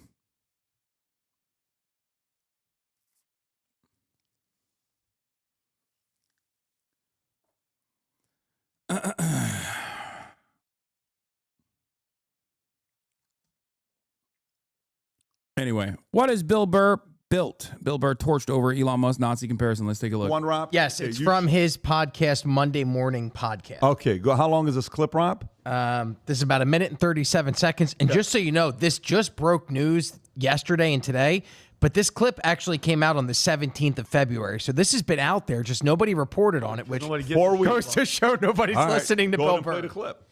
I'll tell you what's funny. I made fun of the fucking Twitter guy for fucking Sieg Heiling, not once but twice. And I never look at my emails. I was scrolling through my emails and it said my Twitter account had been flagged for I don't even tweet anymore. It had been flagged for what a fucking baby. Just like Hitler, a fucking baby. Yeah. How about the fact that the Twitter guy he's not even from here. He's from South Africa. He comes to this country and wants to turn it into a fucking dictatorship. He doesn't feel that we deserve democracy. Can you just imagine doing that? Going to another country and Vinny? And just he's not done. He's not done. What happened, Rob? Because I've decided. What happened? Yeah, he doesn't mind living under a dictatorship as long as he's on the good side of it. Fucking laminated face cunt. Because that's another thing. All of these people that are into fucking Hitler, you know what I mean? And like, like look at this guy like he was some sort of fucking hero. The guy's one of the biggest fucking cowards ever. All the pain and all the suffering that guy's caused, and the war crimes the Allies had to commit, firebombing fucking cities to get that motherfucker. When it came time for him to pay the price for all the suffering he caused millions and millions and millions of people. Vinny. Did he face the music? No, he gave himself a nice, quick, painless fucking death. Vinny, I'm going to ask you the question. I'll tee it up for you. Well, what? We had a poll. Is Bill Burr a top 10 comedian? You said yes. I was like, no way. Yeah. No way. Bro. I don't know. I wasn't around when George Carlin was obviously popping off in the 90s, but I wonder if there was a similar like right-wing movement against him. I know that he would sometimes appear on television shows where right-wing commentators would attack him, but of course now those same right-wingers will look back at George Carlin and be like, he's on our side. He's a right-winger. He's hated woke. He's totally on board with everything that we're saying. But I'm sure that there was a similar, like the same group of people, like whoever these guys would be in the 70s, 80s, and 90s were actively yelling at him. But now they go back and claim George Carlin for themselves. My dumbass racist families used to watch his shows, not realizing he was making fun of them. Yeah, that also is the same principle behind Stephen Colbert. Not Colbert now, but Colbert during the Colbert Report was, doing incredible satire to such a degree where people didn't understand it. Like conservatives would watch him and laugh, not realizing that everyone who got it were laughing at the conservatives.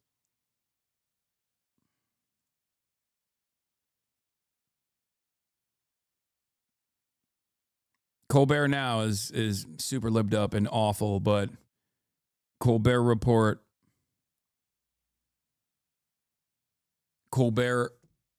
back then was fucking fantastic. Publicly. Stop. You realize Stop. he's not funny. Stop for a second. Let him react. Don't change the topic because you're going comedy. Let him react to what he said about Musk. This is not a comedy topic. Go ahead. This is not a comedy topic. Damn. Are the girlies fighting? Is there some internal drama at Patrick But David? Are you value-tained? Did PBD invite you? No, he didn't, which kind of makes me sad because maybe I'm misremembering, but I feel like there was a time and place where PBD would have had me on, but Patrick actually posted, if you guys remember, Patrick posted about who do you want to have on the podcast next? And I responded, I think it's time. And I actually ratioed him, so there's no way that he didn't see it. Yeah, he said, who would you like to see on the podcast next? And I said, it's time, Patrick. 16,000 likes, no response. Ian Carroll, bring on Representative Thomas Massey to talk about America First. He's invited. So he responded to Ian Carroll saying, bring on Thomas Massey to talk about America First. But he didn't respond to me saying, it's time, Patrick.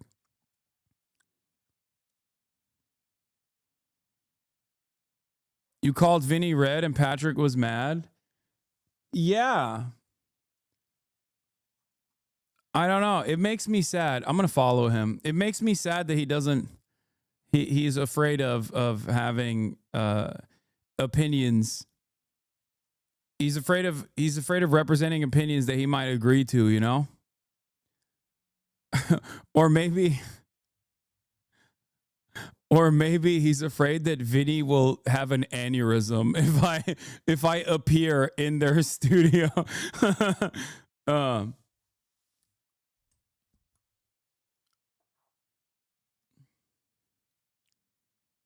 Sorry, man, you just aren't value-tainment material. Didn't he literally say he would have Jeffrey Epstein on? Yeah, right here. This person says Jeffrey Epstein. He has an open invitation. This guy's like, I would love to have Jeffrey Epstein on. Hasan, bridge too far. You know? Let's not get ahead of ourselves. Let's not get ahead of ourselves here. Hasan, no thank you. You might make Vinny turn a shade of red nobody has ever seen before. I know. The country is right now. And I know this one got 1.5 million views, man. Remember this? Hasan said, you know, Trump is talking about the border and the illegals are the problem. They are the problem. They are. Kerry mentioned one story. There's been 4 this week. And people like that say, oh, it's not really a problem. You say that because it's not happening to you. It is a problem. And by the end of this 4 years, the number's probably going to be 18 million. The whole state of California. I don't know what you're talking about. Yeah, it's a whole lot. Oh, yeah, it's a total hellhole, dude. California Florida is a sinking. Look at your tan. Oh, yeah, it's sinking. By the way, first of all, I don't respect any Nepo baby that thinks Twitch streaming is a job. And I want the audience to know, this guy, Hasan, has said in the past that America deserved 9/11. So don't even talk. Don't even open your mouth. You don't have no reason to talk. Just shut up. I'm a big Just fan do me a of favor you. and shut up. I'm a big Respectfully. fan of you. And, okay, but hold on. I'm a big fan of you, so I don't want you to die. I feel like your heart pressure is going up. You're turning red, Vinny. Somebody like you shouldn't be on this panel. I'm sorry for my language, Pierce. He doesn't belong on your show. I feel like maybe he's actively petitioning Patrick to not have me on. I bet he can't even reply to you because Vinny called you a bunch of different slurs while bitching about you initially after this happened. Yeah, he went back to Patrick and he was like, Patrick, I was on a show. I went on Piers Morgan's show and this fucking Nepo baby. And then beep, like a bunch of slurs, I assume. This fucking Nepo baby. He said, I'm turning red. I'm turning red again. Patrick, stop saying I'm turning red.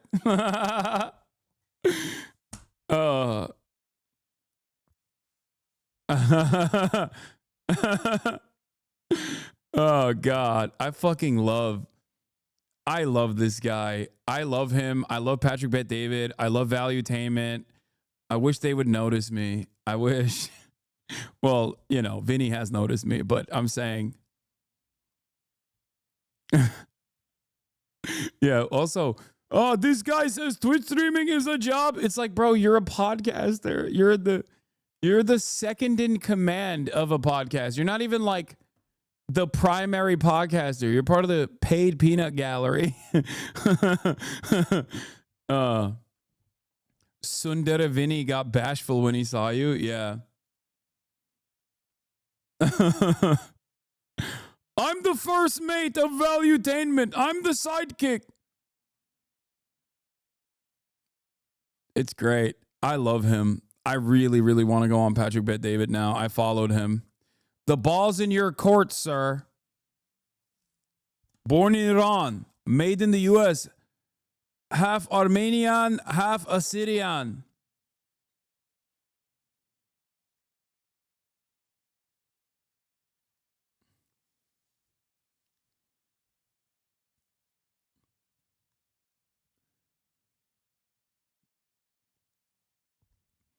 Anyway, in my headcanon, Patrick won't have me on because Vinny will die because of the aneurysm that he has if he sees me in the room alongside his goat, Patrick. So for that reason, it's okay that I'm not, I don't want to give Vinny a stroke by appearing in the same room as him. So that's why it's like, for Vinny's safety, I'm fine not coming on the stream, I personally don't know what happened to Bill Burr. Okay, maybe it's his wife. Now, I'm glad that we started off this conversation by showing you what Bill Burr was saying in fucking 2012. The reason why I like that is because now these are fake fans. Okay, because old Billy Bitch Tits was saying exactly these same things even back then, okay? And Bill Burr also has been married to the lovely Nia for decades at this point. Okay? For decades. So when they also try to say like, oh, he married the DI wife or whatever the fuck these dipshits say, which is like insanely racist to say about another human. Like, I cannot comprehend how you got, like, how do you, the audacity, just like the lack of shame when you just basically say like you have a DEI wife because your wife is black. Like, how do you not feel embarrassed when you just like what substitute the N-word for 3 letters? Like all of a sudden it just like is appropriate. Like the audacity to just like say something so ruthlessly, so gross, so racist, so ruthless.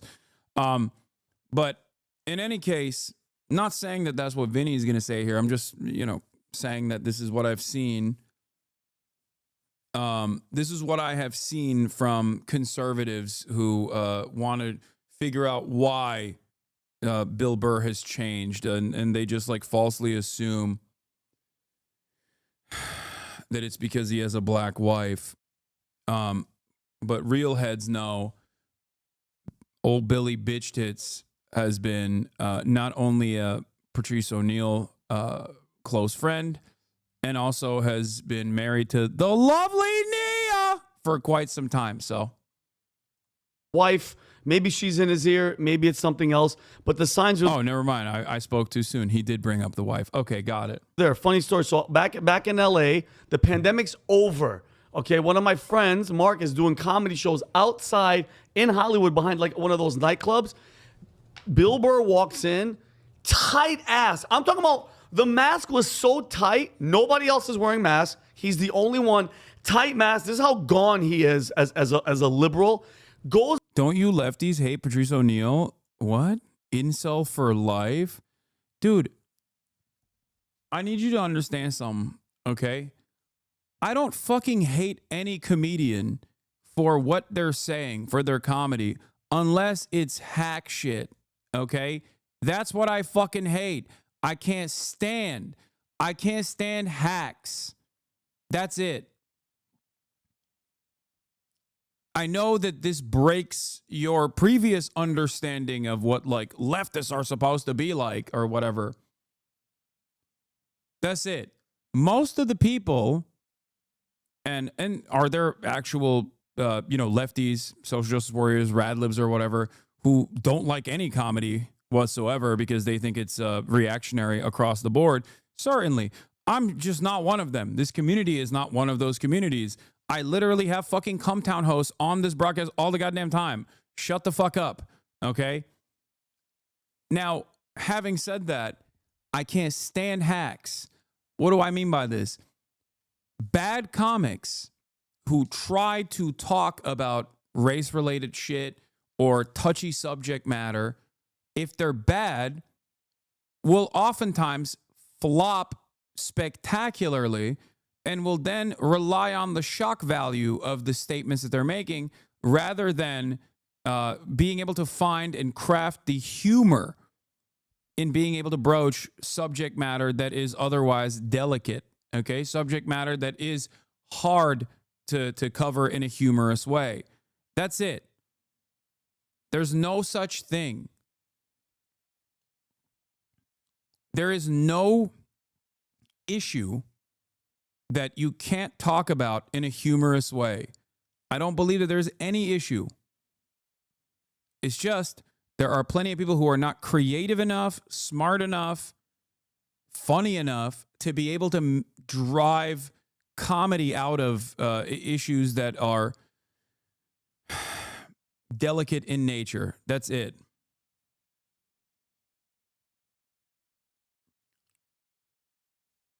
Yeah, comedy is at least a bit about getting away with shit. If you don't get away with it, you failed at comedy. Exactly. Exactly.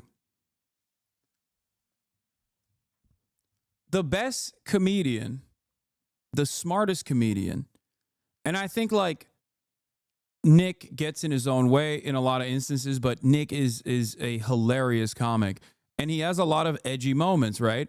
But the best comedian, like someone like Nick Mullen, okay, can make the wokest motherfucker laugh with shit that he's saying that if another person was repeating, someone like myself, for example, who's not as humorous, who's not as funny, who's not as clever, who's not as charismatic, everyone would yell at. That's the difference. That's the difference. The difference is Nick Mullen can get away with it despite being a, self-sabotager and whatnot, but that's like totally irrelevant to this point here.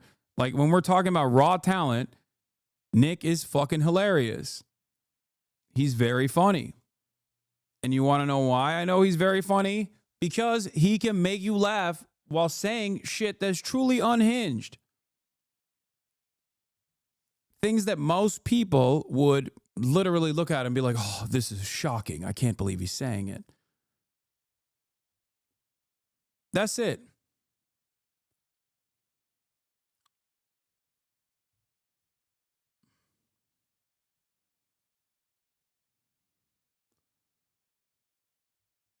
Nick might have the greatest comedic mind in comedy ever. It's almost criminal how still unknown he is. No, he's fucking brilliant. He's very funny. It's obvious that he has raw, natural talent, okay? Having said that, there's also a lot of work that goes into comedy. People don't understand the background shit. People don't understand how many times you have to bomb until you put together a working set that can kill in front of any crowd. And especially with like podcasting, comedians doing podcasts, when they're testing bits, they're going to come across as reactionary. They're going to come across as crazy.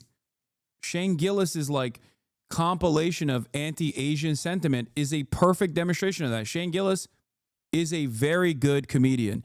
He's a very funny comedy writer, and he's also a very good comedian. I don't give a fuck that people say he's a hack in this chat, okay? He is.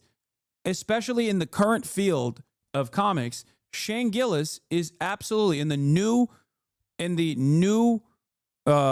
generation of comedians. Shane Gillis is at, he's in the top 20 easily.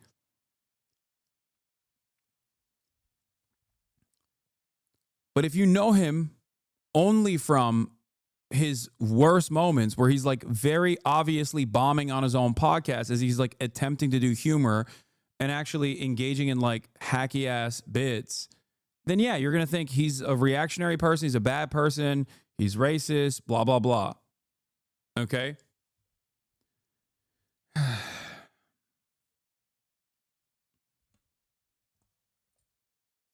First time I've ever disagreed with you. Shane is rough. Different strokes for different folks, everybody. I'm just telling you what my opinion is. Okay? Because comedy, just like every other fucking art form, has, comedy, just like every other art form, is very subjective, okay?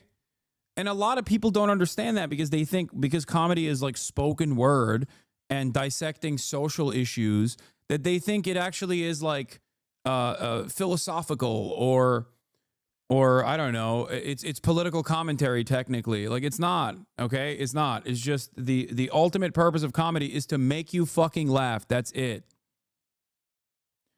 Wait, you're saying Shane Gillis is top 20 of all time? No, I'm saying Shane Gillis is top 20 in this generation of comics.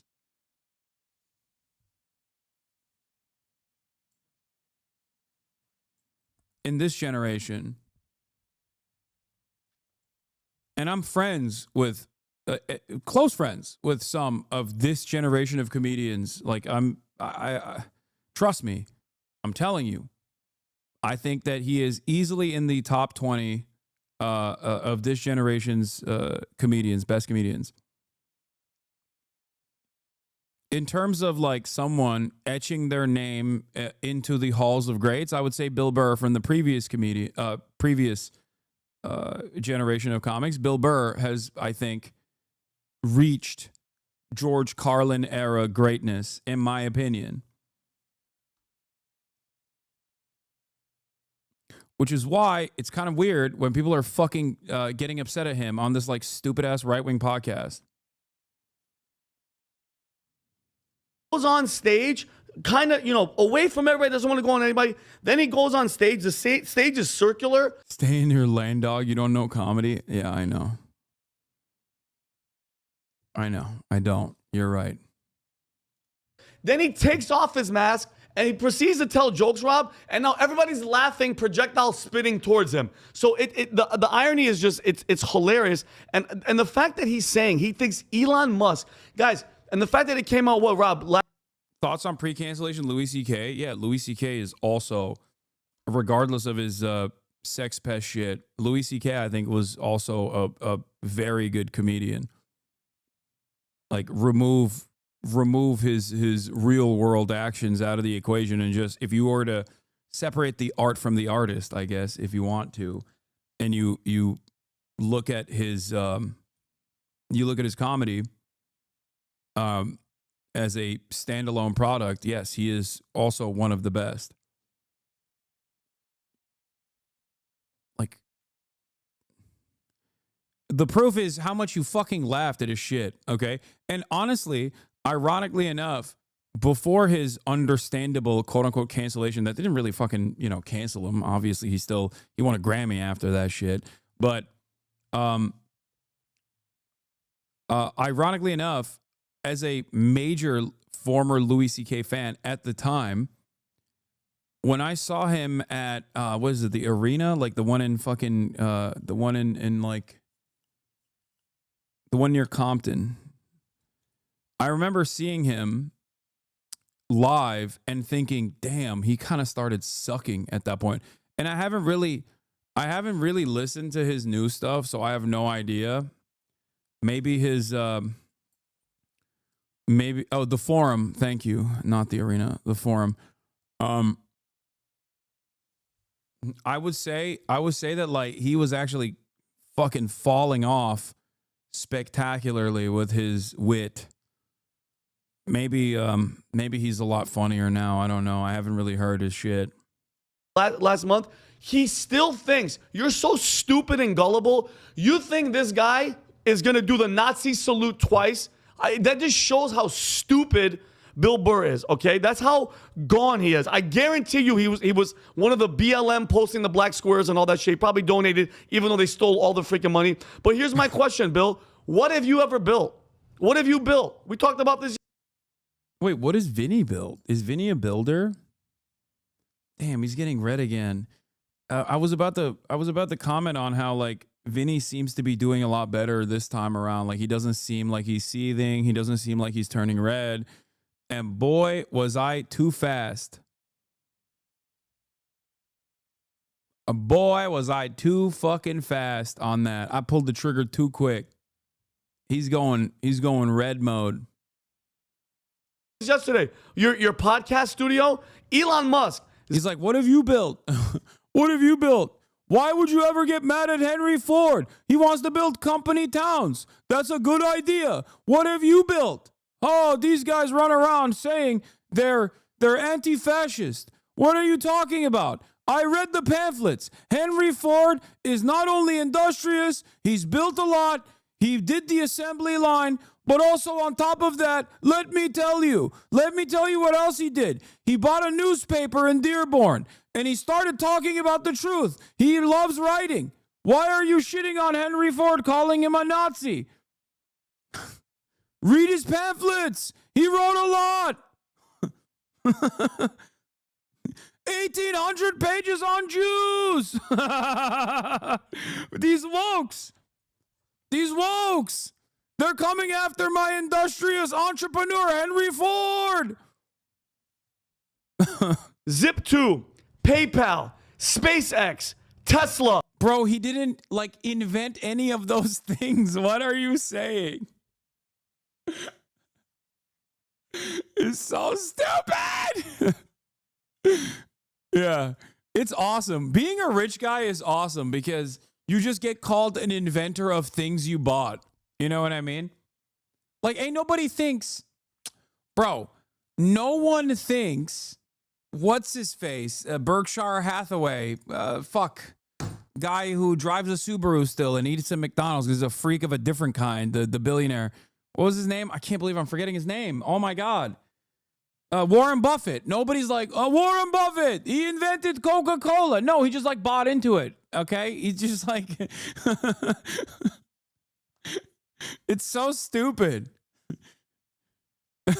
Listen, I invented housing. Okay. Why? Because I bought real estate. That means I invented the concept of a house. I invented the concept of shelter. Warren Buffett invented houses.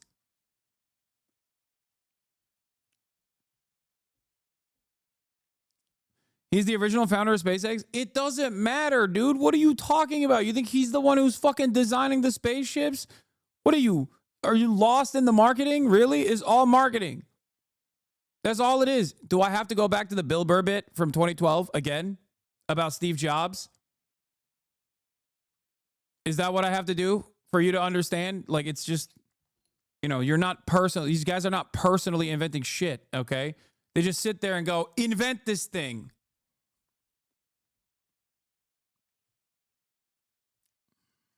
Solar City, OpenAI, Neuralink, helping people that can't move any of their freaking limbs talk and type on a fucking computer. All right? The Boring Company, XAI, and the list can keep going, okay? And he bought Twitter so people like us can actually speak out, Bill. Not like the one that had before that was actually treating it like Nazis, kicking people off the platform and censoring people, okay? Meanwhile, he's sitting over there and you're talking shit about a guy that's revolutionizing the world, changing the freaking game. Oh my God, bro, I'm sorry. If Vinny was my dad and I saw my dad suck off a dude this hard, I don't know what I would do.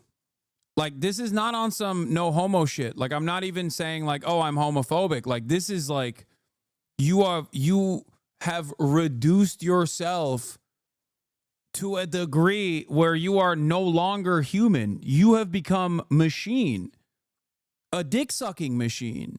Like, you literally are just like, I am no longer a man. I am but a mere vessel that inhales Elon's dick. I am but a mere vessel that needs Elon's dick to breathe. It's like oxygen to me. I need it. If I don't have it every waking moment, I will die. I will perish. Wow. He's like, I am literally a Tenga for Elon Musk. Sir, please. And let's not forget who Bill Burr is. He was at some sneaker thing, Rob. You could look it up. Millionaire. I hate him. He's at a sneaker thing. He made a joke. He said, Luigi. I got so scared.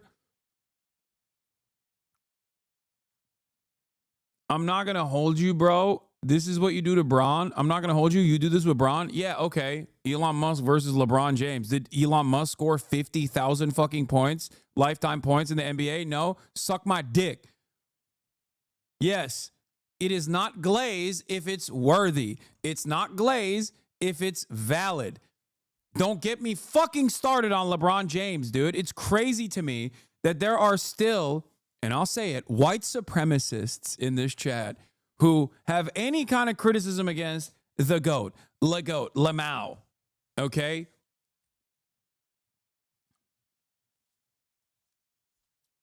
That is crazy, dude. That is crazy. Hey, you have a career that spans entire lifetimes of dominance, okay?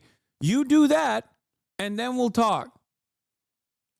LeBron James has never had a bad fucking day. He's never had a bad year. He's never had a bad season, okay? He invented basketball. Everybody stop playing. Put some respect on it, okay? Pour some honey on it. Put some respect on it. It's not glaze when you talk about LeBron James. It's just the truth. Let's continue. Multi-millionaire that use a capitalist. I'm black. Why are you attacking black chatters? Oh, I'm sorry. I didn't realize internalized white supremacy didn't exist in the black community. When black people make fun of LeBron James, they are basically also wearing the Klan robe. That's right. I'll fucking say it. I'll say it.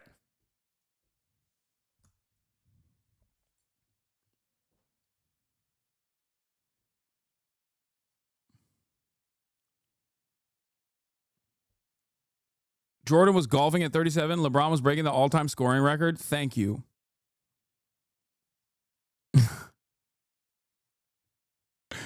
Anyway, let's continue. Country to become a millionaire, talking shit about the system, and then says free Luigi. Okay, free Luigi, a guy. Dude, he's mad about the free Luigi thing. It's like, bro, don't worry. You're not a healthcare CEO, okay?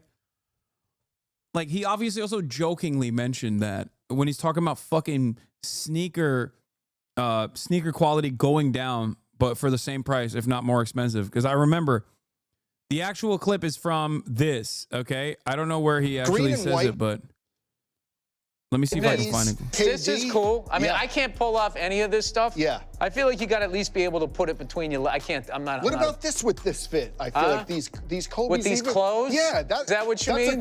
This fit? Yeah. With these pajamas? No. Okay. I don't get what this cascading crest function. Yeah, what is that for? Do they really think I'm gonna go that hard at this? I know. Break my ankles? This is gonna get stuck in the linoleum in my kitchen, and it's gonna cause me to blow out my ACL. Going, wait, did I turn on the coffee machine? That's what's gonna happen. I want to talk about your friend Paul Verzi, who is a big Verzi. I don't know. Fucking dog.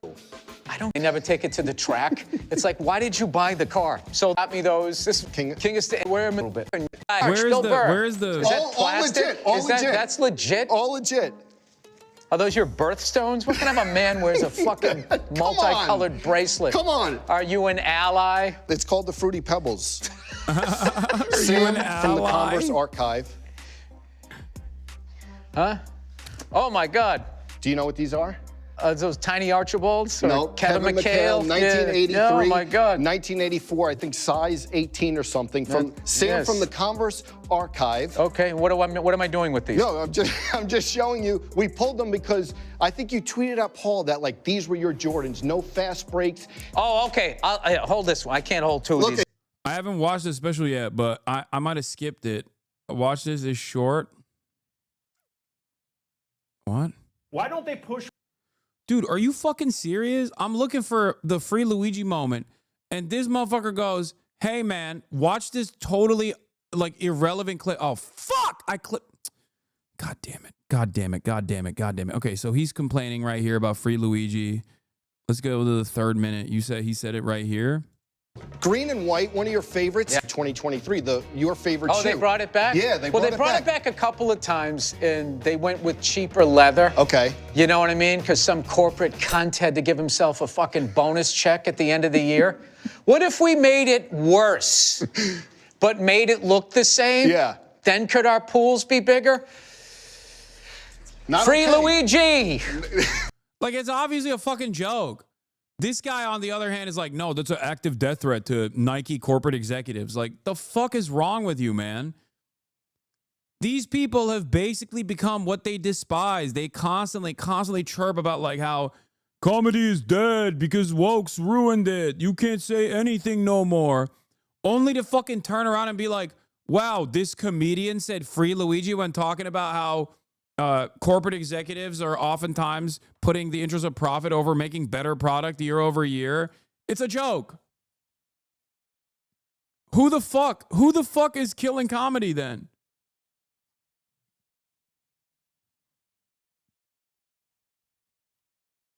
Jesus Christ. Free Luigi, a guy that murdered. I don't give a shit how you feel. Oh, you can't make a joke like that. You can't make a joke like that. Why are you doing this, Bill? You're making me so upset. Yeah, we got dark woke on the one hand, and we got soy right on the other, dude. Holy shit. Jesus Christ, shut the fuck up.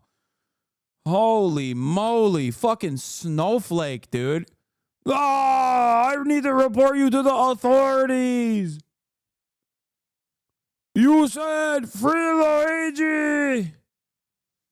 Oh no. Jesus, are you not value-tained? Exactly.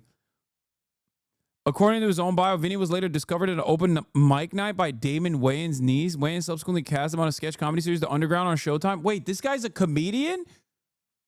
Vinny is a comic?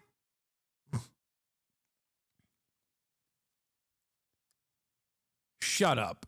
Someone sent me oh my God. Give it to me right now. Give me one of his old. Give me one of his old fucking sets. Oh my God. Okay, I gotta go pee. And by the time I get back, I hope you guys have found one of his old sets. About the guy praising a guy that murdered a guy in the middle of the street in cold blood, that's married and has children, just shows exactly what Hollywood does to these fucking liberals like Bill Burr. Bill Burr, still funny as hell, but something has shifted and is changing, and that's what Hollywood does to these people. It's freaking sad, bro. And you've admitted it. Bill Burr says, I'm just a comedian. And this is the game that they play. I'm just a comedian. Don't take me serious. No, you open your mouth and you talk shit, so people are going to talk shit back to you. And he said this before. Bill knows this. He goes, I don't read. Maybe you should start reading, Bill. Start reading a book. Open up a book because he sounds like a freaking idiot. Moron. Tom. I think the last part of what Vinny just said really resonates with me.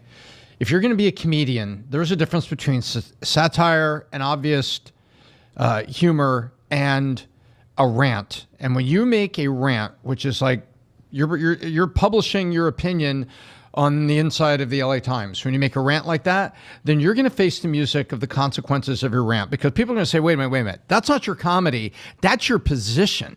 You're not making fun of something. You're taking a position here, and you need to hear from us. And now we're going to go back and we're going to talk to you about it. And people say, no, stop.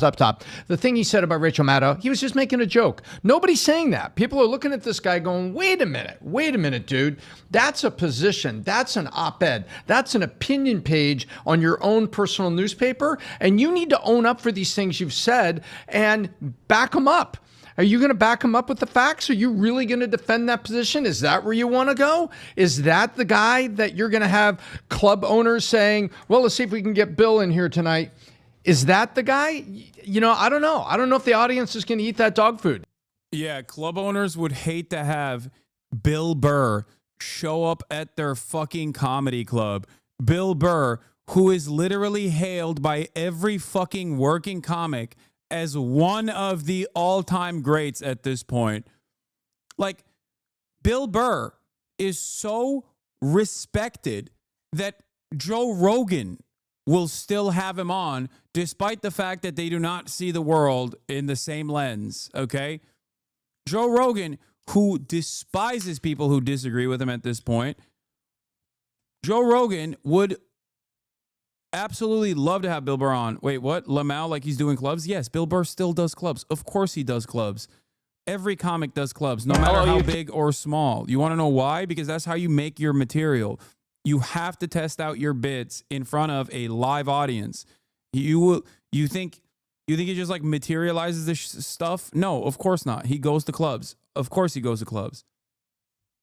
Bill Burr, anytime, any place around the country, can just walk into any fucking comedy club. Hasan a comedy pro now? No, for years I have been a comedy fan, like a nerd, okay? A comedy nerd. That was the one thing I used to love doing. I had friends who worked the door at, I would literally go to the belly room to watch, I would go to the belly room to listen to the OG Brian Moses, before the Comedy Central purchased it, like the roast, what do you call it? What the fuck was it called? My brain is not working at this point. I'm sorry. I've been on. No, Will worked at comedy clubs too, but that's not even who I'm talking about. So why aren't you funny? Because I know my limitations. Like, I'm just not a funny guy. I love comedy. You don't have to. Yeah, roast battle. Thank you. You can be a comedy nerd and not be funny personally. I'm just not good. I can't do comedy. I can be funny every now and then. But that's the difference between me and motherfuckers like Vinny, who I guess don't see that limitation. Let's see what he had to do. Here, pretty sure, Californians. Okay? From New York, we don't have that shit. It's the best burger I've ever had in my fucking life. There's 5 guys. You guys have all that shit. In and out, #1. And I love when you first step. Okay, very good start. Praising the. Wait, I don't want this guy to fucking. What? Vincent Oshana is one of the best comedians working today. No exaggeration. What? What is this video, bro? I don't want to hear this nerd. It's a joke. No, I want to just hear him. I want to hear him. I don't want to hear the bit that this guy is doing.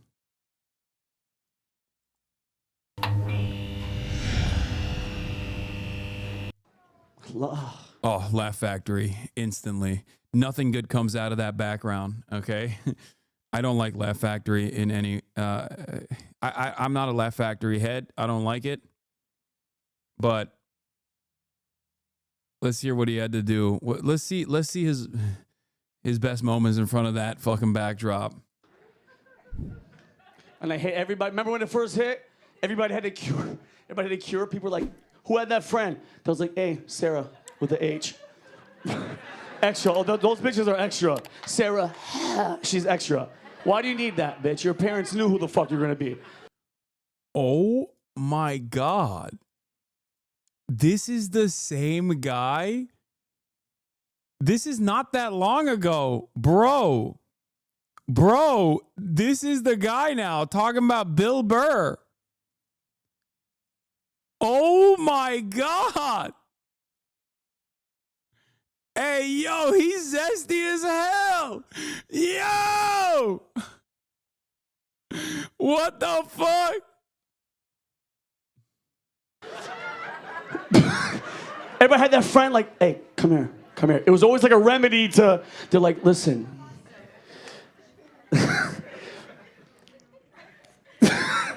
Take an avocado. Right? Cut it in half. I'm like, bitch, I'm broke. It's a fucking pandemic. Cut an onion, a red onion, not a fucking sweet onion. Duct tape it to your foot. Take a nap. That'll suck COVID out of your... Who the fuck told you that, bitch? Dr. Fauci? You guys all heard this one. Be real. Boil water, hot water. Squeeze 4 lemons. Shove your fucking head in boiling water. COVID runs out of you. What about burns? Who gives a fuck? Do you want COVID? It's killing people. Tom Hanks has it.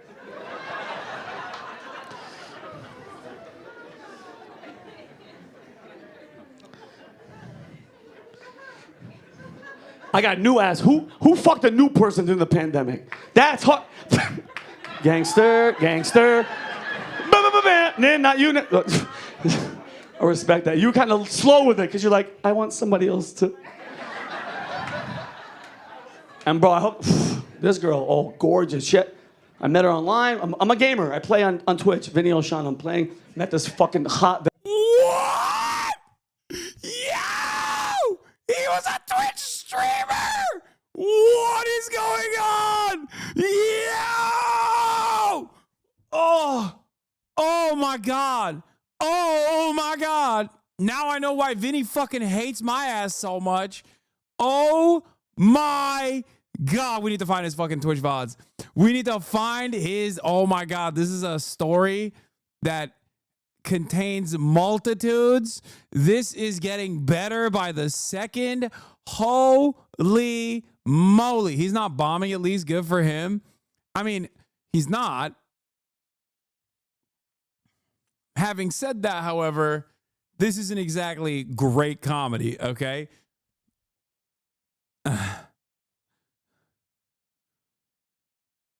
This is the guy who said, this guy said Twitch streaming is a job.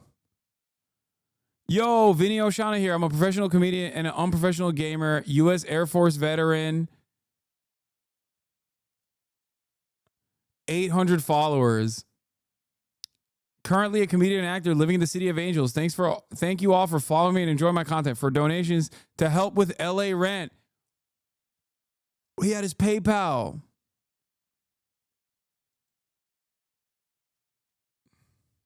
Wait, has he written stuff in here? Hold on. This is the final stage. No way, right? No shot. Oh, bummer.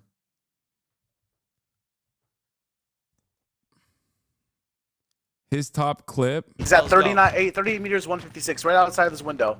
Oh, okay. Oh, then let's. Yeah, let me get Let's some creep around, run. plates. Let's go around. Yeah, let's go Do around. some plates here. I don't have any plates. Here. Run. All right. Okay, yellow. Follow me. Oh, here's someone in here. Come here.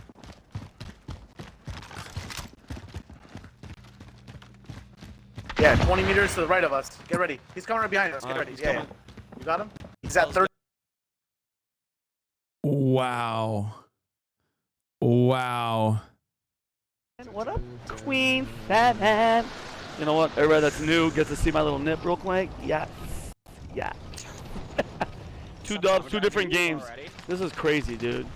What up, Queen? Good night for dance. Oh yeah, we're gonna go. Let's catch this dub. Let's go back to back to back to back to. Yeah, it's like nobody, like, bro, people trip out over. Trigger Tree Suckers duel with Vincent Oshana. Oh, I mean, this is Eric Griffin. He's a comedian as well. He's been on some shows.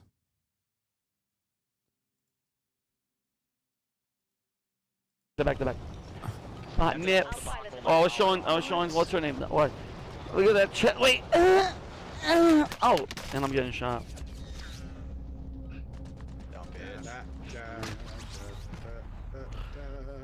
Yes. Nice clip. Who does he follow?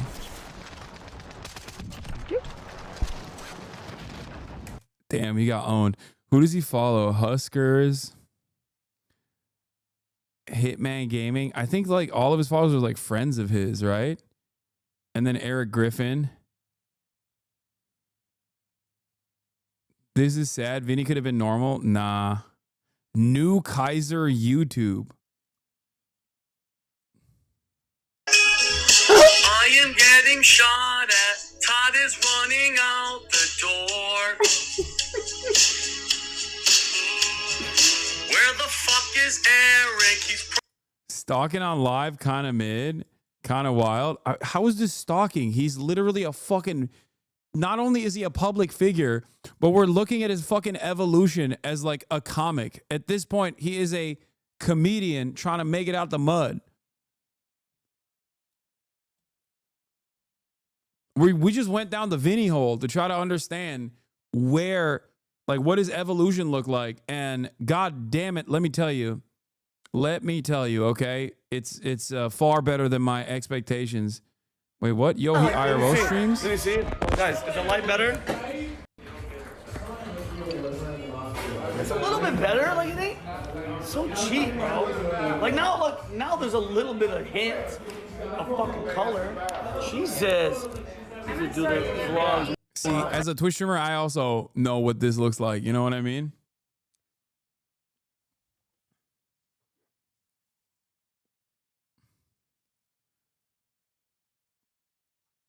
Jesus. Yo, Arkham, I love you, bro. Thank you. And I will. This is my first time. Yo, like, let me see. Amazing. Fucking amazing. Anyway, yeah. Well, I think I'm gonna, I think it makes sense why he has this kind of smoke for Bill Burr now, because like if your career absolutely imploded and you failed in spectacular fashion in both Twitch streaming on your own and also in stand-up comedy on your own, and then now you have to play the role of like the right-wing guy who looks like a fucking used car salesman who took steroids and is like talking about how DEI is ruining America. If that's the role you have to fulfill, then yeah, you're gonna fucking fulfill that role, right?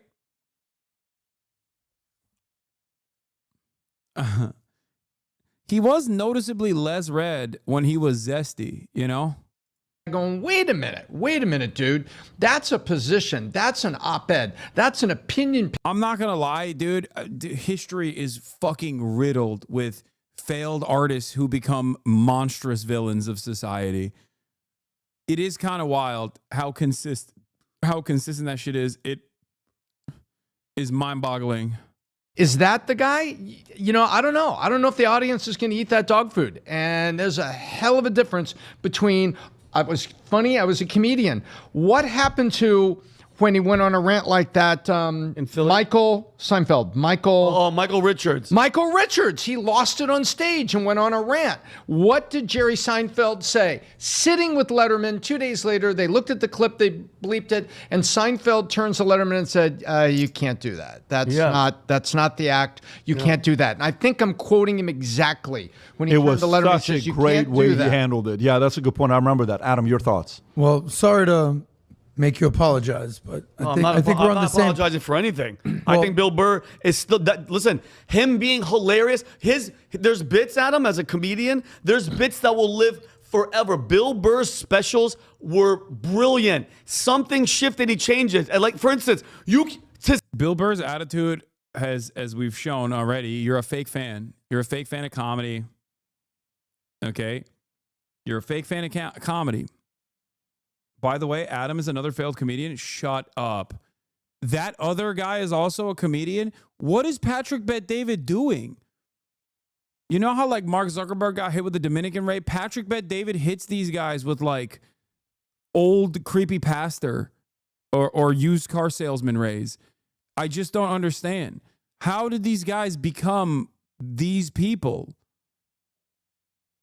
To say Free Luigi, do you know how stupid and ignorant that is? The guy was shot. I don't give a fuck how you feel. He was shot and killed. The guy has a family. He has kids. They're going to have to. Yeah, dude, you suck at comedy, okay? I'm sorry, but that much is clear to me, all right? Be up fatherless, and for the rest of their lives, their father was, and that footage is out there of him getting murdered, and you're out there trying to be funny saying Free Luigi. You're not just a comedian. So when you talk shit in this game, people are going to talk shit back. It's stupid. So I'm not apologizing for anything that I've said or changing my stance. He's hilarious. Okay. He's hilarious. So, and I'll be real quick. There's a difference between... Didn't Vinny call you out for being a Twitch streamer on Piers? Yeah, he did. This guy thinks Twitch streaming is a job. Yeah, not for you, bitch. We saw your fucking Verdansk streams, okay? Good, great, and the GOATs. So, in my opinion, he's a good comedian. He's had some good bits. He's not great, and he certainly ain't a GOAT, and he's certainly not in the top 10 of all time. Real quick, I'm just jotting down names that come to mind. Dave Chappelle, George Carlin, Richard Pryor, Seinfeld, Cat Williams, Chris Rock, Eddie Murphy, Rodney Dangerfield, Louis C.K., Patrice O'Neal, Andrew Schultz these days, Shane Gillis, Tom Segura. These guys. Bro, I'm sorry. You can't say Andrew Schultz, who I know personally, okay, and even fucking Jerry Seinfeld. Like, who the fuck would agree to that? Well, and not say Bill Burr is not in the GOAT.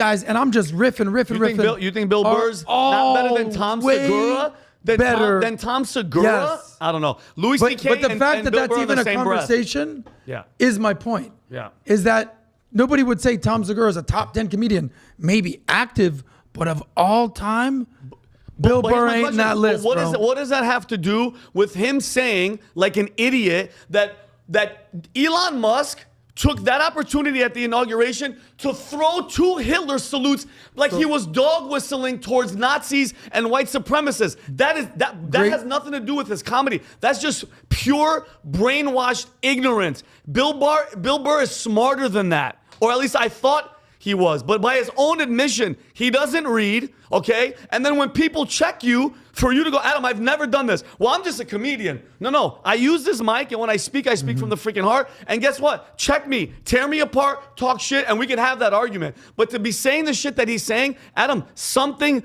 shifted. Somebody was in his ear, and now what? This place is a shitty place, and we should feel sorry for living in America. And by the way, you're talking about an African guy. This guy's not from this country and whatever, and that nails our point. This guy is revolutionizing the game, bro. NASA who? It's Elon Musk. Right? Oh my God. He's just like angry that Bill Burr's not demonstrating fealty to Elon Musk.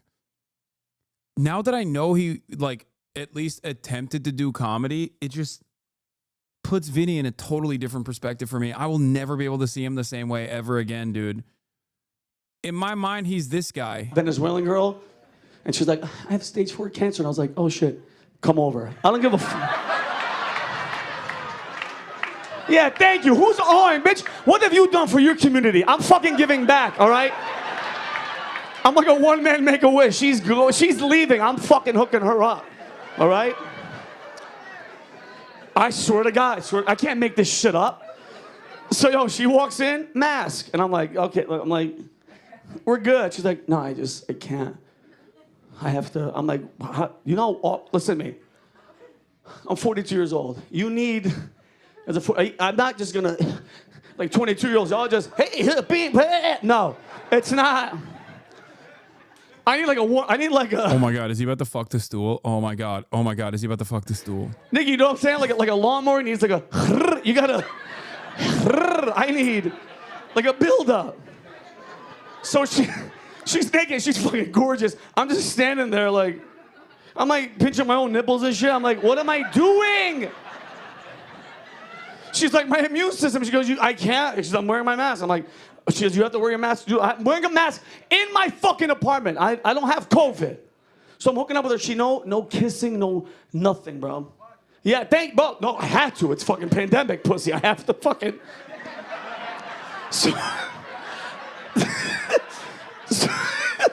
So I swear to God, I'm hitting a doggy style, bro, and I can't fucking breathe. I hate masks. I don't know how he's doing it. I don't know how.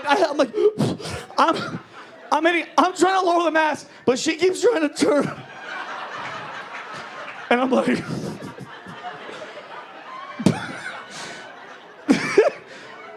I'm about to pass out. This bitch has the audacity to be like, harder, faster. I'm like, bitch, I'm gonna die. I don't have a fucking snorkel. Help!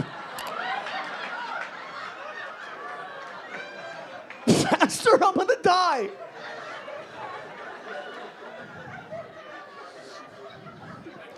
The only cool thing was, and you guys know, every guy here, when you hook up with a random and you want them to leave, I didn't have to say, all I had to do was go, she just ran. Bye. Bye.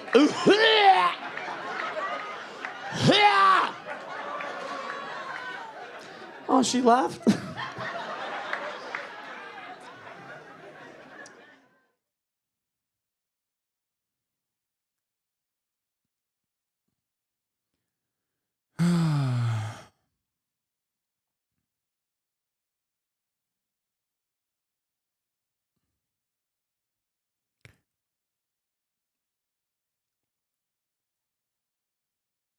Now look at him. Right now, bro, with Doge and everything like that. Comedy aside, what Bill Burr is doing, bro, is not in his like wheelhouse. He looks ill-informed. He looks stupid. And I just wish, and I hate to be the guy that says stick to comedy. Bro, you were hilarious. You were hilarious. The specials were amazing. He's just getting more angrier and bitter, and I think somebody is in his ear, and I think we all know. But they give him a pass because he's liberal, because the actors and actresses that step out and give opinions that are conservative get barbecued. Thank you. If you drink a lot of coffee, Chad is being Chad, but that could have been a lot worse. He's just a regular amateur comic. Yeah, I mean, it just like flopped. So he turned around and became this like angry little gremlin on the Patrick Bet David podcast, where he just like repeats right-wing talking points. Is usually that simple for a lot of these guys, because they probably see this as like another way of basically another way of entertaining people, you know? And if you're desperate to entertain and you can't do it by being funny, you'll do it by saying this shit. Don't play this? Yeah, I'm not allowed to do that, but it's still socially acceptable to shoot a missile in the general direction of somebody you're upset with. This is from his new special where he talks about Israel a little bit. Now, if you guys know already that Bill Burr is pro-Palestine, right? Because I feel like people are gonna... You're like, dude, there was like kids over there. This is my favorite response. Well, you know, they're using kids as human shields. It's like, well, you got to work around that. Jesus Christ, if I'm mad at my neighbor and I want to beat the shit out of him, but he's holding a baby, right? I wouldn't come in and try to punch him through the baby. Yeah, you go in, you know. Felix doesn't think this is really Louis C.K., by the way. He thinks this is like a fan. He thinks this is a fan account and not the real account. Or at least he's suspicious that it's not like actually Louis C.K. No, you throw a hook. You sweep the legs. You do it on the lawn so the baby bounces off the grass, all right? There's fucking rules to this shit. I do think it's hilarious that college kids are all freaking out, you know, fucking supporting the Palestinians. How dare the Israelis do what our country has been doing for 20 years? What the fuck? You don't do that shit, we do. Oh, you didn't like that one, did you? That was a little too close to home. All right. Last joke doesn't make any sense because the college kids protesting now weren't even born 20 years ago. Yeah, I know. He's trying to make a joke, dude. It's not his best, but you know, he's literally on the record saying like, yeah, I think I'm gonna fucking take the side of the college students. They have a historically good track record. A couple weeks ago, I overzealous with a new video. He offended both sides. Lamont, only leftists get that joke. He also very quickly tries to recover because he recognizes that it didn't land. That's why he said, that one hurt, didn't it? Like that's a classic way that a experienced comic will address something when it doesn't stick the landing.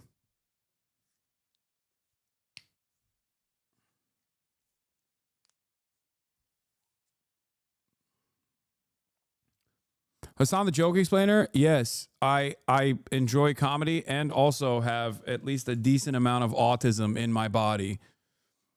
So for me,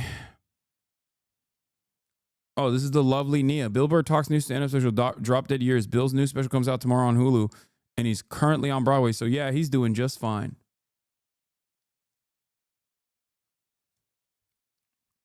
Nia, we beg you to give Bill his balls back. It's really hard to see him like this. Let the man be great again. These guys, dude, conservatives are so fucking one note. It's so goddamn annoying. They literally always are just like, they just can't comprehend it. Like, oh, my beloved comic is saying things that I don't agree with because I didn't understand his old material. So it must mean that his wife brainwashed him. Like, you're a fucking idiot, dude.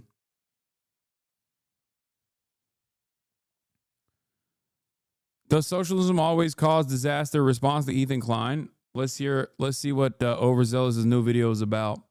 made a video where I responded to clips like this. Any socialist country devolves into disaster. Socialism is bad because socialism is tyranny. What have I ever done except get hundreds of millions of people killed? The whole point of that video was to refute the idea that socialism always leads to disaster and tyranny. I also went on to show how capitalism, due to its very design with its constant need for profits and expansion at the expense of human well-being, has led to dictatorship and catastrophe many, many times. So in this video, I want to do two things that I didn't have time for in the last one. One, talk a little more about past socialist projects that have a bad reputation among certain crowds like the USSR, China, and so on, and add a bit more context as to why some autocratic and undesirable deficiencies emerged in them, and two, go over some of the many socialist projects that didn't turn into what Mr. H3 could call a disaster. Unless, of course, the capitalist powers of the world overthrew them and installed or supported a right-wing dictatorship, but that has little to do with socialism and a lot more to do with protecting capital and Western business interests.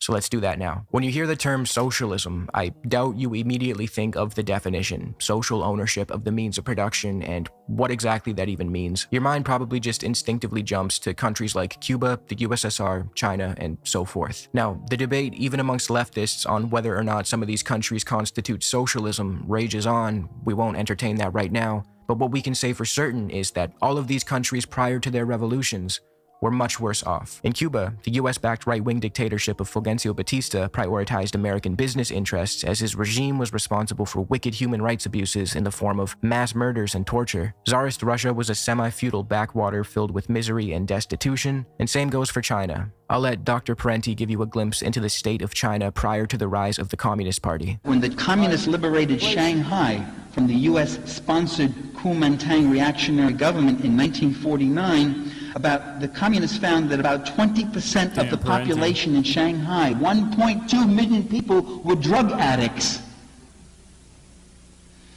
And every morning, special crews of street cleaners, quote, would gather up the corpses of children and adults who had been murdered during the night or died of disease, cold, and starvation. Disaster, Ethan, is what these countries had prior to socialism. After each country had its revolution, the usage of the land, labor, and capital was reorganized in a way to suit the interests of the vast majority of the people, and not just a small elite. This doesn't mean that these societies shouldn't be criticized. They were far from perfect, and if you're familiar with my channel, you would know that I criticize them a lot, and I urge people not to glorify the more autocratic deficiencies that later emerged in them.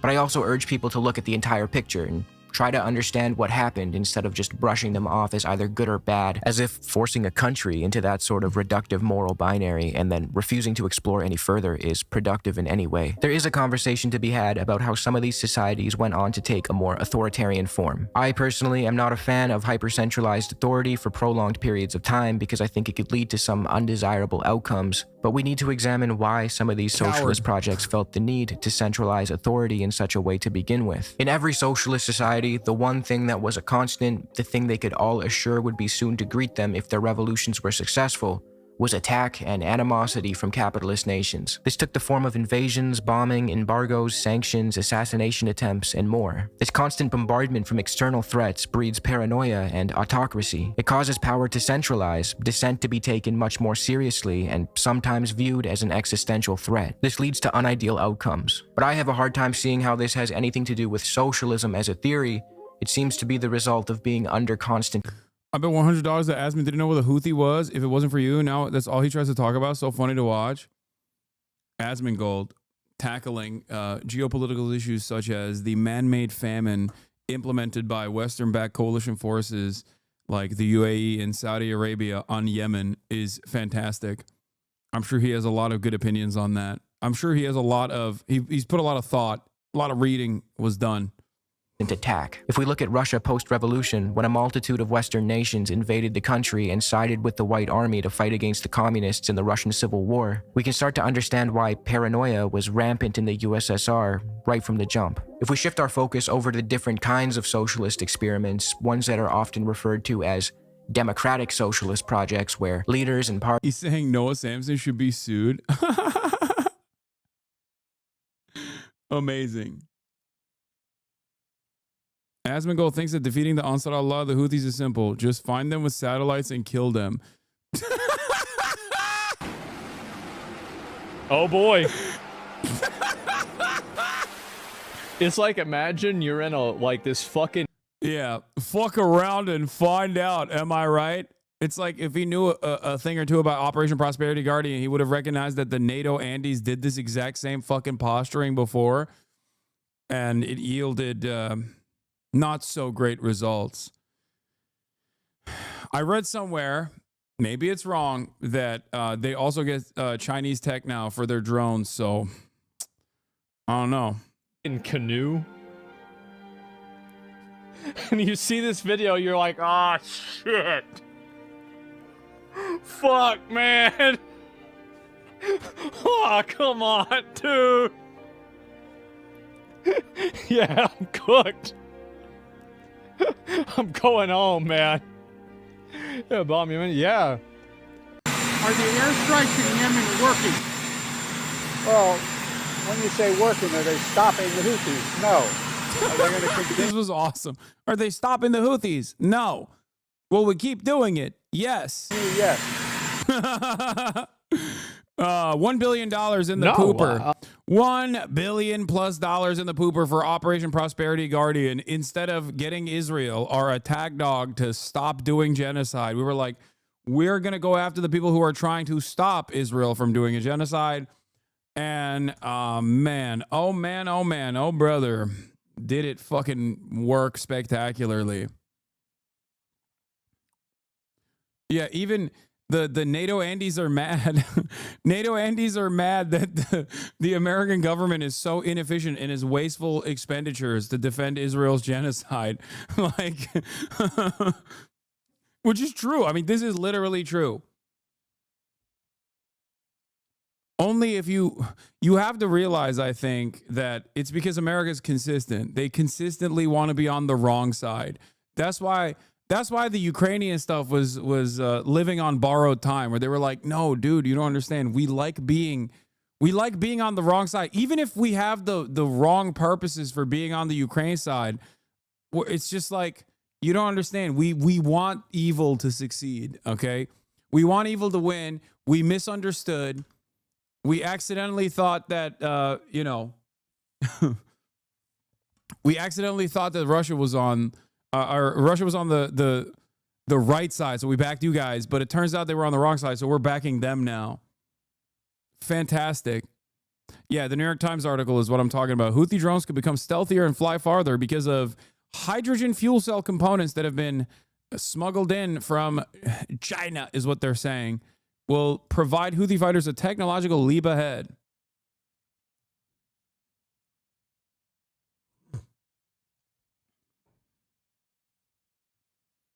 Does it piss you off at all that someone like Asmongold, who is not well read and lacks any critical thinking skills, can become so prominent and influential with such low quality commentary?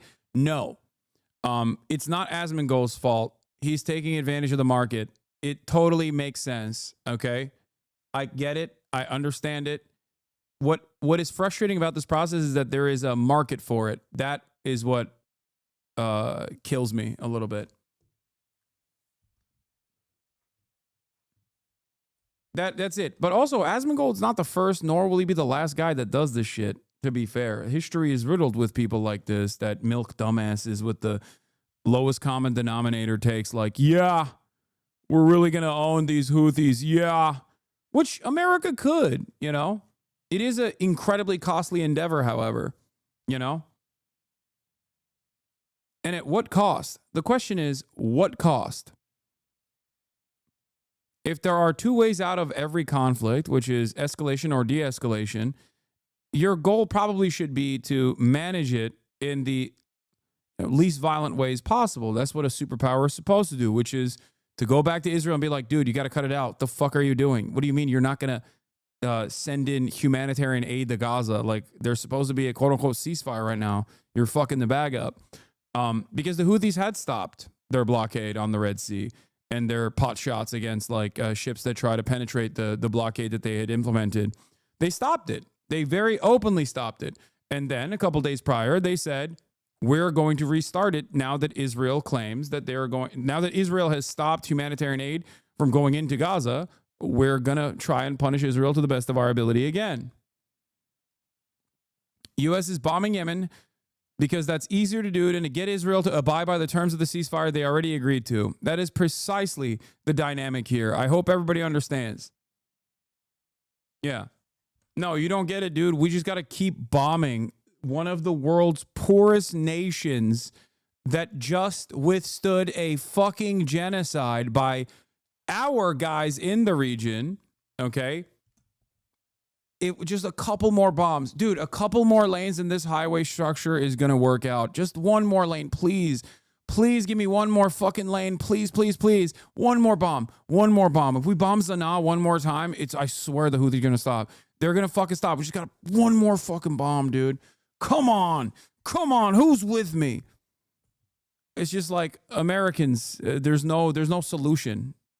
Honestly, I think it's pretty easy to look at it. You figure out the people that are involved with the people that are involved with these terrorist groups. You identify them. You figure out where they live. You can do this through satellite imaging. You can do it with other types of intelligence. And you work with the government there. And if they don't want to work with you... Bro, the DOD has to hire this guy. This is such good commentary. Well, boys. The problem was so simple.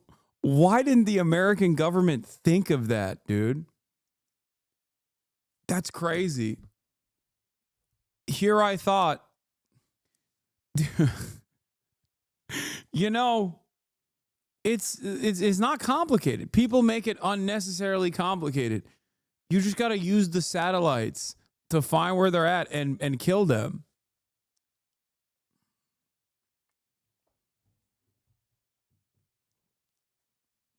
Which is very different than the Biden administration and also very different than the Trump administration. It's just a totally different way to approach this situation. Then you just do it anyway, and you kill them. That's it. Capture Stalingrad immediately. Yeah, it reads like that one tweet. Yeah, if it were me, I would be doing things very differently, dude. Yeah. I don't think it's that complicated. Right? I mean, like, what? How is that complicated? To answer the question on everyone's minds, no, Asmongold does not have a doctorate in foreign affairs. He's just that fucking good. Yeah. Oh, dude, this is awesome. It's like a child. I'm fucking posting that. To answer the question on everybody's minds.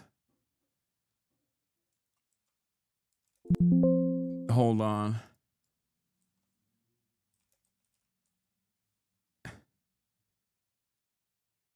I'm stealing that. I'm tweeting that out, chatter.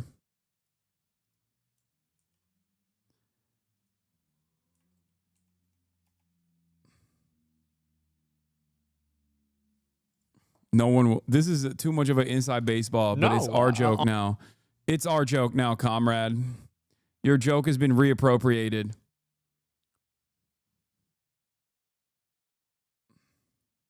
To the original, yes, obviously everyone in this community knows exactly what this is. This is Andrew Bates, who, a part of the Biden administration, said, to answer the question on everyone's minds, no, Joe Biden does not have a doctorate in foreign affairs. He's just that fucking good.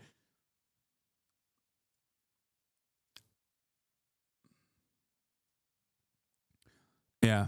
Our toothbrush, comrade. No, this famous tweet is now deleted.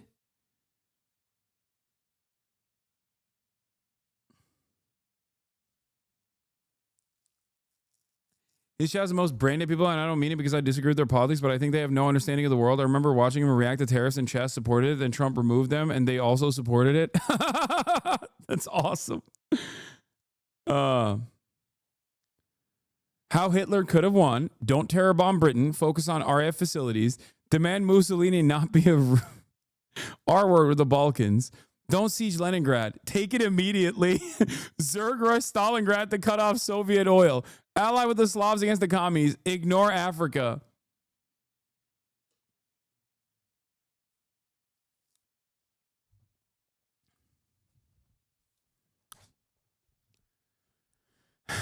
Don't siege Leningrad. Take it immediately.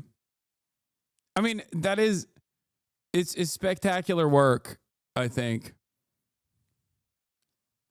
Also, allying with the Slavs against the commies is kind of what Hitler tried to do, at least on certain fronts. He did do that a little bit. They also loved killing the Slavs at the same time. So I feel like there was a little bit of friction there. Sigma grind thinking. Yeah.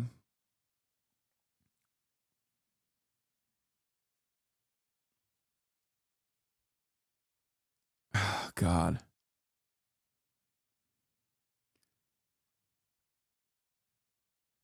He forgot don't do so much math. Yeah.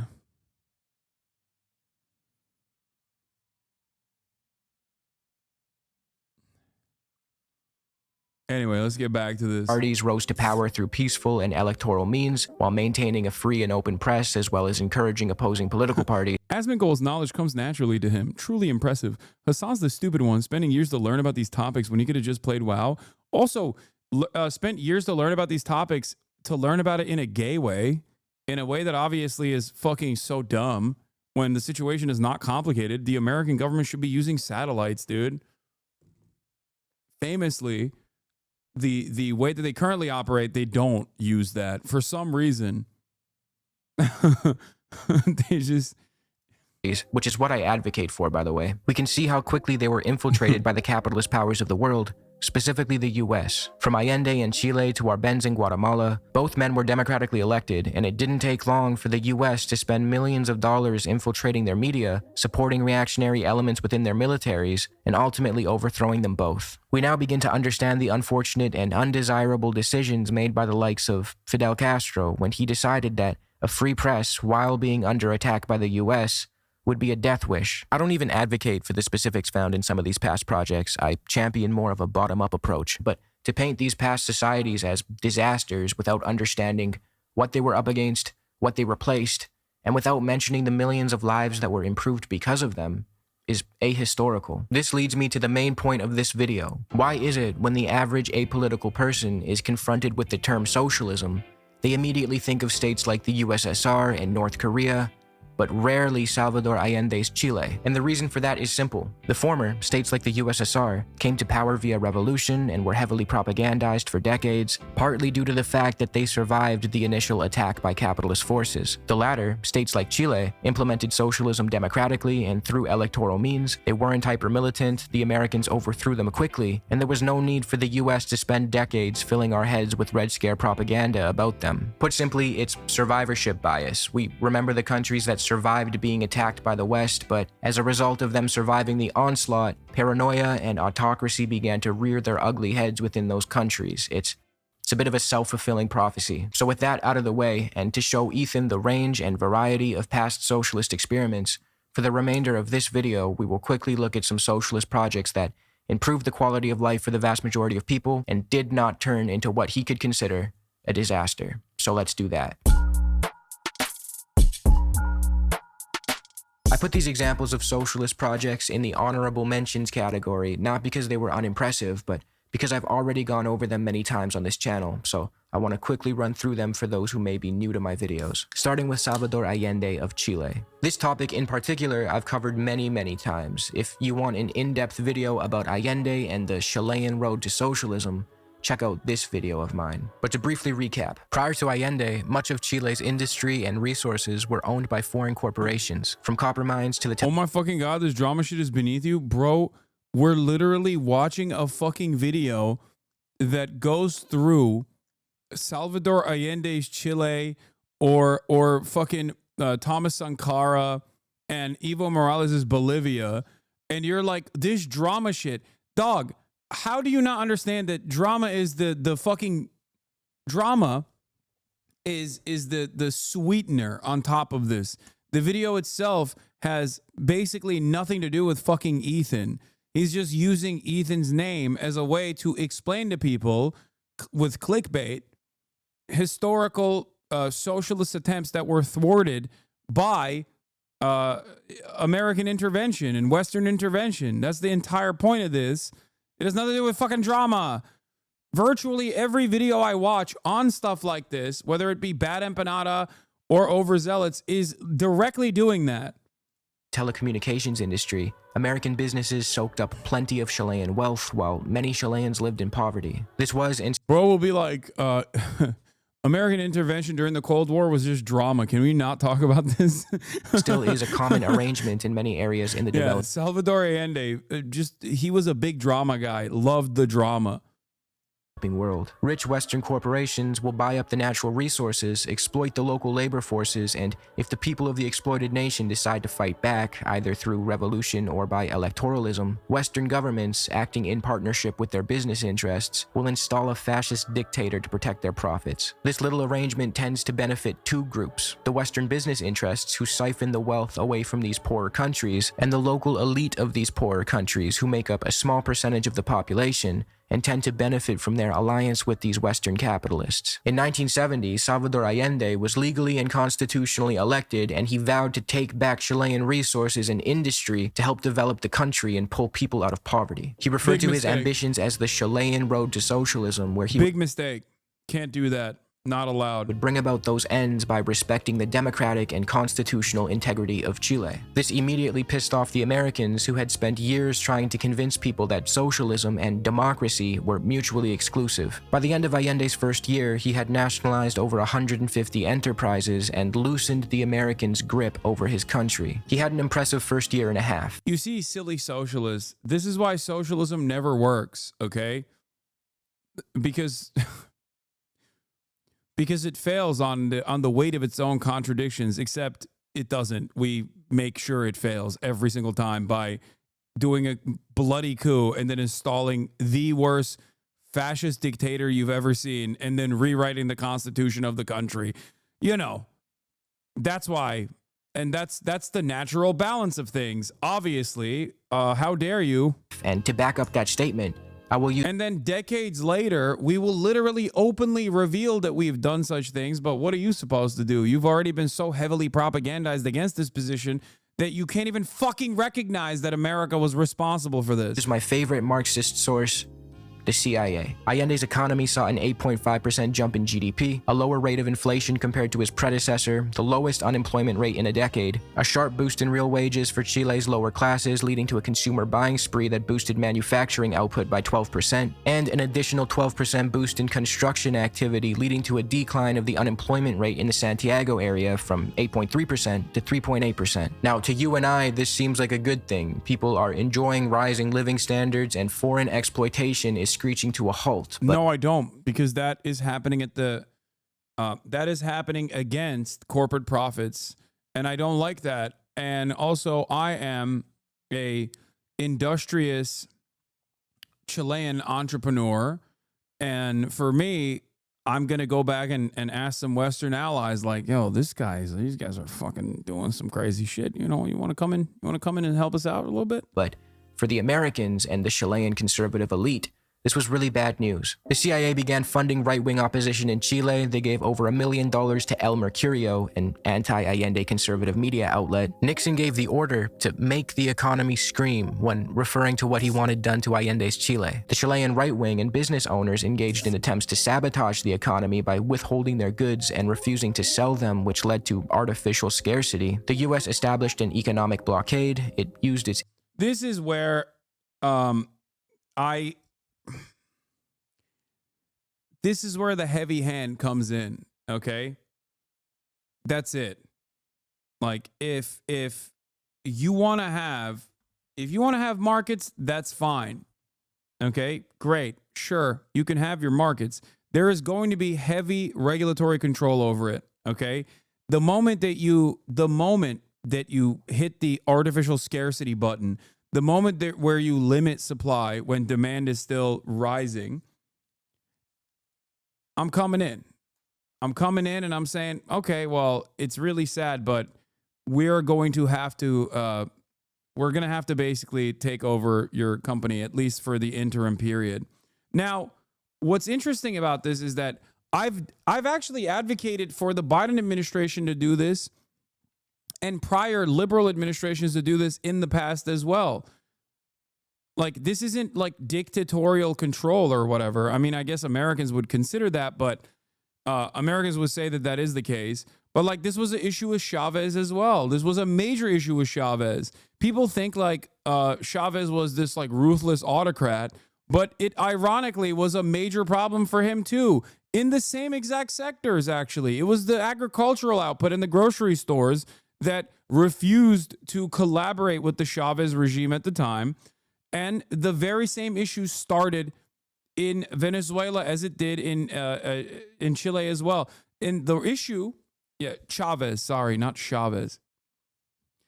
English is my second language. I only speak Turkish. I don't speak any Spanish or Spanish adjacent, Portuguese. I don't speak any other language. Okay, give me a break. I'm saying it wrong. But anyway, point is, I've advocated for this in America as well, okay? Remember during the OPEC plus induced oil crisis that was taking place, I said time and time again that we heavily subsidize the fossil fuel industry and we must demand a significant level of control over the fossil fuel industry in the United States of America. Extraction should be nationalized across the board. But even if it's not going to be nationalized across the board, if our own oil and gas providers if our own oil and gas industry does not actually try to outcompete OPEC Plus by steadily increasing supply to the best of their ability for the time being, in an effort to adjust prices for the American markets, then yeah, you should take them over. You should either cut the fucking money faucet off or just take it over. I think that's perfectly valid. And there's already legal precedent for this. We have a Defense Production Act that Donald Trump utilized. You know, there are already existing legal precedent to be able to do such things in times of crisis. So this is not far-fetched even in the United States of America. And it certainly is not far-fetched in a place like Chile, where the moment that a sector guided by sector leaders who don't align with you ideologically refuse to play ball and try to starve out the fucking population or induce hyperinflation is a moment where you have to come in and be like, no, you have to do this. It's fucking ridiculous.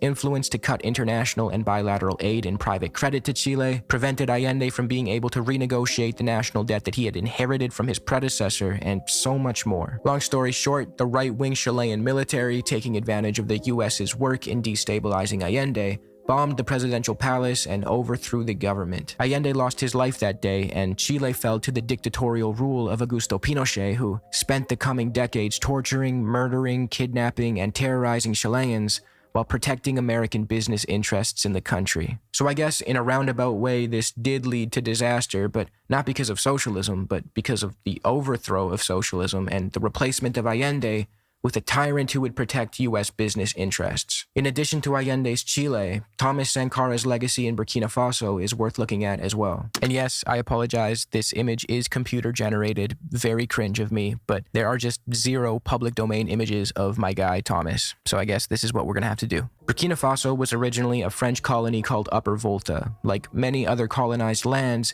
it suffered the usual burdens of colonialism and exploitation. It was severely destitute, prone to famines, the labor force was exploited by France, gender discrimination was rampant, and the overall quality of life was horrendous. We should all know by now that colonialism is a form of violence that breeds resistance, and in the case of Upper Volta, the Marxist revolutionary Thomas Sankara is who it bred. He came to power in 1983 and immediately got to work. He fought against gender discrimination. I saw a fucking right-wing conspiracy Twitter account unironically post Sankara, not knowing that he was a very famous revolutionary Marxist, because he was talking about how, like, you have to control your own food production. Like, we shouldn't be expecting handouts. And the guy literally thought he was a fucking conservative. And he was posting about him like, hell yeah, dude, based. It's awesome. Discrimination by ending forced marriages and female genital mutilation. He launched healthcare, literacy, and vaccination campaigns, land reform and nationalization programs. He focused on infrastructure, combated desertification by planting millions of trees. Here it is. Warpath, get up. There's work to do. This lady says, can you tell me, this Western Journal says, can you tell me why you said no to receiving food aid? They have not helped us to develop. They have instead created a beggar mentality. We hold out our hands to receive food. That is not a good thing. Our farmers have stopped producing because they cannot sell what they produce. This is what USAID does, by the way. I mean, like it, hate it, it doesn't matter. This kind of USAID does play a destabilizing role like this, very famously. But that's besides the point. My based god, Donald Trump, JD Pondon, is putting an end to that, except the deep state Supreme Court brought it back because Amy Covid Barrett, who is a fake charlatan, who's also in the pocket of the CIA, wanted to restore USAID funding. Anyway, let's continue. Our farmers stop producing. The surplus from farmers in other countries is brought in here. We want something else. Those who really want to help us can give us plows, tractors, fertilizer, Insecticide, watering cans, drills, dams. That's how we would define food aid. Those who come with wheat, millet, corn, or milk, they are not helping us. Yeah, this account posted him. It's one of those like based right-wing accounts. And he posted, he posted this, not realizing Thomas Sankara's background. Anyway, let's keep going. Dramatically lowered the infant mortality rate, and he fought effectively against hunger. So effectively that Gene Ziegler of the UN declared, Thomas Sankara has conquered hunger. Burkina Faso in 4 years has become food self-sufficient. This is notable considering Burkina Faso's history with famines and food scarcity. Sankara also refused to play ball. Trump just gutted RFA, RFE, and Voice of America. Unlike USA, this cannot be prevented by the neocons. No, he did that because Democrats in Congress gave him the power to do so. Like, that's what he also fucking gutted like a bunch of mental health programs. You know what I mean? Like, he's a fucking asshole. It is funny, though, that he has smoke for Voice of America for some reason. Someone probably told him it was woke. I don't know. Maybe it was Jackson Hinkle.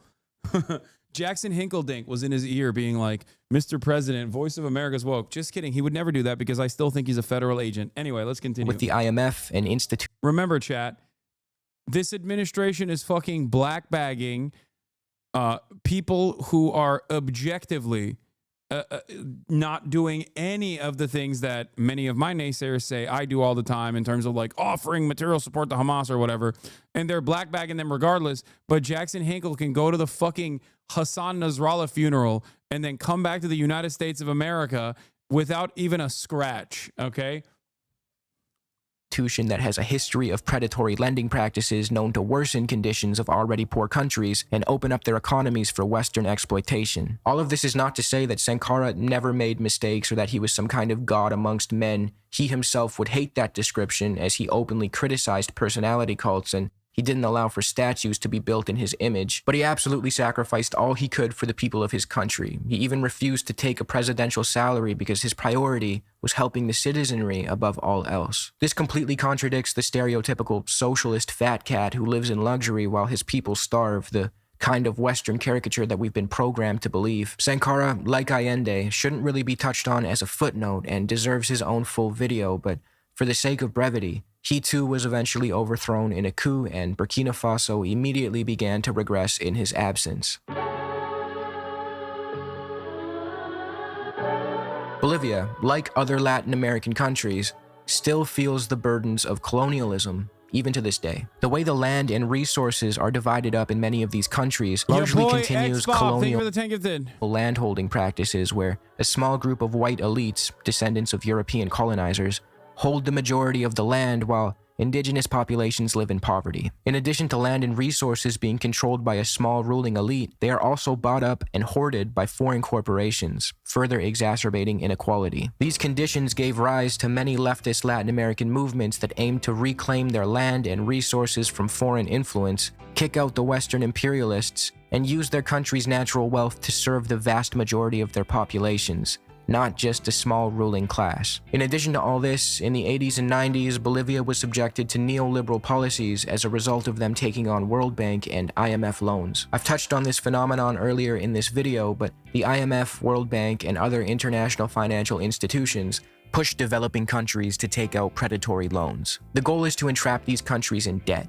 Once they're in debt, the IMF or the World Bank forces them to abide by specific loan conditionalities and adopt policies that serve to enrich Western capitalist interests at the expense of the poor, indebted nation. I have a whole video on this topic if you want to learn more. In the case of Bolivia, they were subjected to intense privatizations where Western interests bought up their shit and benefited from the wealth generated by it. The World Bank even forced Bolivia to privatize the goddamn water supply and sell it off to a consortium led by Bechtel, a U.S. corporation. This led to an increase in the price of water that many families couldn't afford, and since the private sector tends to follow profit and not human well-being, poorer areas were subjected to poor quality services. To quote Frederick Gordon's Freshwater Resources and Interstate Cooperation, The privatization of Bolivia's water supply eliminated any guarantee of water distribution to rural areas. This resulted in only half of Cochabamba's population being connected to the central water system. The law also prohibited the peasants from constructing collection tanks to gather rainwater. Law 2029 required people to ask the water superintendent for permission to collect rainwater. These goddamn capitalists think they own the fucking clouds. In addition to water, oil and other natural resources were also privatized and therefore could not be efficiently used to serve the Bolivian population. Something needed to change. This led to the rise of a man named Evo Morales and his movement towards socialism, or MAS, party. Morales assumed the presidency in 2006 and he was the first indigenous president of the country. This was a big deal considering Bolivia's history with racism. His ascension to the presidency reflected the end of a particular Andean form of apartheid that had marginalized the majority indigenous population since the Spanish conquest, as author Benjamin Cole put it. Morales quickly got to work writing a new Bolivian constitution that served everyone, not just the ruling class. In compliance with socialist principles of participatory democracy, he called on the indigenous population to help draft the constitution. As Arnold August said, people writing their own constitution and ratifying it in a popular referendum is one of the hallmarks of a democracy. Prior to Morales' presidency, foreign corporations had significant control over Bolivia's oil and gas, extracting hefty profits while the country didn't get to benefit from its own natural wealth. Morales changed this. He brought the hydrocarbon sector under state control and renegotiated contracts with the foreign companies, forcing them into positions where they had to strike a deal that would serve the Bolivian people or get kicked out of the country completely. This allowed for Morales to use Bolivian oil revenues to fund social programs, development, and improve the lives of the many, all while remaining firm in his critique of neoliberalism and his desire to shift towards socialism. He redistributed about 130 million acres of land from state or private ownership to indigenous families, many of whom had historically been forced into sharecropping or slavery. He grew the country's GDP by about 4.8% a year, halved the amount of people living in extreme poverty, leading to the World Bank changing Bolivia's classification from low income to lower middle income. He funded schools, hospitals, and infrastructure programs with the funds generated by the hydrocarbon sector that was now actually serving the people and not just the rich, raised the minimum wage, and much, much more. By 2012, Morales helped 1 million Bolivians escape poverty. Unfortunately, like the many other instances of democratically elected socialist governments, Morales' story doesn't have a happy ending. U.S. intervention paired with a growing right-wing movement in Bolivia made for hard times to come. As Morales was running again for his 4th term, which in my opinion he shouldn't have done, it would have made more sense to pass the reins off to a younger MAS member, the election results stopped updating. Once they resumed updating, Morales' lead had grown as rural votes were counted. This caused his opposition to accuse him of fraud, and the Organization of American States claimed that the election showed signs of irregularities. However, later independent studies, including by the Center for Economic and Policy Research, found no statistical evidence of fraud, and multiple experts accused the OAS of using flawed methodology and dishonesty. The OAS... This is literally the reason. OAS interference, unironically, is the reason why the last time Maduro pulled off some interesting inconsistencies in his election, even though the Carter Carter Foundation found no irregularities, as far as I understand, in their reporting, and they're pretty consistent. Like, they have been consistent at tracking Venezuelan elections. The other countries, the other Latin American countries, actually were very critical of the last round of the Venezuelan elections. And then the OAS came in, and the American government came in, and they started chirping at Maduro, and every single Latin American country from fucking Lula all the way to AMLO were like, never mind. No, you're good. You're good, big dog. Maduro, keep doing your thing. Straight up. Not realizing that, like, these other Latin American countries, socialist or not socialist, are autonomous. Like, they fucking understand. They understand when something is fucked up. Like when Maduro says he's going to go and invade Guyana because he just wants more. He realizes there might be oil in Guyana. He's like, oh, there's historically a reason for Venezuela to have ownership over Guyana. Like, when stuff like that happens, other Latin American countries are like, no, you can't do that. The fuck are you talking about? But every single time the American government decides to interfere in those affairs, every other Latin American country goes, never mind. Fuck it. YOLO mode. Okay? That is because they understandably recognize the OAS or America as a far greater evil than what any other fucking like autocrat could do in their own backyard.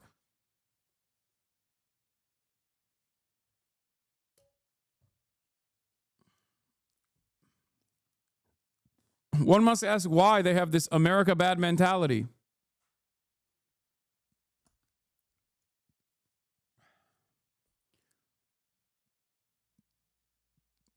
Anyway, why doesn't Trump like Maduro? That's actually a really good question. I don't know. He likes every other authoritarian strongman, including those who are like homies with Maduro. So it's weird to me that he doesn't like Maduro. He has had the most amount of smoke for Venezuela from the start. Like, he has never not had it.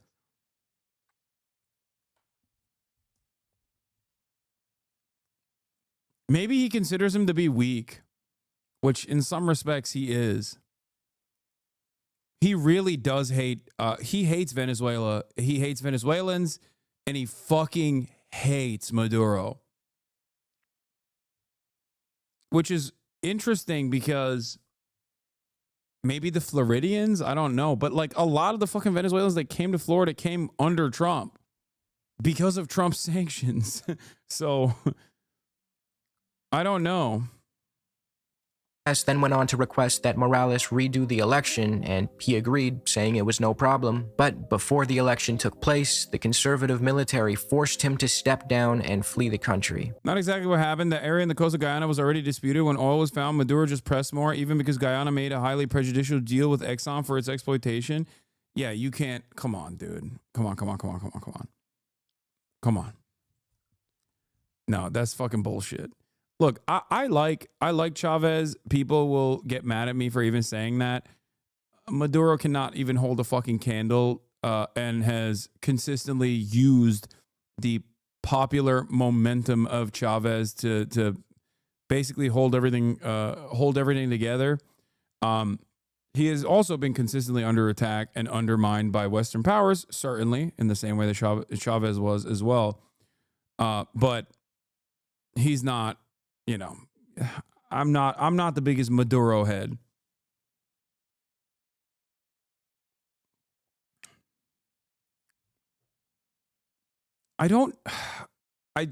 Maybe Trump doesn't like him because he thinks he's weak. I don't know. Maybe he sees him as like a Assad style person. Someone in the chat said like the Assad of Latin America. And he's just like, I hate him. He's not good. Make no mistake, this was a military coup. Maduro's not the problem. USA sanctions is? Yes, no shit. That is always the case. I mean, here, an objectively more authoritarian regime would be the Democratic People's Republic of Korea. What's the greater evil there? The actual administration, the administrative state, which is fairly authoritarian, or the fucking sanctions? It's always the sanctions. Yes, America is always technically responsible for more harm than no matter how brutal the fucking admin is.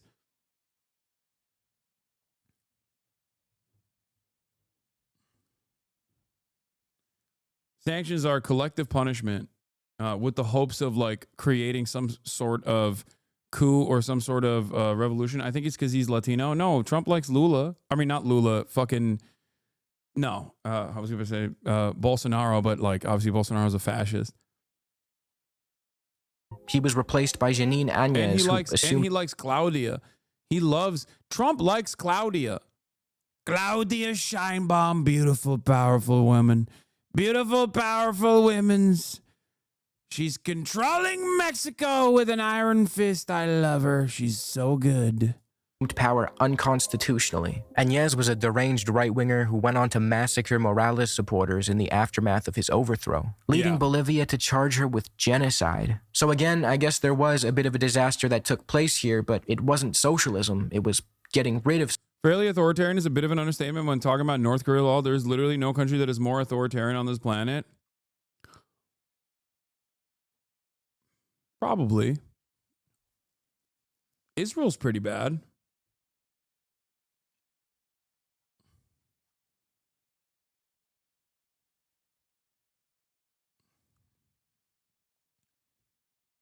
Saudi Arabia.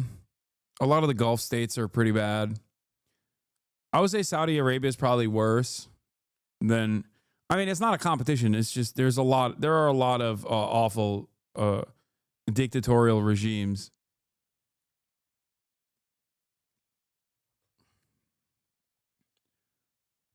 Lately, Bolsonaro was saying we are importing nukes from China and begging Trump to coup us, nationalists, by the way. Socialism. Aside from the projects mentioned so far in this video, it is worth highlighting a few other socialist projects whose achievements seem to get swept under the rug. From the success of Slovenia, which came from very humble beginnings only to become a wealthy nation while maintaining its unique market. What is the answer besides sanctions then? We sanctioned Russia for what? The invasion? A way of saying you're being punished without going to war? Great question. It's an understandable mechanism against a fully established nation state that is a foreign adversary. What are the crimes of Venezuela for the sanctions when they initially started? What are the crimes for example, like what crime did the Cuban government commit? Oh, that's right. They had a successful revolution against their fucking fascist leadership that was aligned with the United States of America. We offered them arms, we offered them training, it didn't work, and then we punished the Cuban leadership and the Cuban population afterwards. Like, I think sanctions across the board only fucking work against foreign allies. They don't work against foreign adversaries in general, especially because of, Jeff Stein did really good work on this at the Washington Post. And I've covered that extensively on here, but the American sanctions regime is so easy to conduct because it's done through the Treasury, and you don't need a lot of research or a lot of evidence to basically go and sanction a country or a sector in a country or even like one industry leader. And that is precisely why we've been hitting that sanction button so fucking hard that we've basically created a secondary market of global trade now. Like a seriously robust network of trade around the globe because we fucking sanctioned everyone.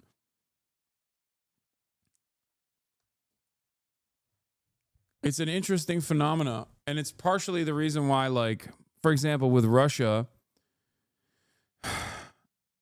it didn't really work. I mean, it made things more costly, certainly, but it wasn't enough of an economic shock, especially for a foreign adversary, that they were still clearly able to overcome those problems and continue pummeling Ukraine. Sanctions on a country like Israel, on the other hand, would be unimaginably effective, like incredibly effective. Sanctions historically have worked in, even the mere threat of sanctions have worked historically in apartheid South Africa because apartheid South Africa was in the Western sphere of influence. I would say that it's the same. It's the same for a country like Israel, rather than our adversaries. Socialist model to the Indian state of Kerala, which of course is still forced to work within the confines of the Indian constitution, but nonetheless has done their best to build a democratic socialist project that ushered the state into an era of high human development, a thriving worker cooperative sector, near universal literacy, an increased lifespan, one of the lowest mortality rates in India, and an overall improvement in the quality of life. We begin to see that it's unfair to brush off socialism as an ideology that only ever leads to misery. It erases the stories of the millions of people whose lives were improved because of it. Alright, well, it would be nice for Mr. It's a good video. H3 to stumble across this video, and if he has any questions, I'm always down to chat. But that's all I got for now. Thanks.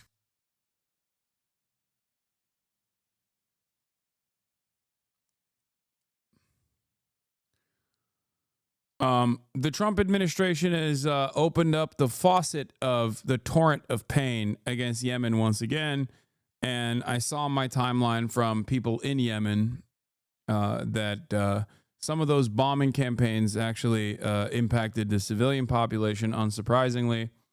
Let's take a look at how the American government is. Let's see how the American government is covering Lucas it. Tomlinson is at the White House for us with the latest on those strikes. Lucas. John, these are the most significant airstrikes since President Trump returned to the White House, and the first time U.S. jets have struck these Iranian-backed Houthi rebels in Yemen since President Trump returned to the White House. U.S. officials say F-18 Super Hornets from the flight deck of the USS Harry S. Truman were the vanguard of the strikes, along with Air Force fighter jets and drones. President Trump announcing the strikes just a few minutes ago on his Truth Social, saying, quote, Joe, today I have ordered the United States military to launch decisive and powerful military action against the Houthi terrorists in Yemen. They have waged an unrelenting campaign of piracy, violence. I heard it was a message to Iran. Makes sense because apparently there's talks. Dude, the Trump administration is fucking crazy, okay? Like, if you think the Biden admin was cucked by Israel, holy moly, okay? Let me tell you something. First of all, they fired the guy who talked to Hamas, who was like Jared Kushner's college buddy or whatever, because he went on television and was like, these guys they're humans, you know, we can deal with them. We're not fucking cucked by Israel. We can do whatever we want. And then the next week he was like, nah, you're out. The fuck do you mean we can do whatever we want? No, we can't. Yeah, remember the guy that we watched? What was his name? Baylor or whatever? Yeah, they kicked him out. He got the Trotsky ice pick from the Trump regime. They moved him around. They didn't fire him, but they just moved him away from Israel. Okay. He's no longer doing Israel related talks. So there's that. And also they're simultaneously talking about potentially striking Iranian targets again. The Houthis literally have music videos about how even if America kills them, oh, I know, they'll tank it. Oh, I know.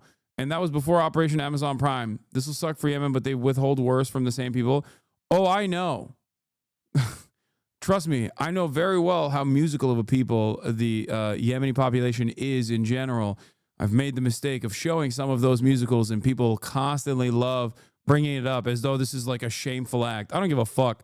If it wasn't banned, if Twitch, which is the only platform where showing that is not allowed, if that wasn't in place, if that rule wasn't in place, I'll be fucking blasting that shit all day, every day. The go ahead, send us your bombs.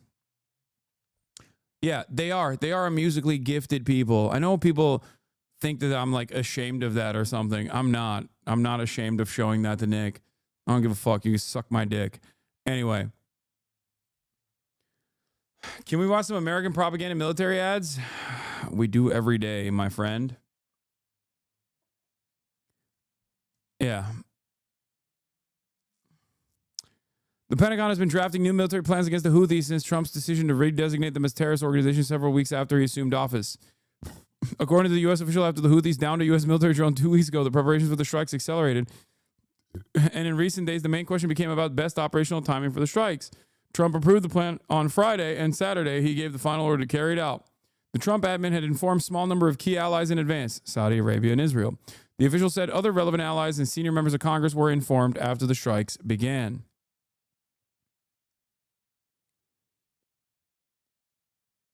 Wait, what? Shalom Houthis.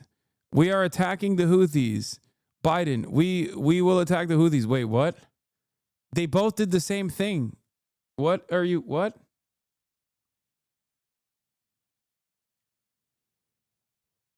I guess Biden did it wokely. Like when Biden deployed $1 billion worth of munitions on Yemeni soil, he did it in a woke and gay kind of way. Whereas when Trump is doing it, he's doing it in like a big dick kind of way. You know what I mean? Like a strong, muscular guy that I would really like to suck off. Wonder if showing U.S. terrorist propaganda would get you the same pushback? No, of course not. Also, my textile has funded this, so.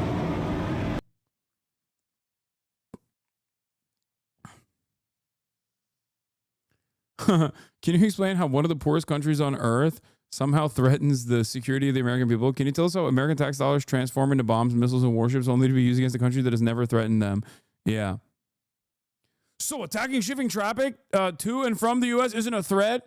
Yes, dude. It's called a blockade. Okay. Many countries do it. America does it all the time. And for no good reason, as a matter of fact. An OSINT defender, of course. Please stop. I have a peer adversary. Stand by for TLM coordinates. Oh, hell yeah. Ugh, I'm jerking off to the thought of our tax dollars going to fucking blow up children in Yemen. It's so sick. It's so sick. How dare they fucking say that we have a coastline and we're going to actually use that coastline to strategically try and economically harm the state that's doing a genocide. Oh, how dare they do that? Oh, they can't do that. You can't do that. Send in the dogs.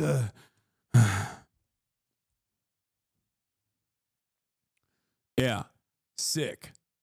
Violence and terrorism against American and other ships, aircraft, and drones. Joe Biden's response was pathetically weak, so the unrestrained Houthis just kept. Awful reminder to chat that each one of those missiles like 2 to 4 years wages of an average chatter. Yeah, can someone send me that TikTok? Can someone send me that TikTok of the cost of like each deployed munition? There's a bunch of them. It's great. I love watching those TikToks. It's like, oh hell yeah, this is the best use of my tax funds. Honestly, my tax dollars, baby. I love it.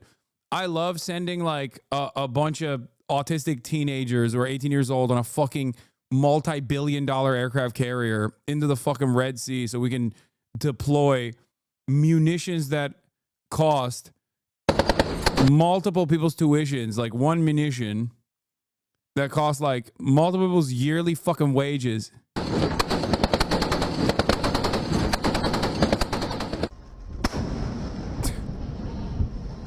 These aren't even the big boys, remember.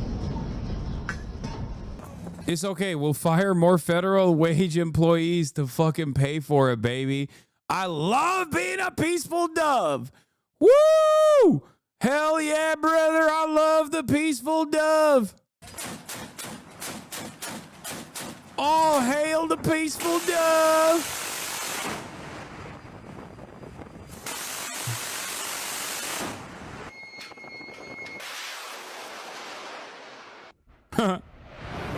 Yep.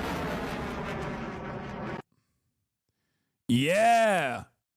Hell yeah. Hell yeah, dude. That's what I'm talking about. I'm so hard right now. I'm a pathetic fucking scrub who has nothing to look forward to. So the only way that I can feel like everything that I'm doing on God's green earth as I jerk off and cry myself to sleep every night is thinking about the mighty long dick of the American military. What is the American military doing? That's right, dominating one of the poorest countries on the planet. Why are they doing that? Because one of the poorest countries on the planet decided to use its own coastline to try and put an economic penalty to our other imperial vestige in the region doing a genocide, to stop them from doing that genocide, which, by the way, also we're paying for. We're paying for that genocide as well. Anyway, yes, this is unironically the Yemeni "We Don't Care" song to the U.S. is literally the reason why I got banned, or not banned, but the reason why everybody fucking yells at me, and I got a warning from Twitch for playing it. Yeah. Does that change my my opinion? Not even this much, okay? It doesn't. You can try to deplatform me however you like, but This is 500. oh yeah, this was a great take as well. But I mean, it's just, this is irrelevant right now.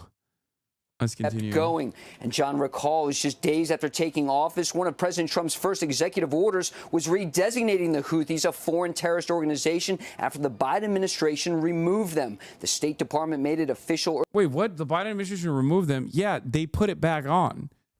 Trump just escalated the terror watch list severity again. That's it. Biden literally put it back on. Don't worry. So we could do Operation Prosperity Guardian. Operation Save Amazon Prime 1. This is Operation Save Amazon Prime 2. earlier this month, marking Houthi leaders ripe for assassination. The targets in today's strikes include air defense systems and missile and drone factories, and also include a strike against one of the Houthis' top missile officers. The Houthis are backed by Iran. Many consider them modern-day Barbary pirates. Since the October 7th massacre, they have launched over Many consider them modern-day Barbary pirates. Fuck. Yeah. Listen, these guys are real bad guys. They're just doing pirate shit for the sake of piracy, okay? Please don't look into why these dudes are doing this, okay? I beg you. Please. After all, they've never communicated why they did it. Also, please don't ask the question, why did they stop doing this when Israel did a ceasefire? Nah, they're just fucking pirates, dude. Please, they're modern-day Barbary pirates. 100 attacks against commercial shipping. U.S. warships also came into the crosshairs of the Houthis. Dozens of times in recent years, the Houthis launched anti-ship ballistic missiles and crewed drones at the American warships. None were successful and all were shot down. And just a few days ago, Houthis leader said attacks would resume against shipping in the Red Sea, and including Israeli ships. Now, General Kurilla, the head of U.S. forces in the Middle East, has been itching to launch these strikes to reopen. Yeah, they've been itching.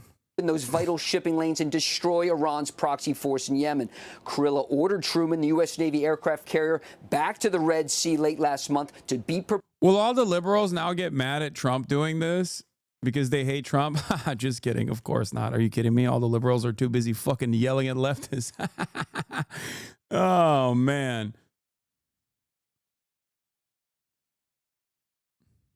Prepared to launch these strikes, and those Super Hornets, as you can see there. Last month, the Houthis launched surface-to-air missiles at an Air Force F-16 orbiting overhead, as well as an American Reaper drone. And, John, it's not just in Yemen where U.S. forces have been engaged. Last night, President Trump announced the #2 leader in ISIS had been killed in an American drone strike. We have some video footage, as you can see there. That happened in western Iraq yesterday.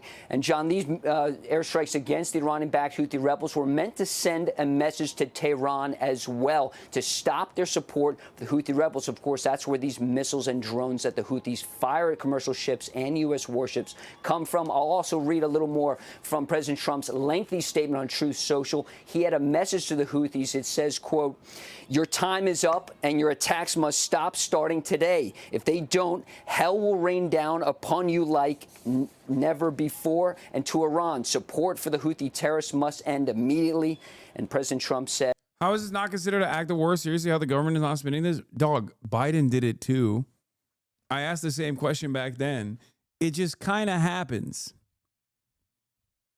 Okay? It just kind of is a thing. And you just get to do that because Yemen is one of the poorest nations on the fucking planet. That's it. Let's see what the Houthi statement was on the strikes, by the way.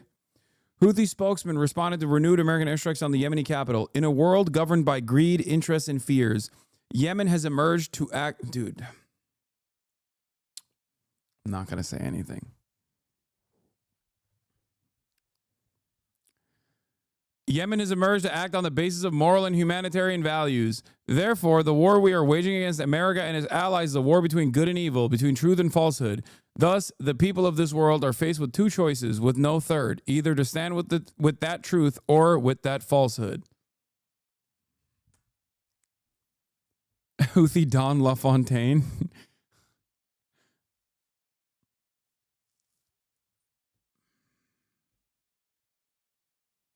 Yeah, it's global war on terror laws. They're also Arabs, so we don't need declarations of war. Based on this coverage, what percentage of Americans would know that the Houthis are the government of Yemen? They cover them as if they're rebels hiding in caves. It doesn't matter. Even if they were the government of Yemen, do you think America gives a fuck about bombing Yemen?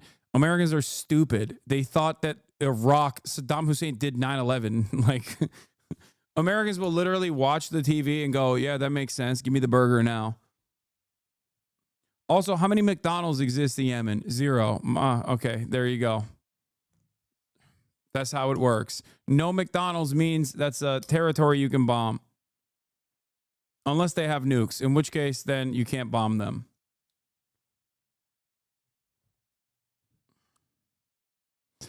Hey, Hasan, can you explain why USA can't attack Iran directly? Because Iran has a tremendous arsenal in comparison to these other countries. And America, much like Israel, can only attack countries that have less retaliatory measures. And even then, it's usually a failure regardless. But yeah, it's going to be really funny when all these like, I mean, I responded to Chris Cappy on this as well. I don't know why. He's just been showing up on my fucking timeline a lot more. So I've just been responding to him. But earlier, while I think the stream was going, while I was taking a little piss break. Yeah. He said, in order to stop the Houthis from threatening ships, we might need boots on the ground in Yemen. So far, evidence suggests airstrikes haven't been enough. Not saying we should do that, just saying if that's the goal, that might be the pill we need to swallow. I said they stopped when the ceasefire was implemented, only the restart when Israel stopped humanitarian aid from going in to Gaza.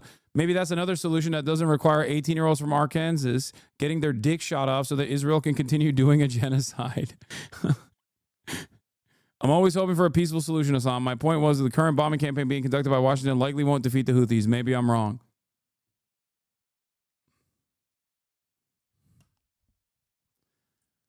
You know, because that is the reality. Like, Ryan, good news then. A truce in Gaza and you get peace from Yemen.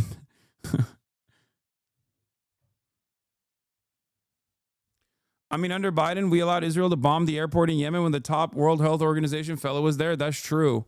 We did do that. We let Israel bomb the fucking airport in Sana'a that is the civilian airport, and the fucking leader of the World Health Organization was there while they bombed it. It's on video. It is straight up on video where he like has to run away. That's how little America and Israel gives a single fuck about international rules, okay? It is psychotic.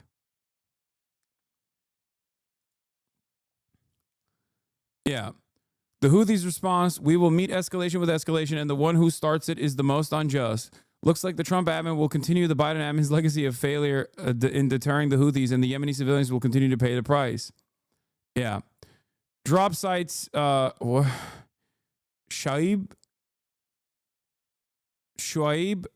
Al-Musawa. I'm saying that so poorly. I'm sorry. I've never seen this name before. Shuaib. Reports from Sana'a, where U.S. strikes on Yemen's capital have killed 9 civilians and wounded 9 others, according to a health ministry spokesperson who spoke with him. Most casualties appear to have resulted from a strike targeting the Sha'ob, a densely populated area where residential buildings are primarily made of mud bricks. Shoaib. Okay, I don't speak Arabic, all right? God, you are so white. I'm Turkish, dumbass. I don't speak Arabic. How are you Turkish? Turkish and Arabic are different languages, you dumb Amerifats. Shut the fuck up. We have some loan words from Arabic in Turkish, but it's an entirely different alphabet. We use the Latin alphabet, for example. And also, we have loan words from French and English as well, but I can't speak French. Shoaib. Anyway. Yeah, this was Trump's big, bold move right here. Also, Trump, funnily enough, looked like absolute fucking garbage in this photo. Commander-in-chief, baby. Like, this motherfucker was golfing, dude. Oh, God. Oh.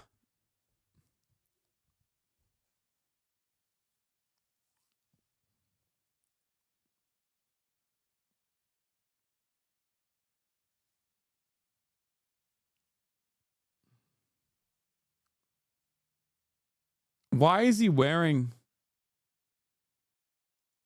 Yeah, low optics rent is right. You have to be out of your mind to see these photos of Trump overseeing airstrikes against Yemen and think he looks like a leader. Deeply low rent optics. Yeah, it is. Also, why is he wearing his own hat that is signed by him? That's so weird. He signed his own hat? Like, what is happening here? God. It's got to be weird, though, for all the NATO Andes who loved when Biden did this but hate Donald Trump because of the way he's dealing with Ukraine, to now turn around and have to say like, nah, Mr. President, you're doing great. Please keep killing children in Yemen. That is awesome. Because that's all this is. That's what this is. Do not let a single person try to move the conversation away to some other fucking dumbass reason. The Ansar Allah movement, okay, the de facto government of Yemen, started a blockade openly after Israel did a genocide in Gaza, after Israel started a genocide in Gaza. They said, we will stop when Israel stops its genocide. This is a moral position to take. No matter what people say, oh, their banner says curse the Jews or this or that. It doesn't matter, okay? They didn't do it because of anti-Semitism. They did it because Israel was doing a genocide. And guess what? Lo and behold, they literally stopped the blockade after the ceasefire was implemented.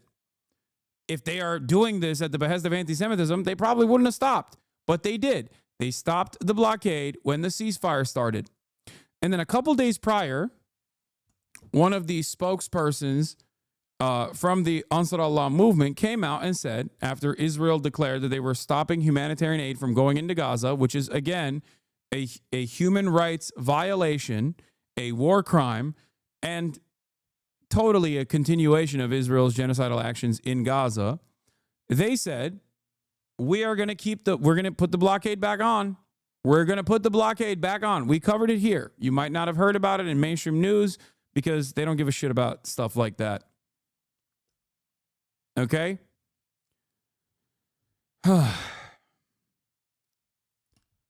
And that's why they said that they were going to implement a blockade. In that process, they shot down a drone, an American drone. What is this?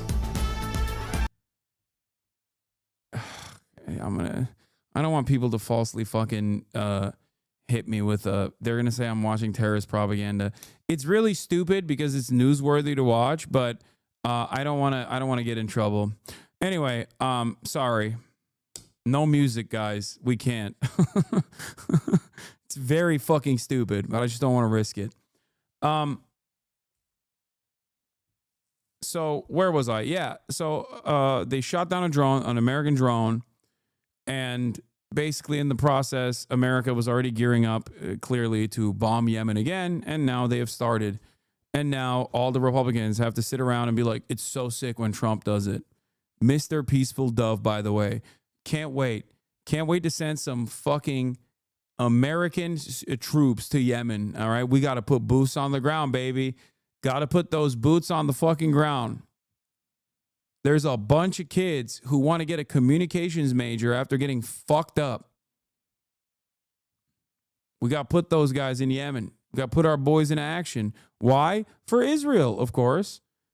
God forbid we stop Israel from doing a materially and morally costly genocide. We can't do that. No more wars, remember.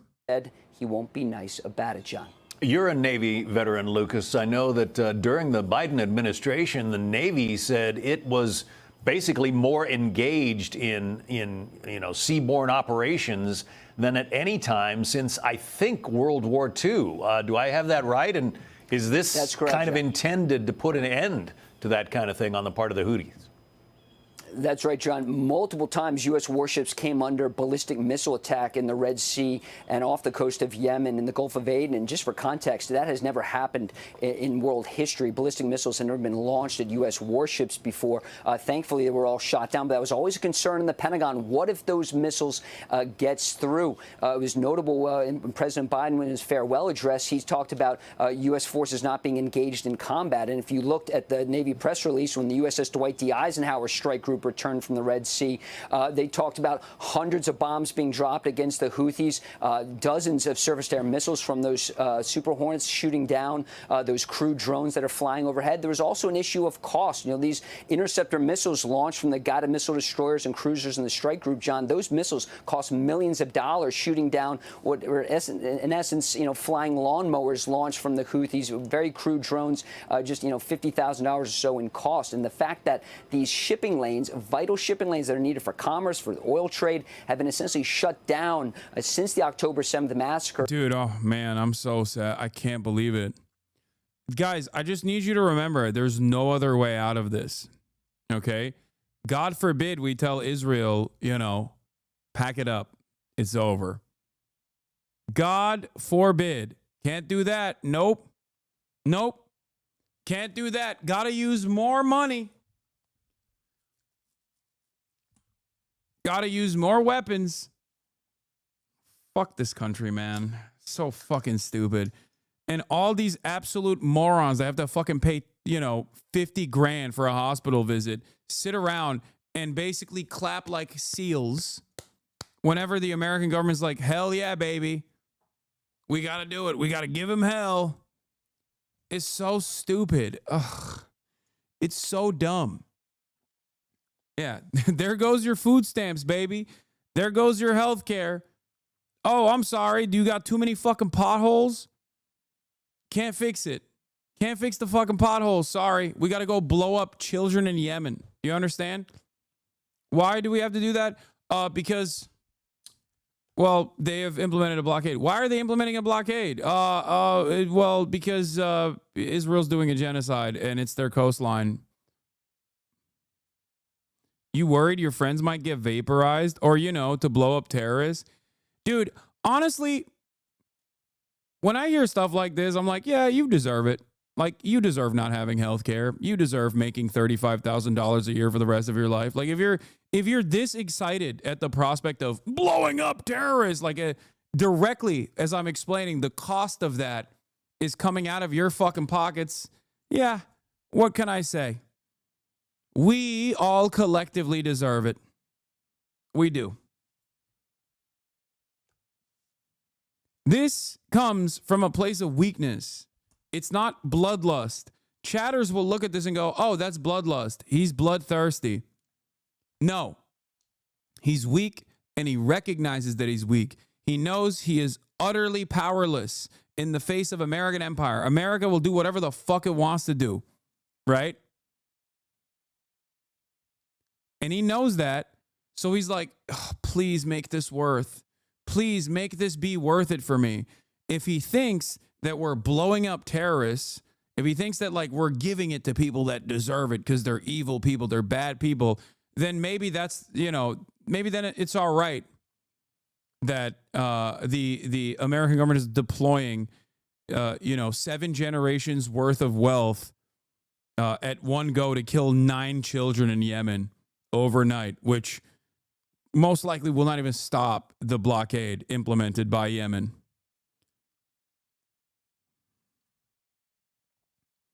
Do you see what I'm saying? You're an insufferable cunt. You'll get what you deserve one day, Hasan. Okay. I'm an insufferable cunt. Why am I an insufferable cunt? Because I keep telling you over and over again that there's a cost. There's a cost to all the bullets. There's a cost to all the munitions. And that cost is coming out of your pockets. That is $1 that could be spent on bricks for your local school. That is $1 that could be spent on the roads. There's $1 that could be spent on improving broadband. There's $1 that could be spent on healthcare. Your healthcare. You're an American. You live in this fucking country. How does this not piss you off? How can you be so stupid not to see this reality? We got a fucking tornado season that's ripping through Mississippi. 15 people have died, and Trump gutted FEMA. Look to where they spend the money. Look to where they cut the money. They're cutting money from initiatives that would help you, okay? That would help you survive, because that's how little they give a fuck about you. And every single time you come out and you agitate, every single time you come out and openly defend American empire, that is done at the cost of your fucking tax dollars not going back to you. They hear that, they see that, and they go, ha, look at these fucking morons.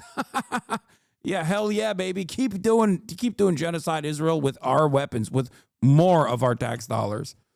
That's it. You got peasant brain. It's so stupid.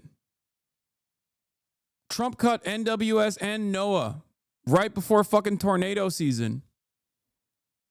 Trump cut FEMA, which will help in the recovery and the aid. You think that's not going to help you? You think that you'll be fine? Can you survive a fucking tornado? Stupid. Ay, ay, ay. You know what Trump didn't cut? The defense budget.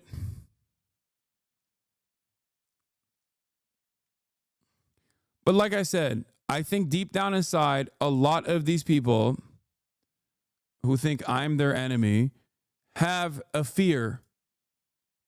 They feel in their hearts that I might be right. And if I'm right, oh my God, then everything they know is fucking wrong. Then what good was all of this project for? That's it.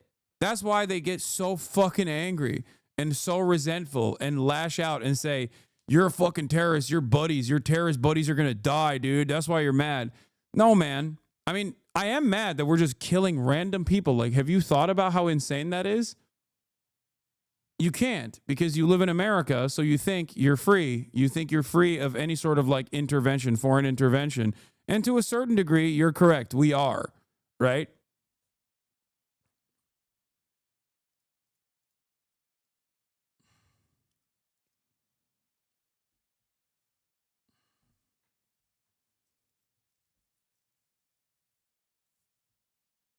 You think they're randos? What do you mean? No, I don't think the child I saw that was blown up is a commander of the Ansar Allah movement. No, they killed 9 civilians.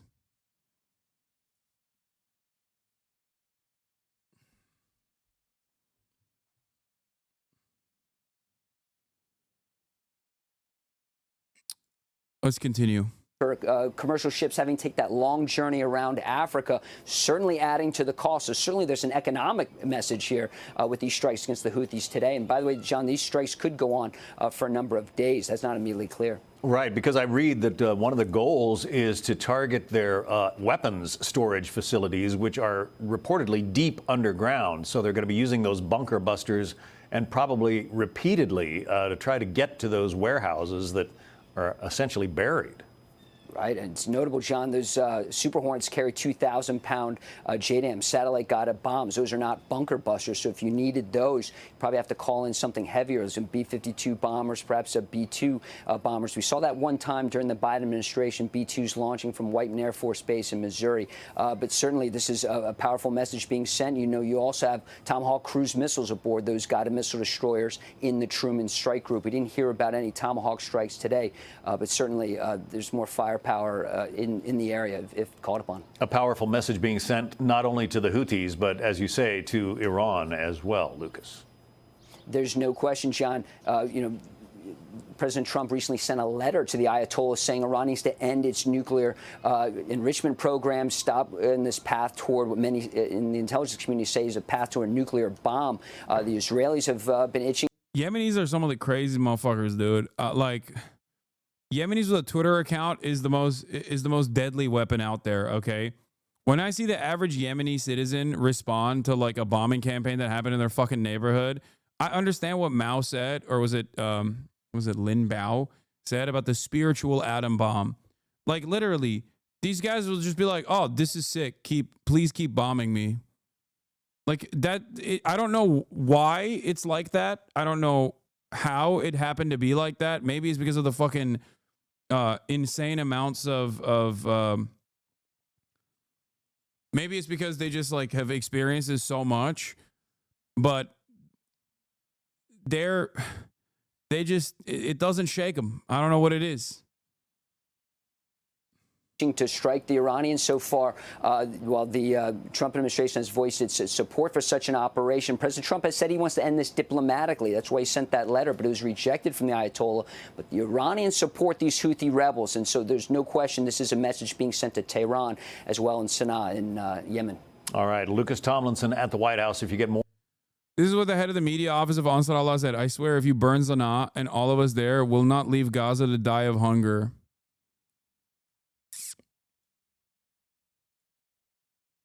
That's what he said. By God, even if he burns Sanaa and burn us all, we will not let Gaza die of hunger. Not like they've gone through a famine or anything. No, I think that's what it is. They just they're like, yeah, you've done it all. It's crazy that is like the normal position of the average person in Yemen is like, yeah, they just keep bombing us. Who cares? Today, What is this? Trump did what? He killed the... Wait, what is fugitive this? leader of ISIS in Iraq was killed. He was relentlessly hunted down by our intrepid warfighters. His miserable life was terminated along with another member of ISIS in coordination with the Iraqi government and the Kurdish regional government. Peace through strength.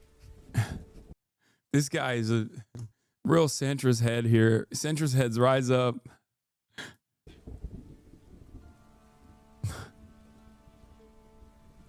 His miserable life was terminated. Oh my God. Ordered the United States military launch divisive and military action against Houthi terrorists. Oh no! Luffy's in trouble. Oh no! Oh shit! This is horrible! Today, I've ordered the United States military to launch decisive and powerful military action against Houthi terrorists in Yemen. They've waged an unrelenting campaign of piracy, violence, and terrorism against American and other ships. No, Luffy's in trouble. I'm so edgy and funny. Not Hassan's boy band. Oh, man.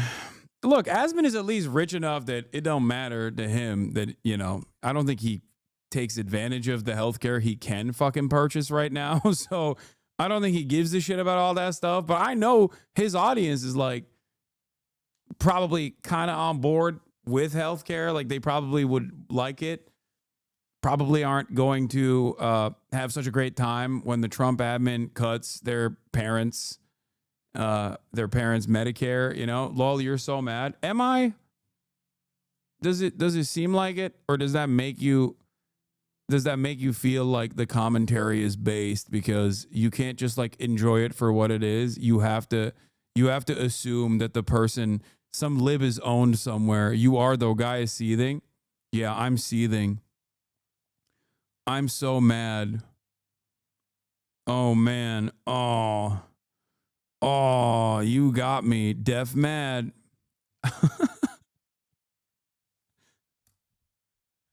We're winning.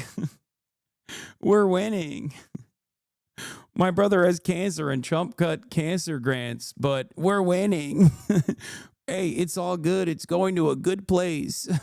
It's going to a good place to kill people in Yemen, to kill children. Oh, we're winning so hard. You must be mad. Why you always talk about Asman? Dog, this is literally, he's directly making fun of me, and his chat is talking about me in this video. I know Asmongold fans are not like the smartest people, okay? But this is a video that he made about why so emotional. What? Are people responding to what they're seeing on screen, or are they just like fantasizing about an alternative reality? Hello?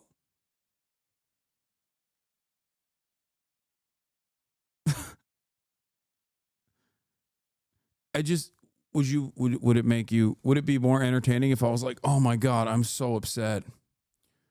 What an upsetting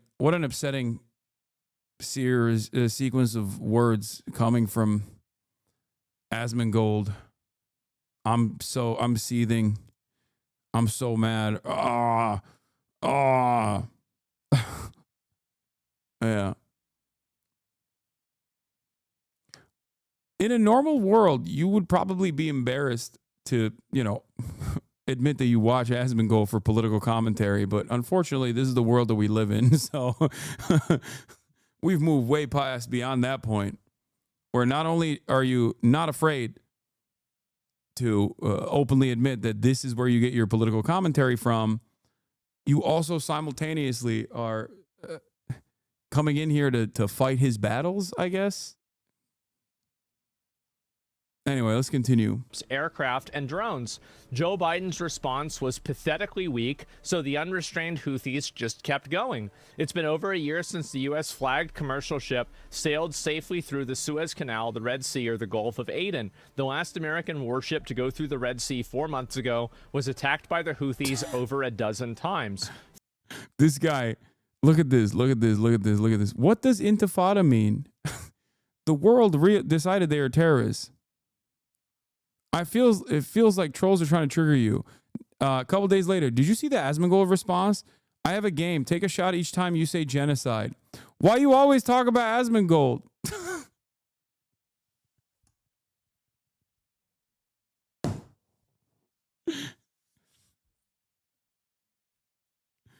Thanks, man. You know we can see your other comments. Hey, talk about Asmongold. Why do you always talk about Asmongold? Funded by Iran, the Houthi thugs have fired missiles at U.S. aircraft and targeted our troops and allies. These relentless assaults have cost the U.S. and world economy many billions of dollars, while at the same time putting innocent lives at risk. The Houthi attack on the American vessels will not be tolerated. We'll be using overwhelming lethal force until we have achieved... Bro, this sentence.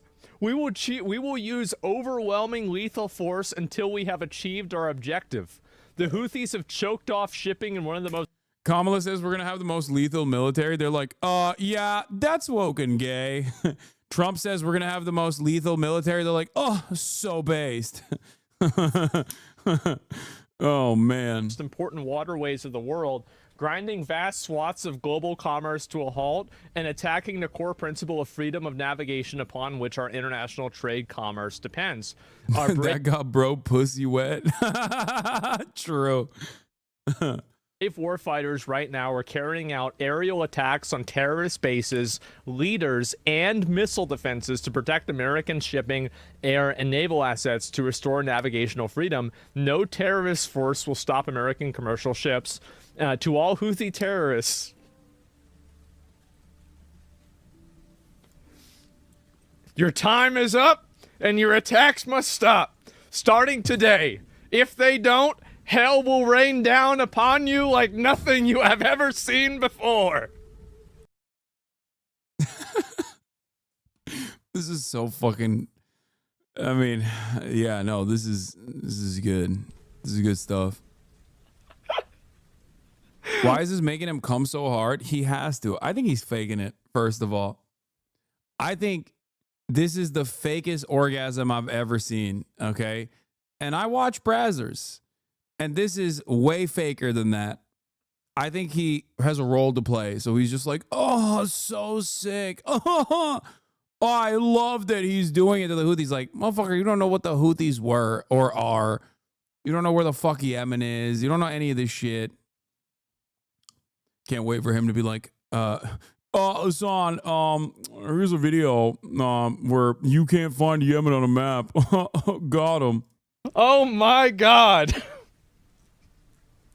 Holy shit. He's cooking. Yeah. Why does Hasan and Asmongold be with each other anyway? I mean, listen to his words here.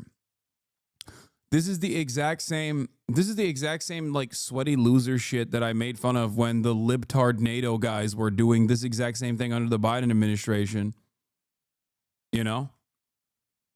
This to me is no different because the outcome is the same.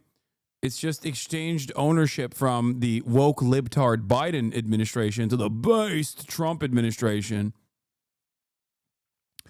That's what it is. It's gross. It's gross. It's pathetic. Like celebrating bombing Yemen, one of the poorest countries on the planet that withstood a U.S. coalition-backed force-induced genocide and man-made famine until recently, makes you feel like a big, strong guy in the United States of America. But to me, it's just like loser shit. Yeah. Did he write that? Guaranteed he wrote this. Absolutely. You know he wrote this. Yep, this is what I voted for. Yep. To Iran, support for the Houthi terrorists must end immediately. Do not threaten the American people, their president, who has received one of the largest mandates in This is okay. Trump is so funny. Like telling the Yemeni population that he has received one of the largest mandates in presidential history. Guess what? I'm bombing you. And make no mistake, I received one of the largest mandates in presidential history. Oh, sick. Presidential history or worldwide shipping lanes. If you do, beware, because America will hold you fully accountable and we won't be nice about it. Hell will rain down upon you like nothing you have ever seen before.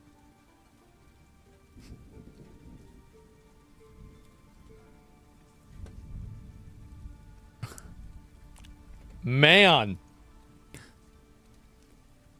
I really do appreciate the role that Asmongold plays in this space of political commentary for a multitude of different reasons. But one of the most important ones is like, I always wonder like what people are responding to with like Trump's, like who's this for is a question I always ask myself whenever I read like a Trump Truth Social, where I'm like, who's reading this and fucking nutting? And then I see Asmongold faking this orgasm because he wants to play this role for his chat. And then I realize like, oh, okay, it's for those guys. Like they think this is like cool. He's so muscular and manly for bombing Yemen so that Israel can keep doing a genocide. Like, it's awesome. Man. That's a lot. Content president? Yeah, I guess so, right? Oh my God, base my president. I guess so. And Trump got bumped with the microphone. I saw that already. Yeah, what happened to people? Yeah, thank God. I mean, this is a great thing. I mean, they're fucking terrorists. Yeah, kill them. Like, what are we talking about? Obviously. Yeah, it's not even a question. They're attacking our ships. What the fuck do we spend $1 trillion a year on the military if we can't go kill people that are attacking our ships? Well, I want my fucking money back. That's how I see it. Yeah, if we're not going and doing this, then yeah. I do love that he just like, I mean, this is my commentary. This is what I say, where I say the opposite of this, where basically I'm like, we're spending $1 trillion fucking dollars going around the world to show how strong our dicks are. We should use that here in America. Like, take it one step further. Take that thought to its logical conclusion, which is like, why the fuck are we bombing Yemen? Why? It's an insanely stupid thing to do. And the Biden admin literally tried it and failed and spent like $1 billion doing so. And now we're just doing it again. Why are we doing this? The solution here is to just stop Israel from doing a genocide. Give me my fucking money back. That's it. Actually true. Yeah. What? It's not even a question. Kill all terrorists. I guess so. Yeah, exactly. We signed a budget and Trump threatens to drop the sun. Yeah, they're attacking your ships because you support Israel? Well, I guess they should stop attacking our ships or we're going to kill them. Wait, did someone in the question ask? Trump threatens to drop the sun. Yeah, they're attacking your ships because you support Israel? Yeah, someone in his chat was like, yeah, they're attacking the ships because you support Israel. And his retort to that is, well, I guess they should stop attacking our ships or we're going to kill them.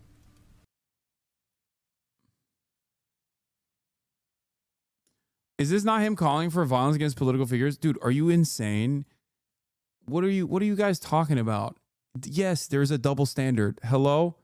Yes, if you're an American, you can advocate to fucking nuke Tehran and it doesn't matter. You will never get banned for that. Advocate to nuke Tel Aviv, however, and things change for dramatically. Yes, there is a double standard there. Hello? The entire structure revolves around consistently thinking that countries with a civilian population that is our foreign fucking adversaries are not real humans. What do you think he's saying here? He's like, oh, they're terrorists. Kill them.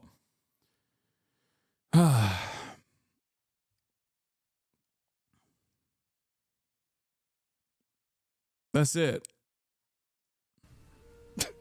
It's pretty simple. Also, he's apolitical. They don't get to decide who we support. If they think they do, then they're dead. It's that simple. Yep. I like the way he reframed it, though. He's like, no, you don't understand. We're not cucks to Israel in this regard. Actually, we're super cool. Yeah, we're super strong. That was quick. I will hand it to him.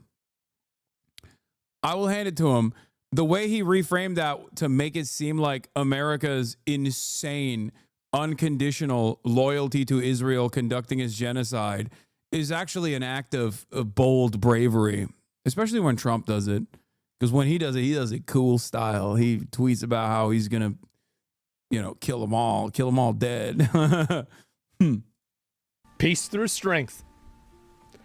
And by the way, if there's an option to, I will vote for that every single time. And that's it. Yeah, I don't care what you think your moral authority is or whatever. If you're attacking our ships, I will vote for the person who will kill the people attacking. Dude, I'm not kidding. He's just like, obviously, I can't say half of the things that Asman says about my own country. Otherwise, I would get fucking banned. Asman can say whatever he wants about foreign adversaries and be as bloodthirsty as he possibly wants to be in this process. And obviously, there will never be a penalty for that sort of thing.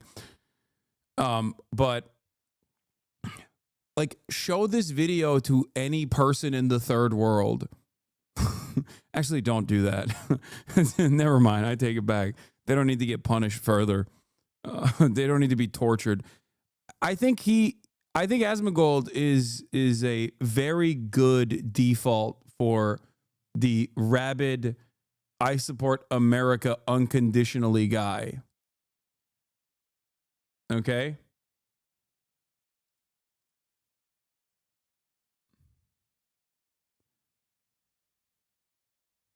I just like this is the default coworker position. Maybe not to this degree.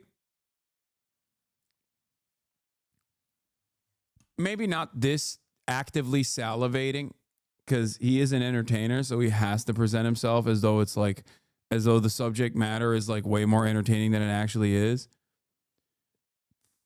35 plus Gamergate ex-Muslims love this motherfucker.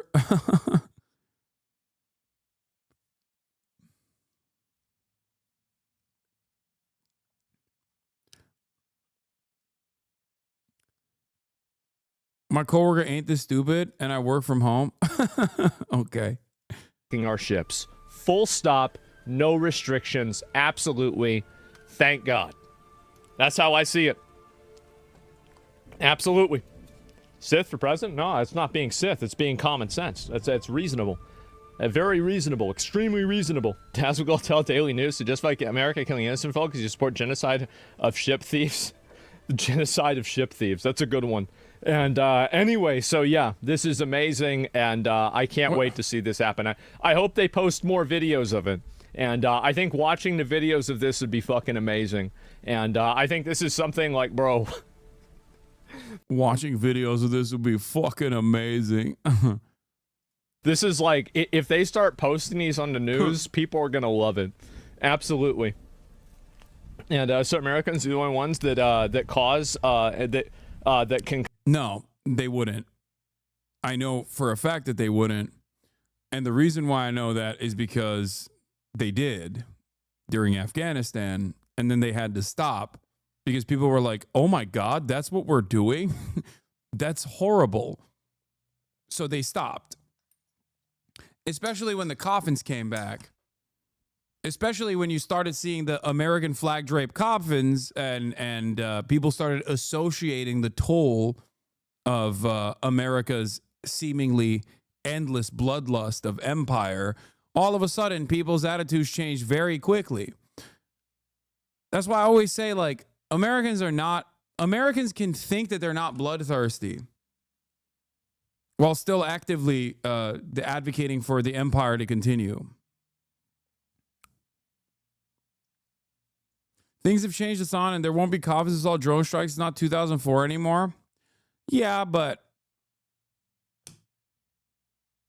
historically speaking, endless war is not favorable to Americans because sooner rather than later, they start realizing that the money is being spent there rather than back home. And then they start getting mad. No matter how hard Donald Trump tries to be like, no, this is awesome this time. $0 to Ukraine, but also endless dollars to Israel can only go on for so long until Americans are like, the fuck do you mean? Like, what are we doing here? Because that is a serious question. Like, what are we doing? The fuck? So these dudes are saying that they're going to do a blockade on their own coastline into the Red Sea and disrupt shipping routes because Israel's doing a genocide with, again, American weapons and American dollars. And America's response is not to tell Israel to, like, dial it fucking back, but instead is to go and attack the guys who are trying to stop a genocide from happening. We're the bad guys. It's a very costly endeavor. It was also objectively a failure last time that they fucking did this. So you can endlessly post about this and posture some sort of, try to, like, create some sort of strength, some sort of position of strength. But the reality of the matter is, it's just not, you know, eventually people are going to get mad. They should get mad.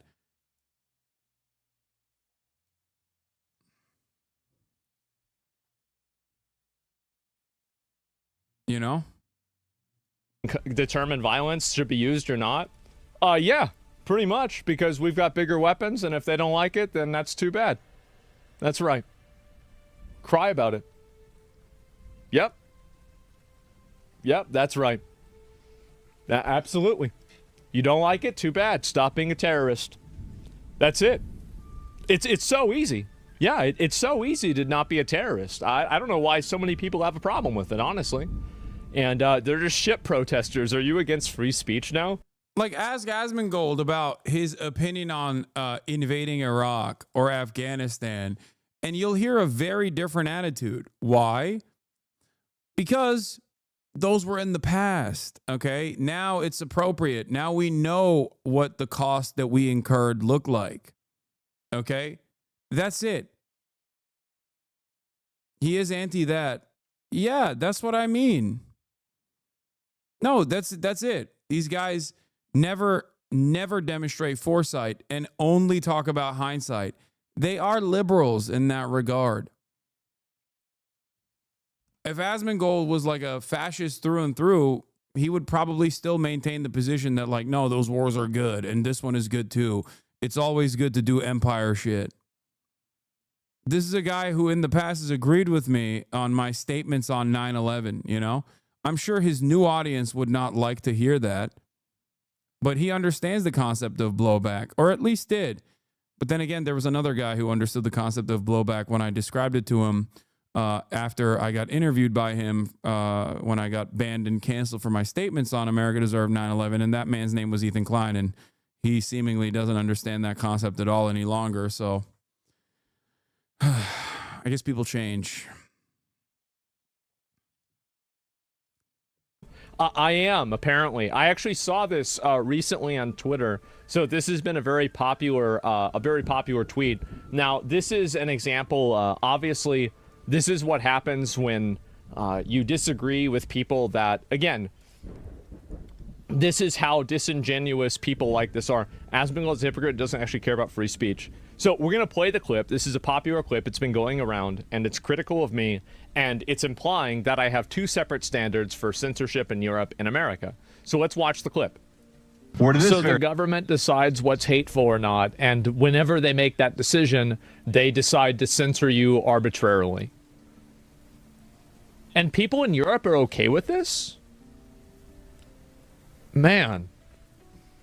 Y'all need to throw some TNT Damn. into the water or some shit. Like, Wait, man. Y'all need to throw some TNT into the water or some shit. Like, you Y'all need to throw some TNT into the water? Does he mean like T, like testosterone? can't let this happen. Yeah, bro, you're gonna let these clowns boss you. Oh, T into the water, like the Boston. Okay, yeah. You around. Yeah, those guys were terrorists, by the way. Ironically, the Boston Tea Party terrorists. But you know, that's besides the point. Let's continue. No, we're not. Well, then organize and get rid of them. It's hard to say whether he committed a crime, but there's a higher standard of conduct for people that are green card holders than people who are natural. It's objectively untrue. Something that Asmongold himself also had to reckon with when I DM'd him what the correct position was, which he backed away from, but seemingly has forgotten that he backed away from it. Interesting. So what happened? He folded. He did the Asmon fold, but then he went back to and refolded it, I guess. He went back to his original position. Naturalized citizens. And he wasn't meeting that conduct, so he's getting deported, hopefully. And there should be? Yeah, they should be. And I support this completely. I hope they do this to more of them. We have enough troublemakers in the country already. Or he just lied to you? No, he didn't respond to me. He responded publicly on his stream. Out importing new ones on green cards to start even more trouble. A lot of people were unhappy about this. 26,000 retards were unhappy about this. Let me make sure that I'm completely clear. I think that in Europe... Dude, he's so cool. He's so cool, dude. He's so edgy. He's sick. I'm a 36-year-old stevedore. Let me tell you, okay? I watch Asmongold every day, and I love when he says gamer words. He's such an edgy man. He's Mr. Nonchalant. He's like the Duke Dennis of racism, okay? I love it. He's like the, you know, what's that content creator people watch, Duke Dennis? It's like he's so cool, just like Duke Dennis. If somebody isn't a citizen of the European country that they're in, and they're promoting terrorism, or they're siding with people who promote terrorism, I think Europe should kick them out too. And yes, I have two different standards. I have the standards for naturalized citizens, and I have the standards for guests.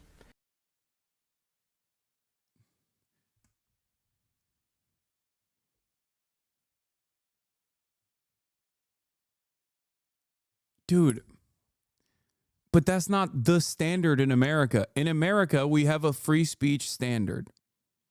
Okay? It doesn't matter if you have a green card or not. Okay? It doesn't matter. You can't just be like, well, my standard is new and different now. That's free speech. Free speech unconditionally protects citizens and non-citizens alike. Okay? If there is no crime, you cannot go after someone for simply speech that you don't like. That statement inherently is contradictory. You can't just be like, well, I've decided you can deport people who are legal permanent residents because I don't like their speech. Okay, then you're not for free speech. Then you're not. You don't like the current existing American free speech protections. You don't want non-citizens to have free speech protections. Maybe that's what you're trying to say. Okay? I guess that's what the statement is here. Which is still ridiculous. Because the standard of free speech isn't just like what you've chosen that you don't like. It's across the board, at least in America. There are some exceptions to it, but it's... like Mahmoud Khalil did not violate any of those standards. He's like, nah, when I said I want free speech, I meant free speech for some. And if you are a guest in a country and you are celebrating and promoting terrorism, I think you should be removed. There is no hypocrisy. There is no inconsistency.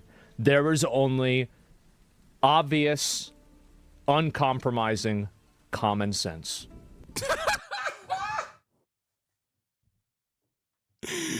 Yeah, he said it. He said it. That's right, baby. Common sense. Not so common anymore, though. Common sense. Not so common. His chat. Based common sense. Based citizenship enjoyer. Fight, fight, fight. Sorry, guys.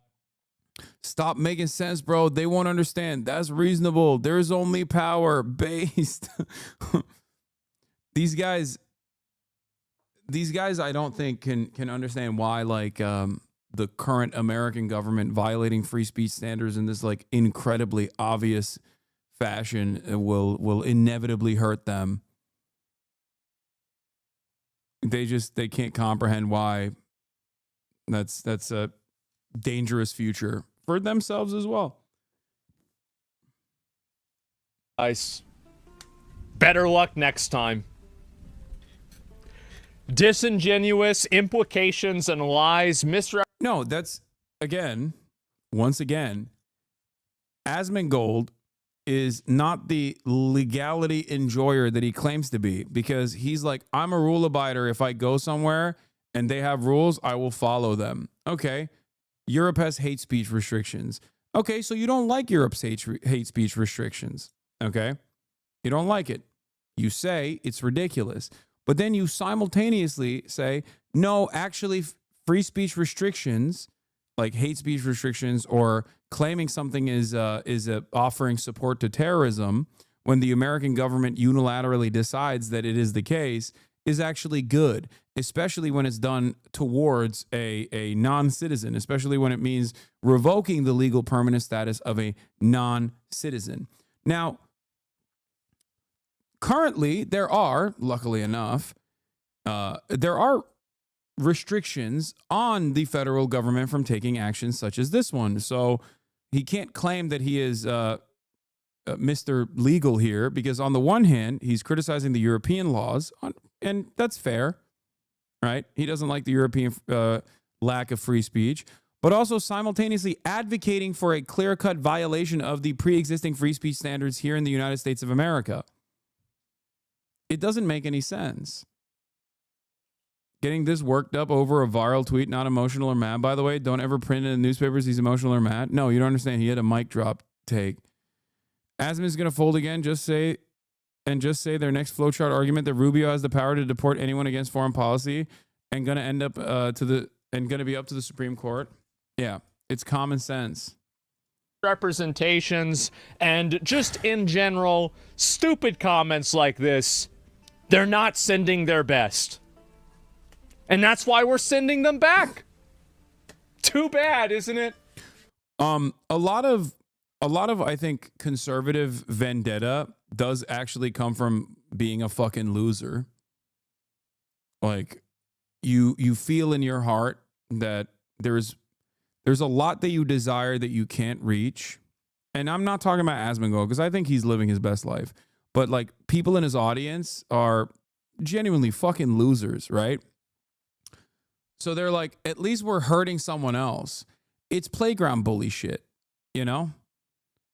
I'm hurting every day, but at least I'm better off than like some guy that I've imagined in my head is getting even worse, getting a worse deal overall from the government. I think that's where it comes from. That's got to be it, right? Because like, what else? What other reason could you ever be on board with like bombing Yemen, one of the poorest countries on the fucking planet, and feel like champion that and feel like you're doing something good?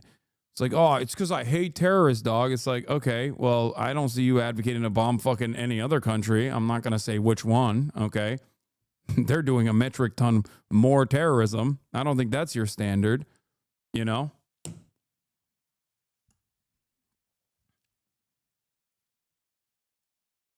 What a shame! And the sign of a failed and decaying society is that more people listening to this unkempt idiot than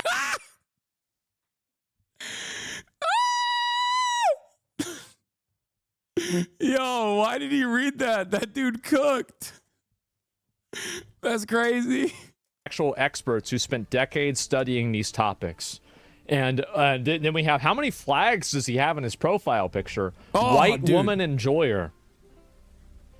Yeah, it's a joke, man. That's a joke. I mean, same, but damn. Would I put that on my... I mean, I don't know if I put that on my bio. Like, damn, appeal to authority? Well, I mean... Appeal to authority? Come on, dude.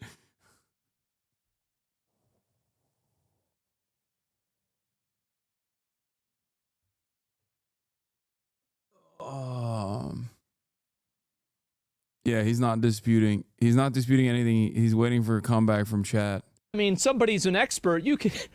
There's plenty of people that are experts that are fucking retarded. Like, it doesn't matter. That's right. He's right. Asma's like, I'm mentally disabled too, but there's other people who are also mentally disabled. Like, he's not even addressing the point. He's like, listen, I'm fucking dumb. But you know, a lot of experts are dumb too.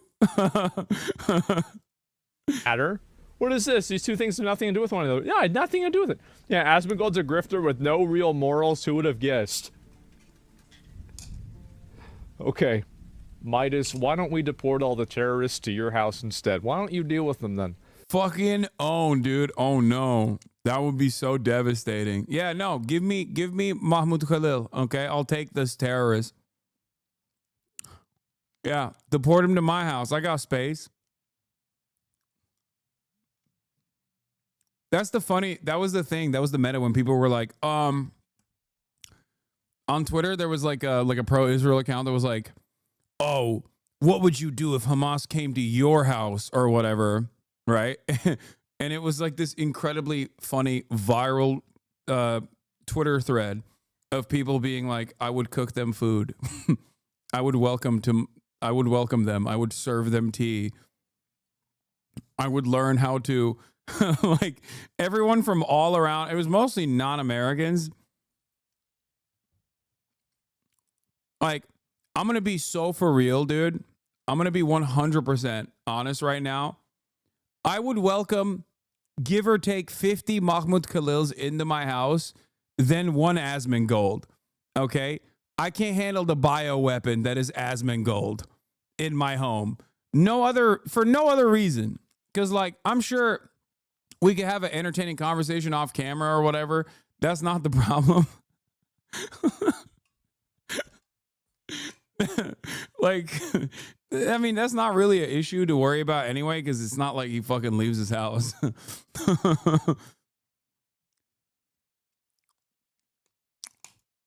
You know what? If you like them so much, why don't we just send them over to you? They can live with you, and then we won't have any problems, right? I feel like this is the easy solution. Yeah, how am I a grifter? I'm a grifter because I sometimes forget Hasan is white because he doesn't understand his classic white American bigotry. Asmongold is par for the American core. What? It's why he's so popular. He's a direct representation of people who don't wash their legs but still think minorities are dirty.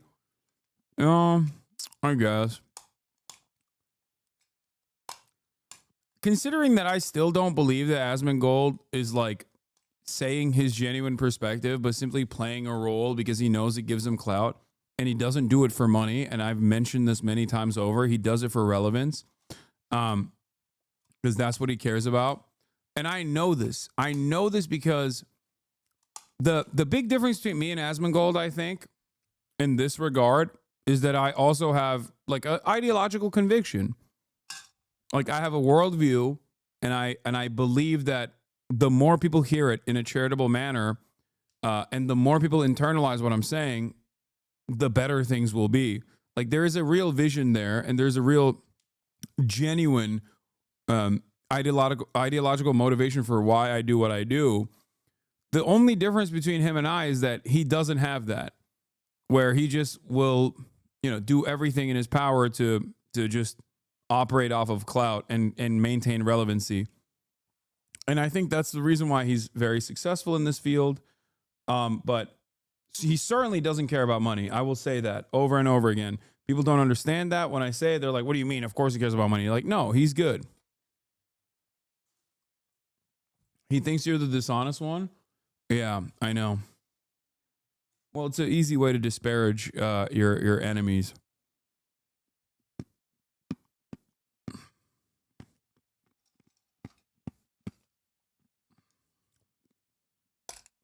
Why are you watching Asmongold? Every time I click on, you look obsessed. Dog, he's like mentioned me subtly in this video multiple times, and the video has nothing to do with me at all. It's just about like Trump's actions. He's also posting a fan account. He's also covering a fan account, Hasanabi Productions, right now in this video. I don't understand it. Yeah, it's sneak dissing. Also, normally in this circumstance, I would cover Ben Shapiro's takes on, Trump's actions of bombing Yemen, right? But I find that to be irrelevant because Ben Shapiro is now irrelevant. Ben Shapiro will never get 747,000 views on a YouTube video defending Trump's actions over the course of a couple hours. Asman does. Asman is more reflective of the broader conservative sentiment in at least online than Ben Shapiro is. So I treat it in the same way that I treat Ben Shapiro. That's the way I see it.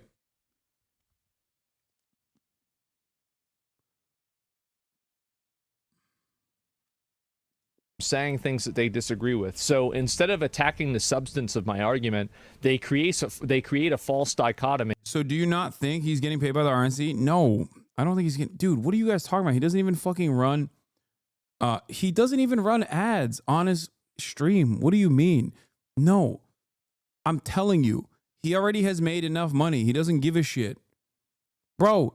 His overhead is like $3.50. What are you talking about? You're talking about a dude who eats $1 steak. I'm telling you, this is not to like shelter him from criticism or whatever. I'm telling you how he operates. He does not care. When I did his podcast, his fucking car broke down. He had like a Mustang from 2001 or some shit. And his car broke down. He had to walk to the podcast studio. Like, it's not even that he's frugal. He just doesn't give a shit. I at least like spend. I at least spend more than he does in terms of like my finances. But his motivations are not about making money. His motivations are entirely around clout and relevance. That's what it is. Is status, being well liked, and generating relevancy. He likes the attention. He likes the views and clicks. And to be fair, I do too. But I see it as it serving a higher purpose than just simply being well liked. Because I'm also very hated as well, and so is he. You literally said he doesn't care about the money, though. Getting prepped by various right-wing elements to be relevant still fits the bill. Yes, it's not about money. It's about relevancy. 100%. Then why are you feeding the troll? Brother, there is no way for me to feed or starve this troll. I'm going to repeat this one more time. When you get 1 million views on your video, on your 11-minute video where you didn't really say anything, you just said, yeah, we got to kill terrorists. That was the heart of this argument. Was basically, yeah, we got to kill the terrorists, of course. And that reaches 1 million people in a matter of hours. That means this person the troll has already been fed. I think you guys don't understand. I don't watch Asmongold because he's a content creator on Twitch. I watch him now, at least, because he is the largest right-wing political commentator.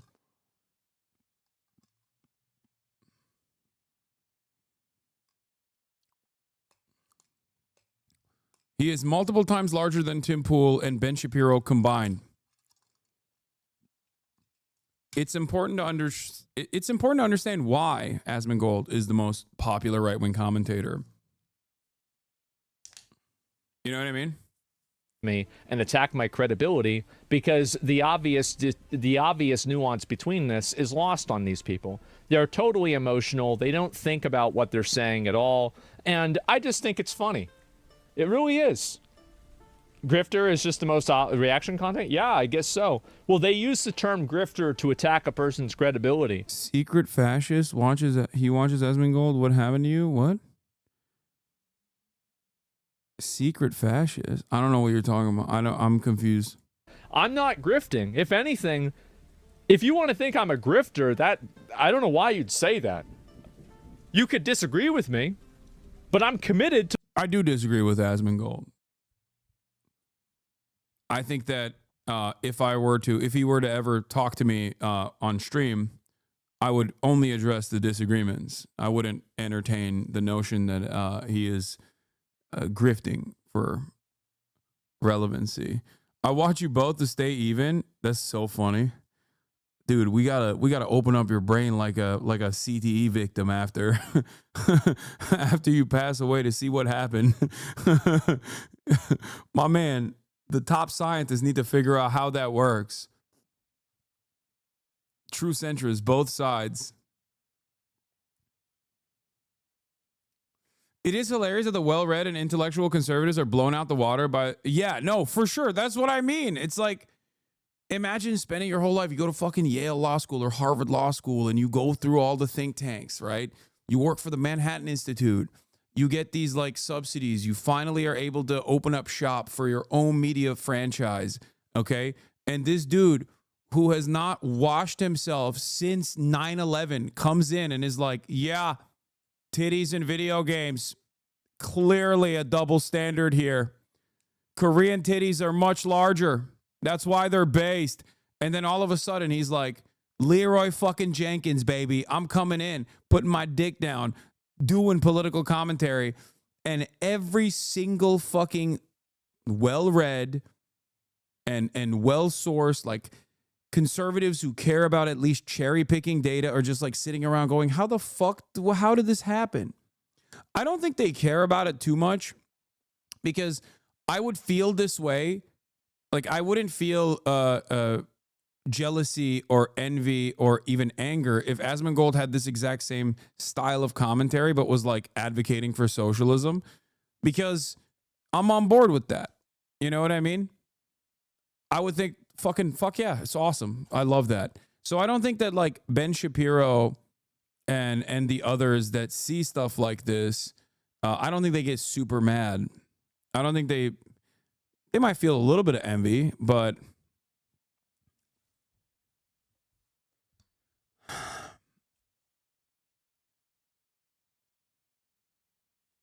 and Asmon Head says that he's funny and not fake. I don't know what you mean by that.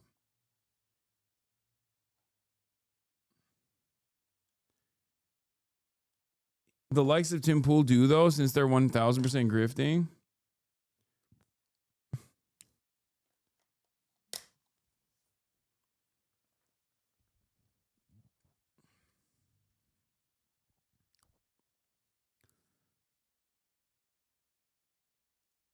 To being retarded, then.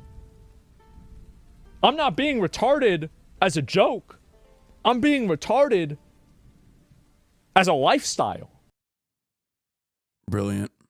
Tonight, okay. Oh my God, more conservatives are Bill mad. Burr. More conservatives are mad at fucking Bill Burr, dude. More conservatives are mad at Bill Burr. Do you think Asmon will start collabing with more right-wingers? Probably not.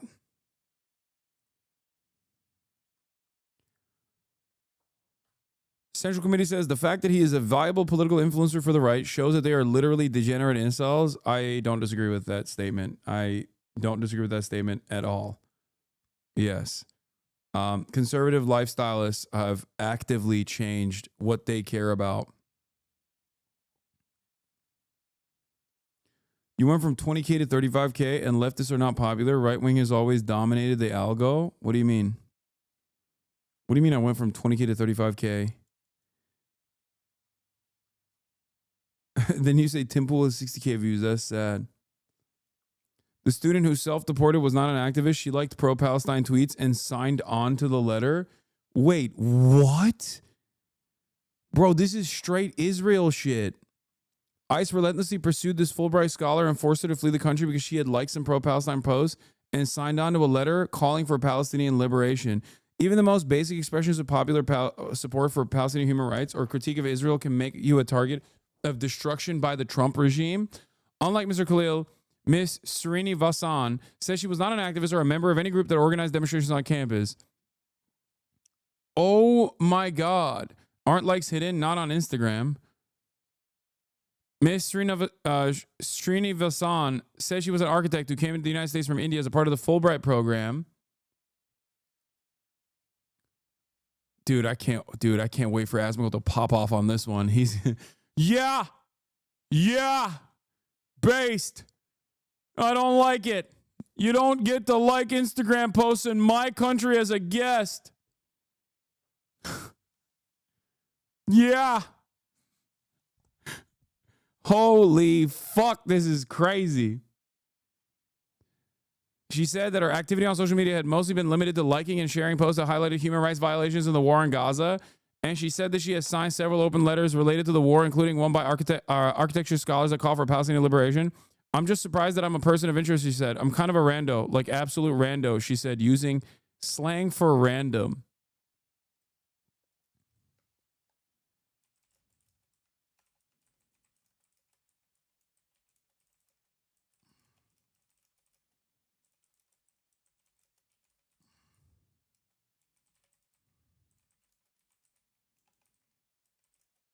This is straight up Israel shit.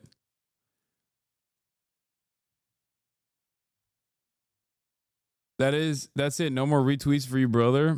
Yeah, no, dude, don't be a fucking pussy. The entire purpose of these kinds of actions is to directly stop you from showing support. Come on. Practice good OPSEC, sure, but this should never discourage you from participating in a protest. The entire purpose of this is to get you to stop participating and stop showing support. If you hear the message and you go, oh man, I must obey in advance, then they won. The entire point of this is to stop you from protesting. Yeah. Also, according to the DOJ, they're not even arguing about any terrorism restrictions. They're saying the DOJ is arguing that the president can unilaterally deport anyone he wants without any statutory authority, just on his inherent authority as president over national security. That is a terrifying claim to make and has never been recognized before in U.S. history. DOJ asked the D.C. Circuit to halt the district court in response to the TRO blocking temporary restraining order, blocking the Trump administration from immediately deporting 5 men without any process. DOJ asked for an immediate administrative stay allowing the deportations.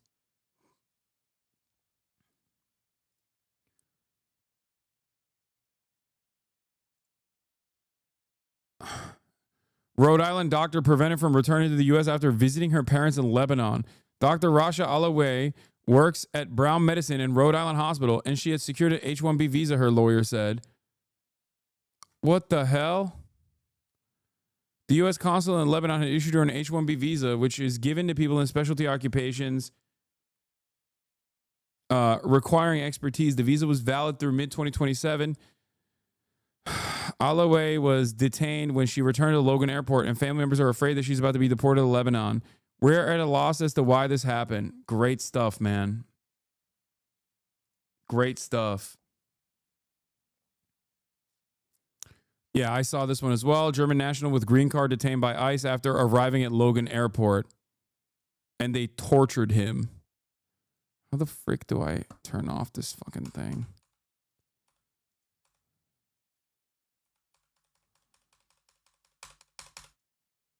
What?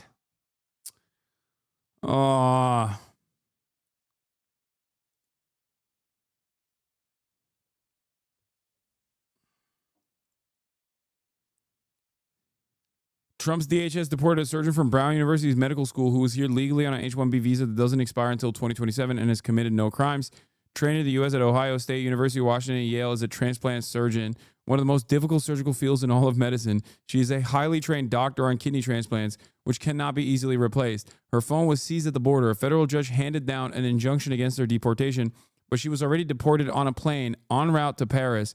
Brown's kidney transplant clinic is now strained by her deportation. What the fuck is going on in Rhode Island, dude?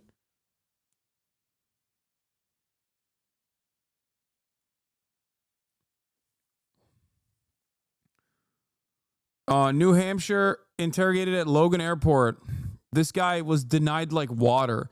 Senior described Schmidt being violently interrogated at Logan Airport for hours and being stripped naked, put in a cold shower by two officials, and being put back onto a chair. She says Schmidt told her immigration agents pressured him to give up his green card. She said he was placed on a mat in a bright room with other people at the airport with little food or water, suffered sleep deprivation, and was denied access to his medication for anxiety or depression. I do legitimately believe that the next time I fucking travel out of this country, I feel like I'm cooked. I feel like it's just, I mean, they're just doing it to everybody. You know, they got to do it to an American citizen at some point. It's coming.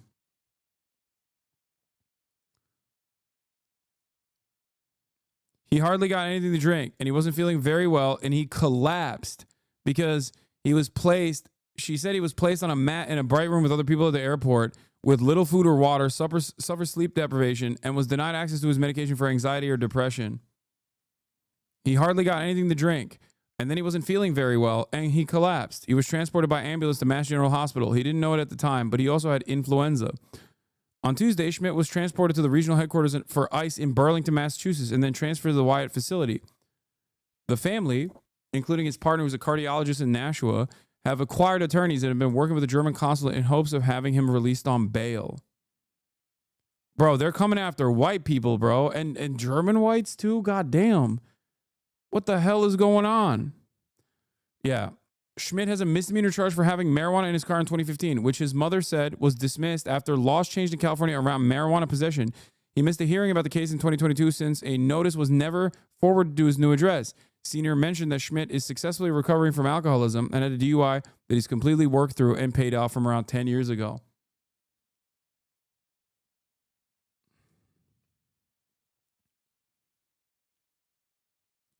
Damn, we got Germans. We're revoking the white status of Germans, dude. Yeah, ICE also arrested a British tourist, Rebecca Burke, 28, and is detained at the Northwest ICE Processing Center related to the violation of the terms of conditions of her admission. An ICE spokesperson said in a statement, ICE did not detail what terms and conditions she allegedly violated. Yeah, Canadian woman detained by ICE being used as an example, immigration experts warn.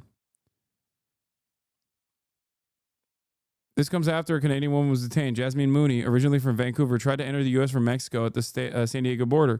I was reapplying for my work visa, and what the fuck? My fucking monitor went off. My monitor turned off and then on. That was weird. I was reapplying for my work visa, and with no warning about what was about to happen, I was taken by ICE, Mooney told ABC News 10 San Diego reporter from the detention center.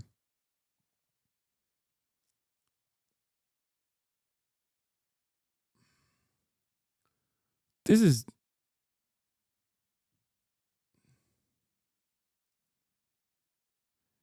DHS is denying the report about the German green card holder abused by immigration. I will say the story sounds false. Lots of red flags.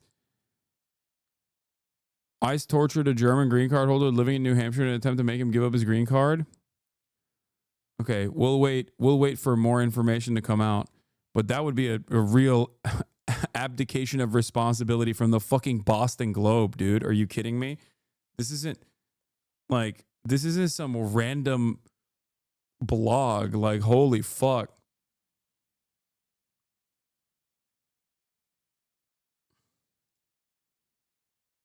A German tattoo artist came into the U.S. for a 3-week trip. She's now been in ICE detention for over a month. What?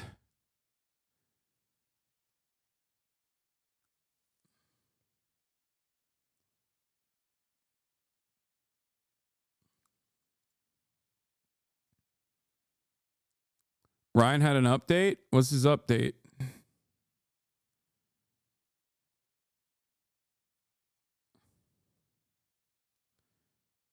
How dare a guest in our great country, the United States of America, press like... No, that's a different one. That one is real, the Fulbright scholar one.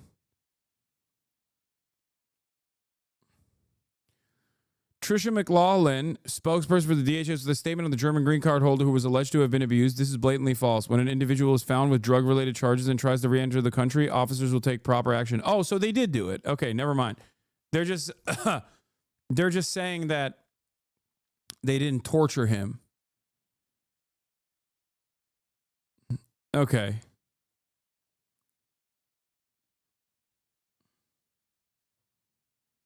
So what they're saying is blatantly false, is like they're disputing his accounts.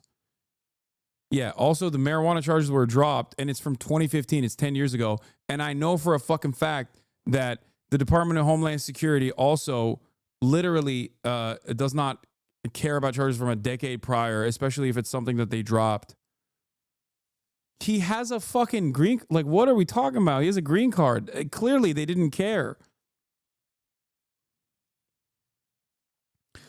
Notice how, because of the Mahmoud Khalil situation, though, the arguments that revolve around this kind of thing are like we're focusing on a person who didn't do anything, but the reality of the matter is that doesn't mean that if someone were to have actually said like that they love Hamas, okay, like they said like long live Hamas or whatever, that would be warranted for deportation. I don't believe that either, okay? You can suck my dick. That's also protected speech. Get the fuck out of here. I just want to keep reiterating that when the inevitable happens, when the government also comes after someone that they finally catch that actually has said something that would be considered edgy, you know, or scary by like the soft as baby shit liberals and bloodthirsty cackling hyenas in the conservative movement alike. It's just understand that this is a stress test.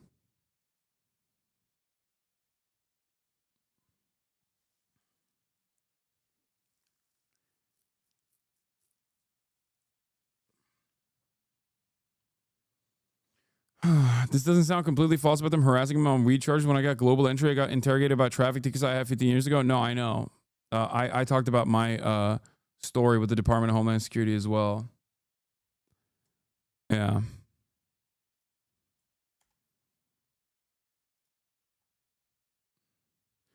Dude, trying to deport someone for liking a tweet is so heinous. Like, this is thought crime shit, you know? It quite literally is what these dumbass Republicans kept claiming was happening to them. I don't know. I feel like America's over. All right. On that note, ladies and gentlemen, that'll be all for today. My mom's going to be here soon. And I'm going to watch a movie with her. So I'm going to go hang out with some family. And that's it. But tomorrow I will not be... Tomorrow I won't be live because I'll be shooting a podcast in the middle of the day. You can get mad at the Fear and people for that one. But I'll be back on Monday. Love you all. And peace.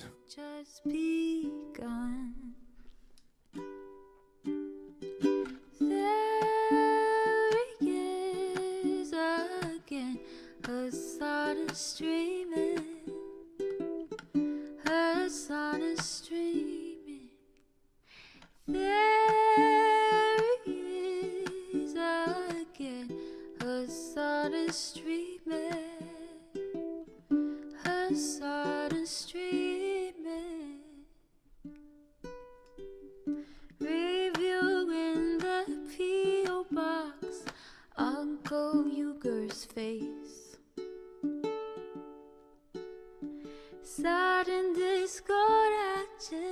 top.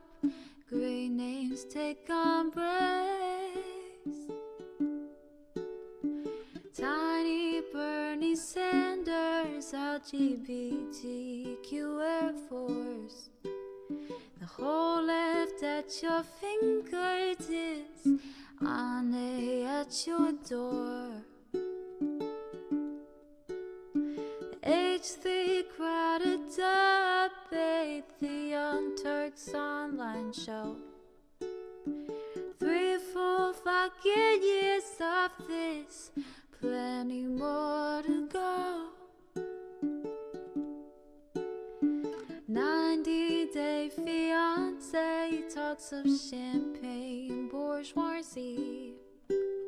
A Trump rally live reaction, a mass riot at DC. There he is again, Hasan is streaming. Hasan is streaming.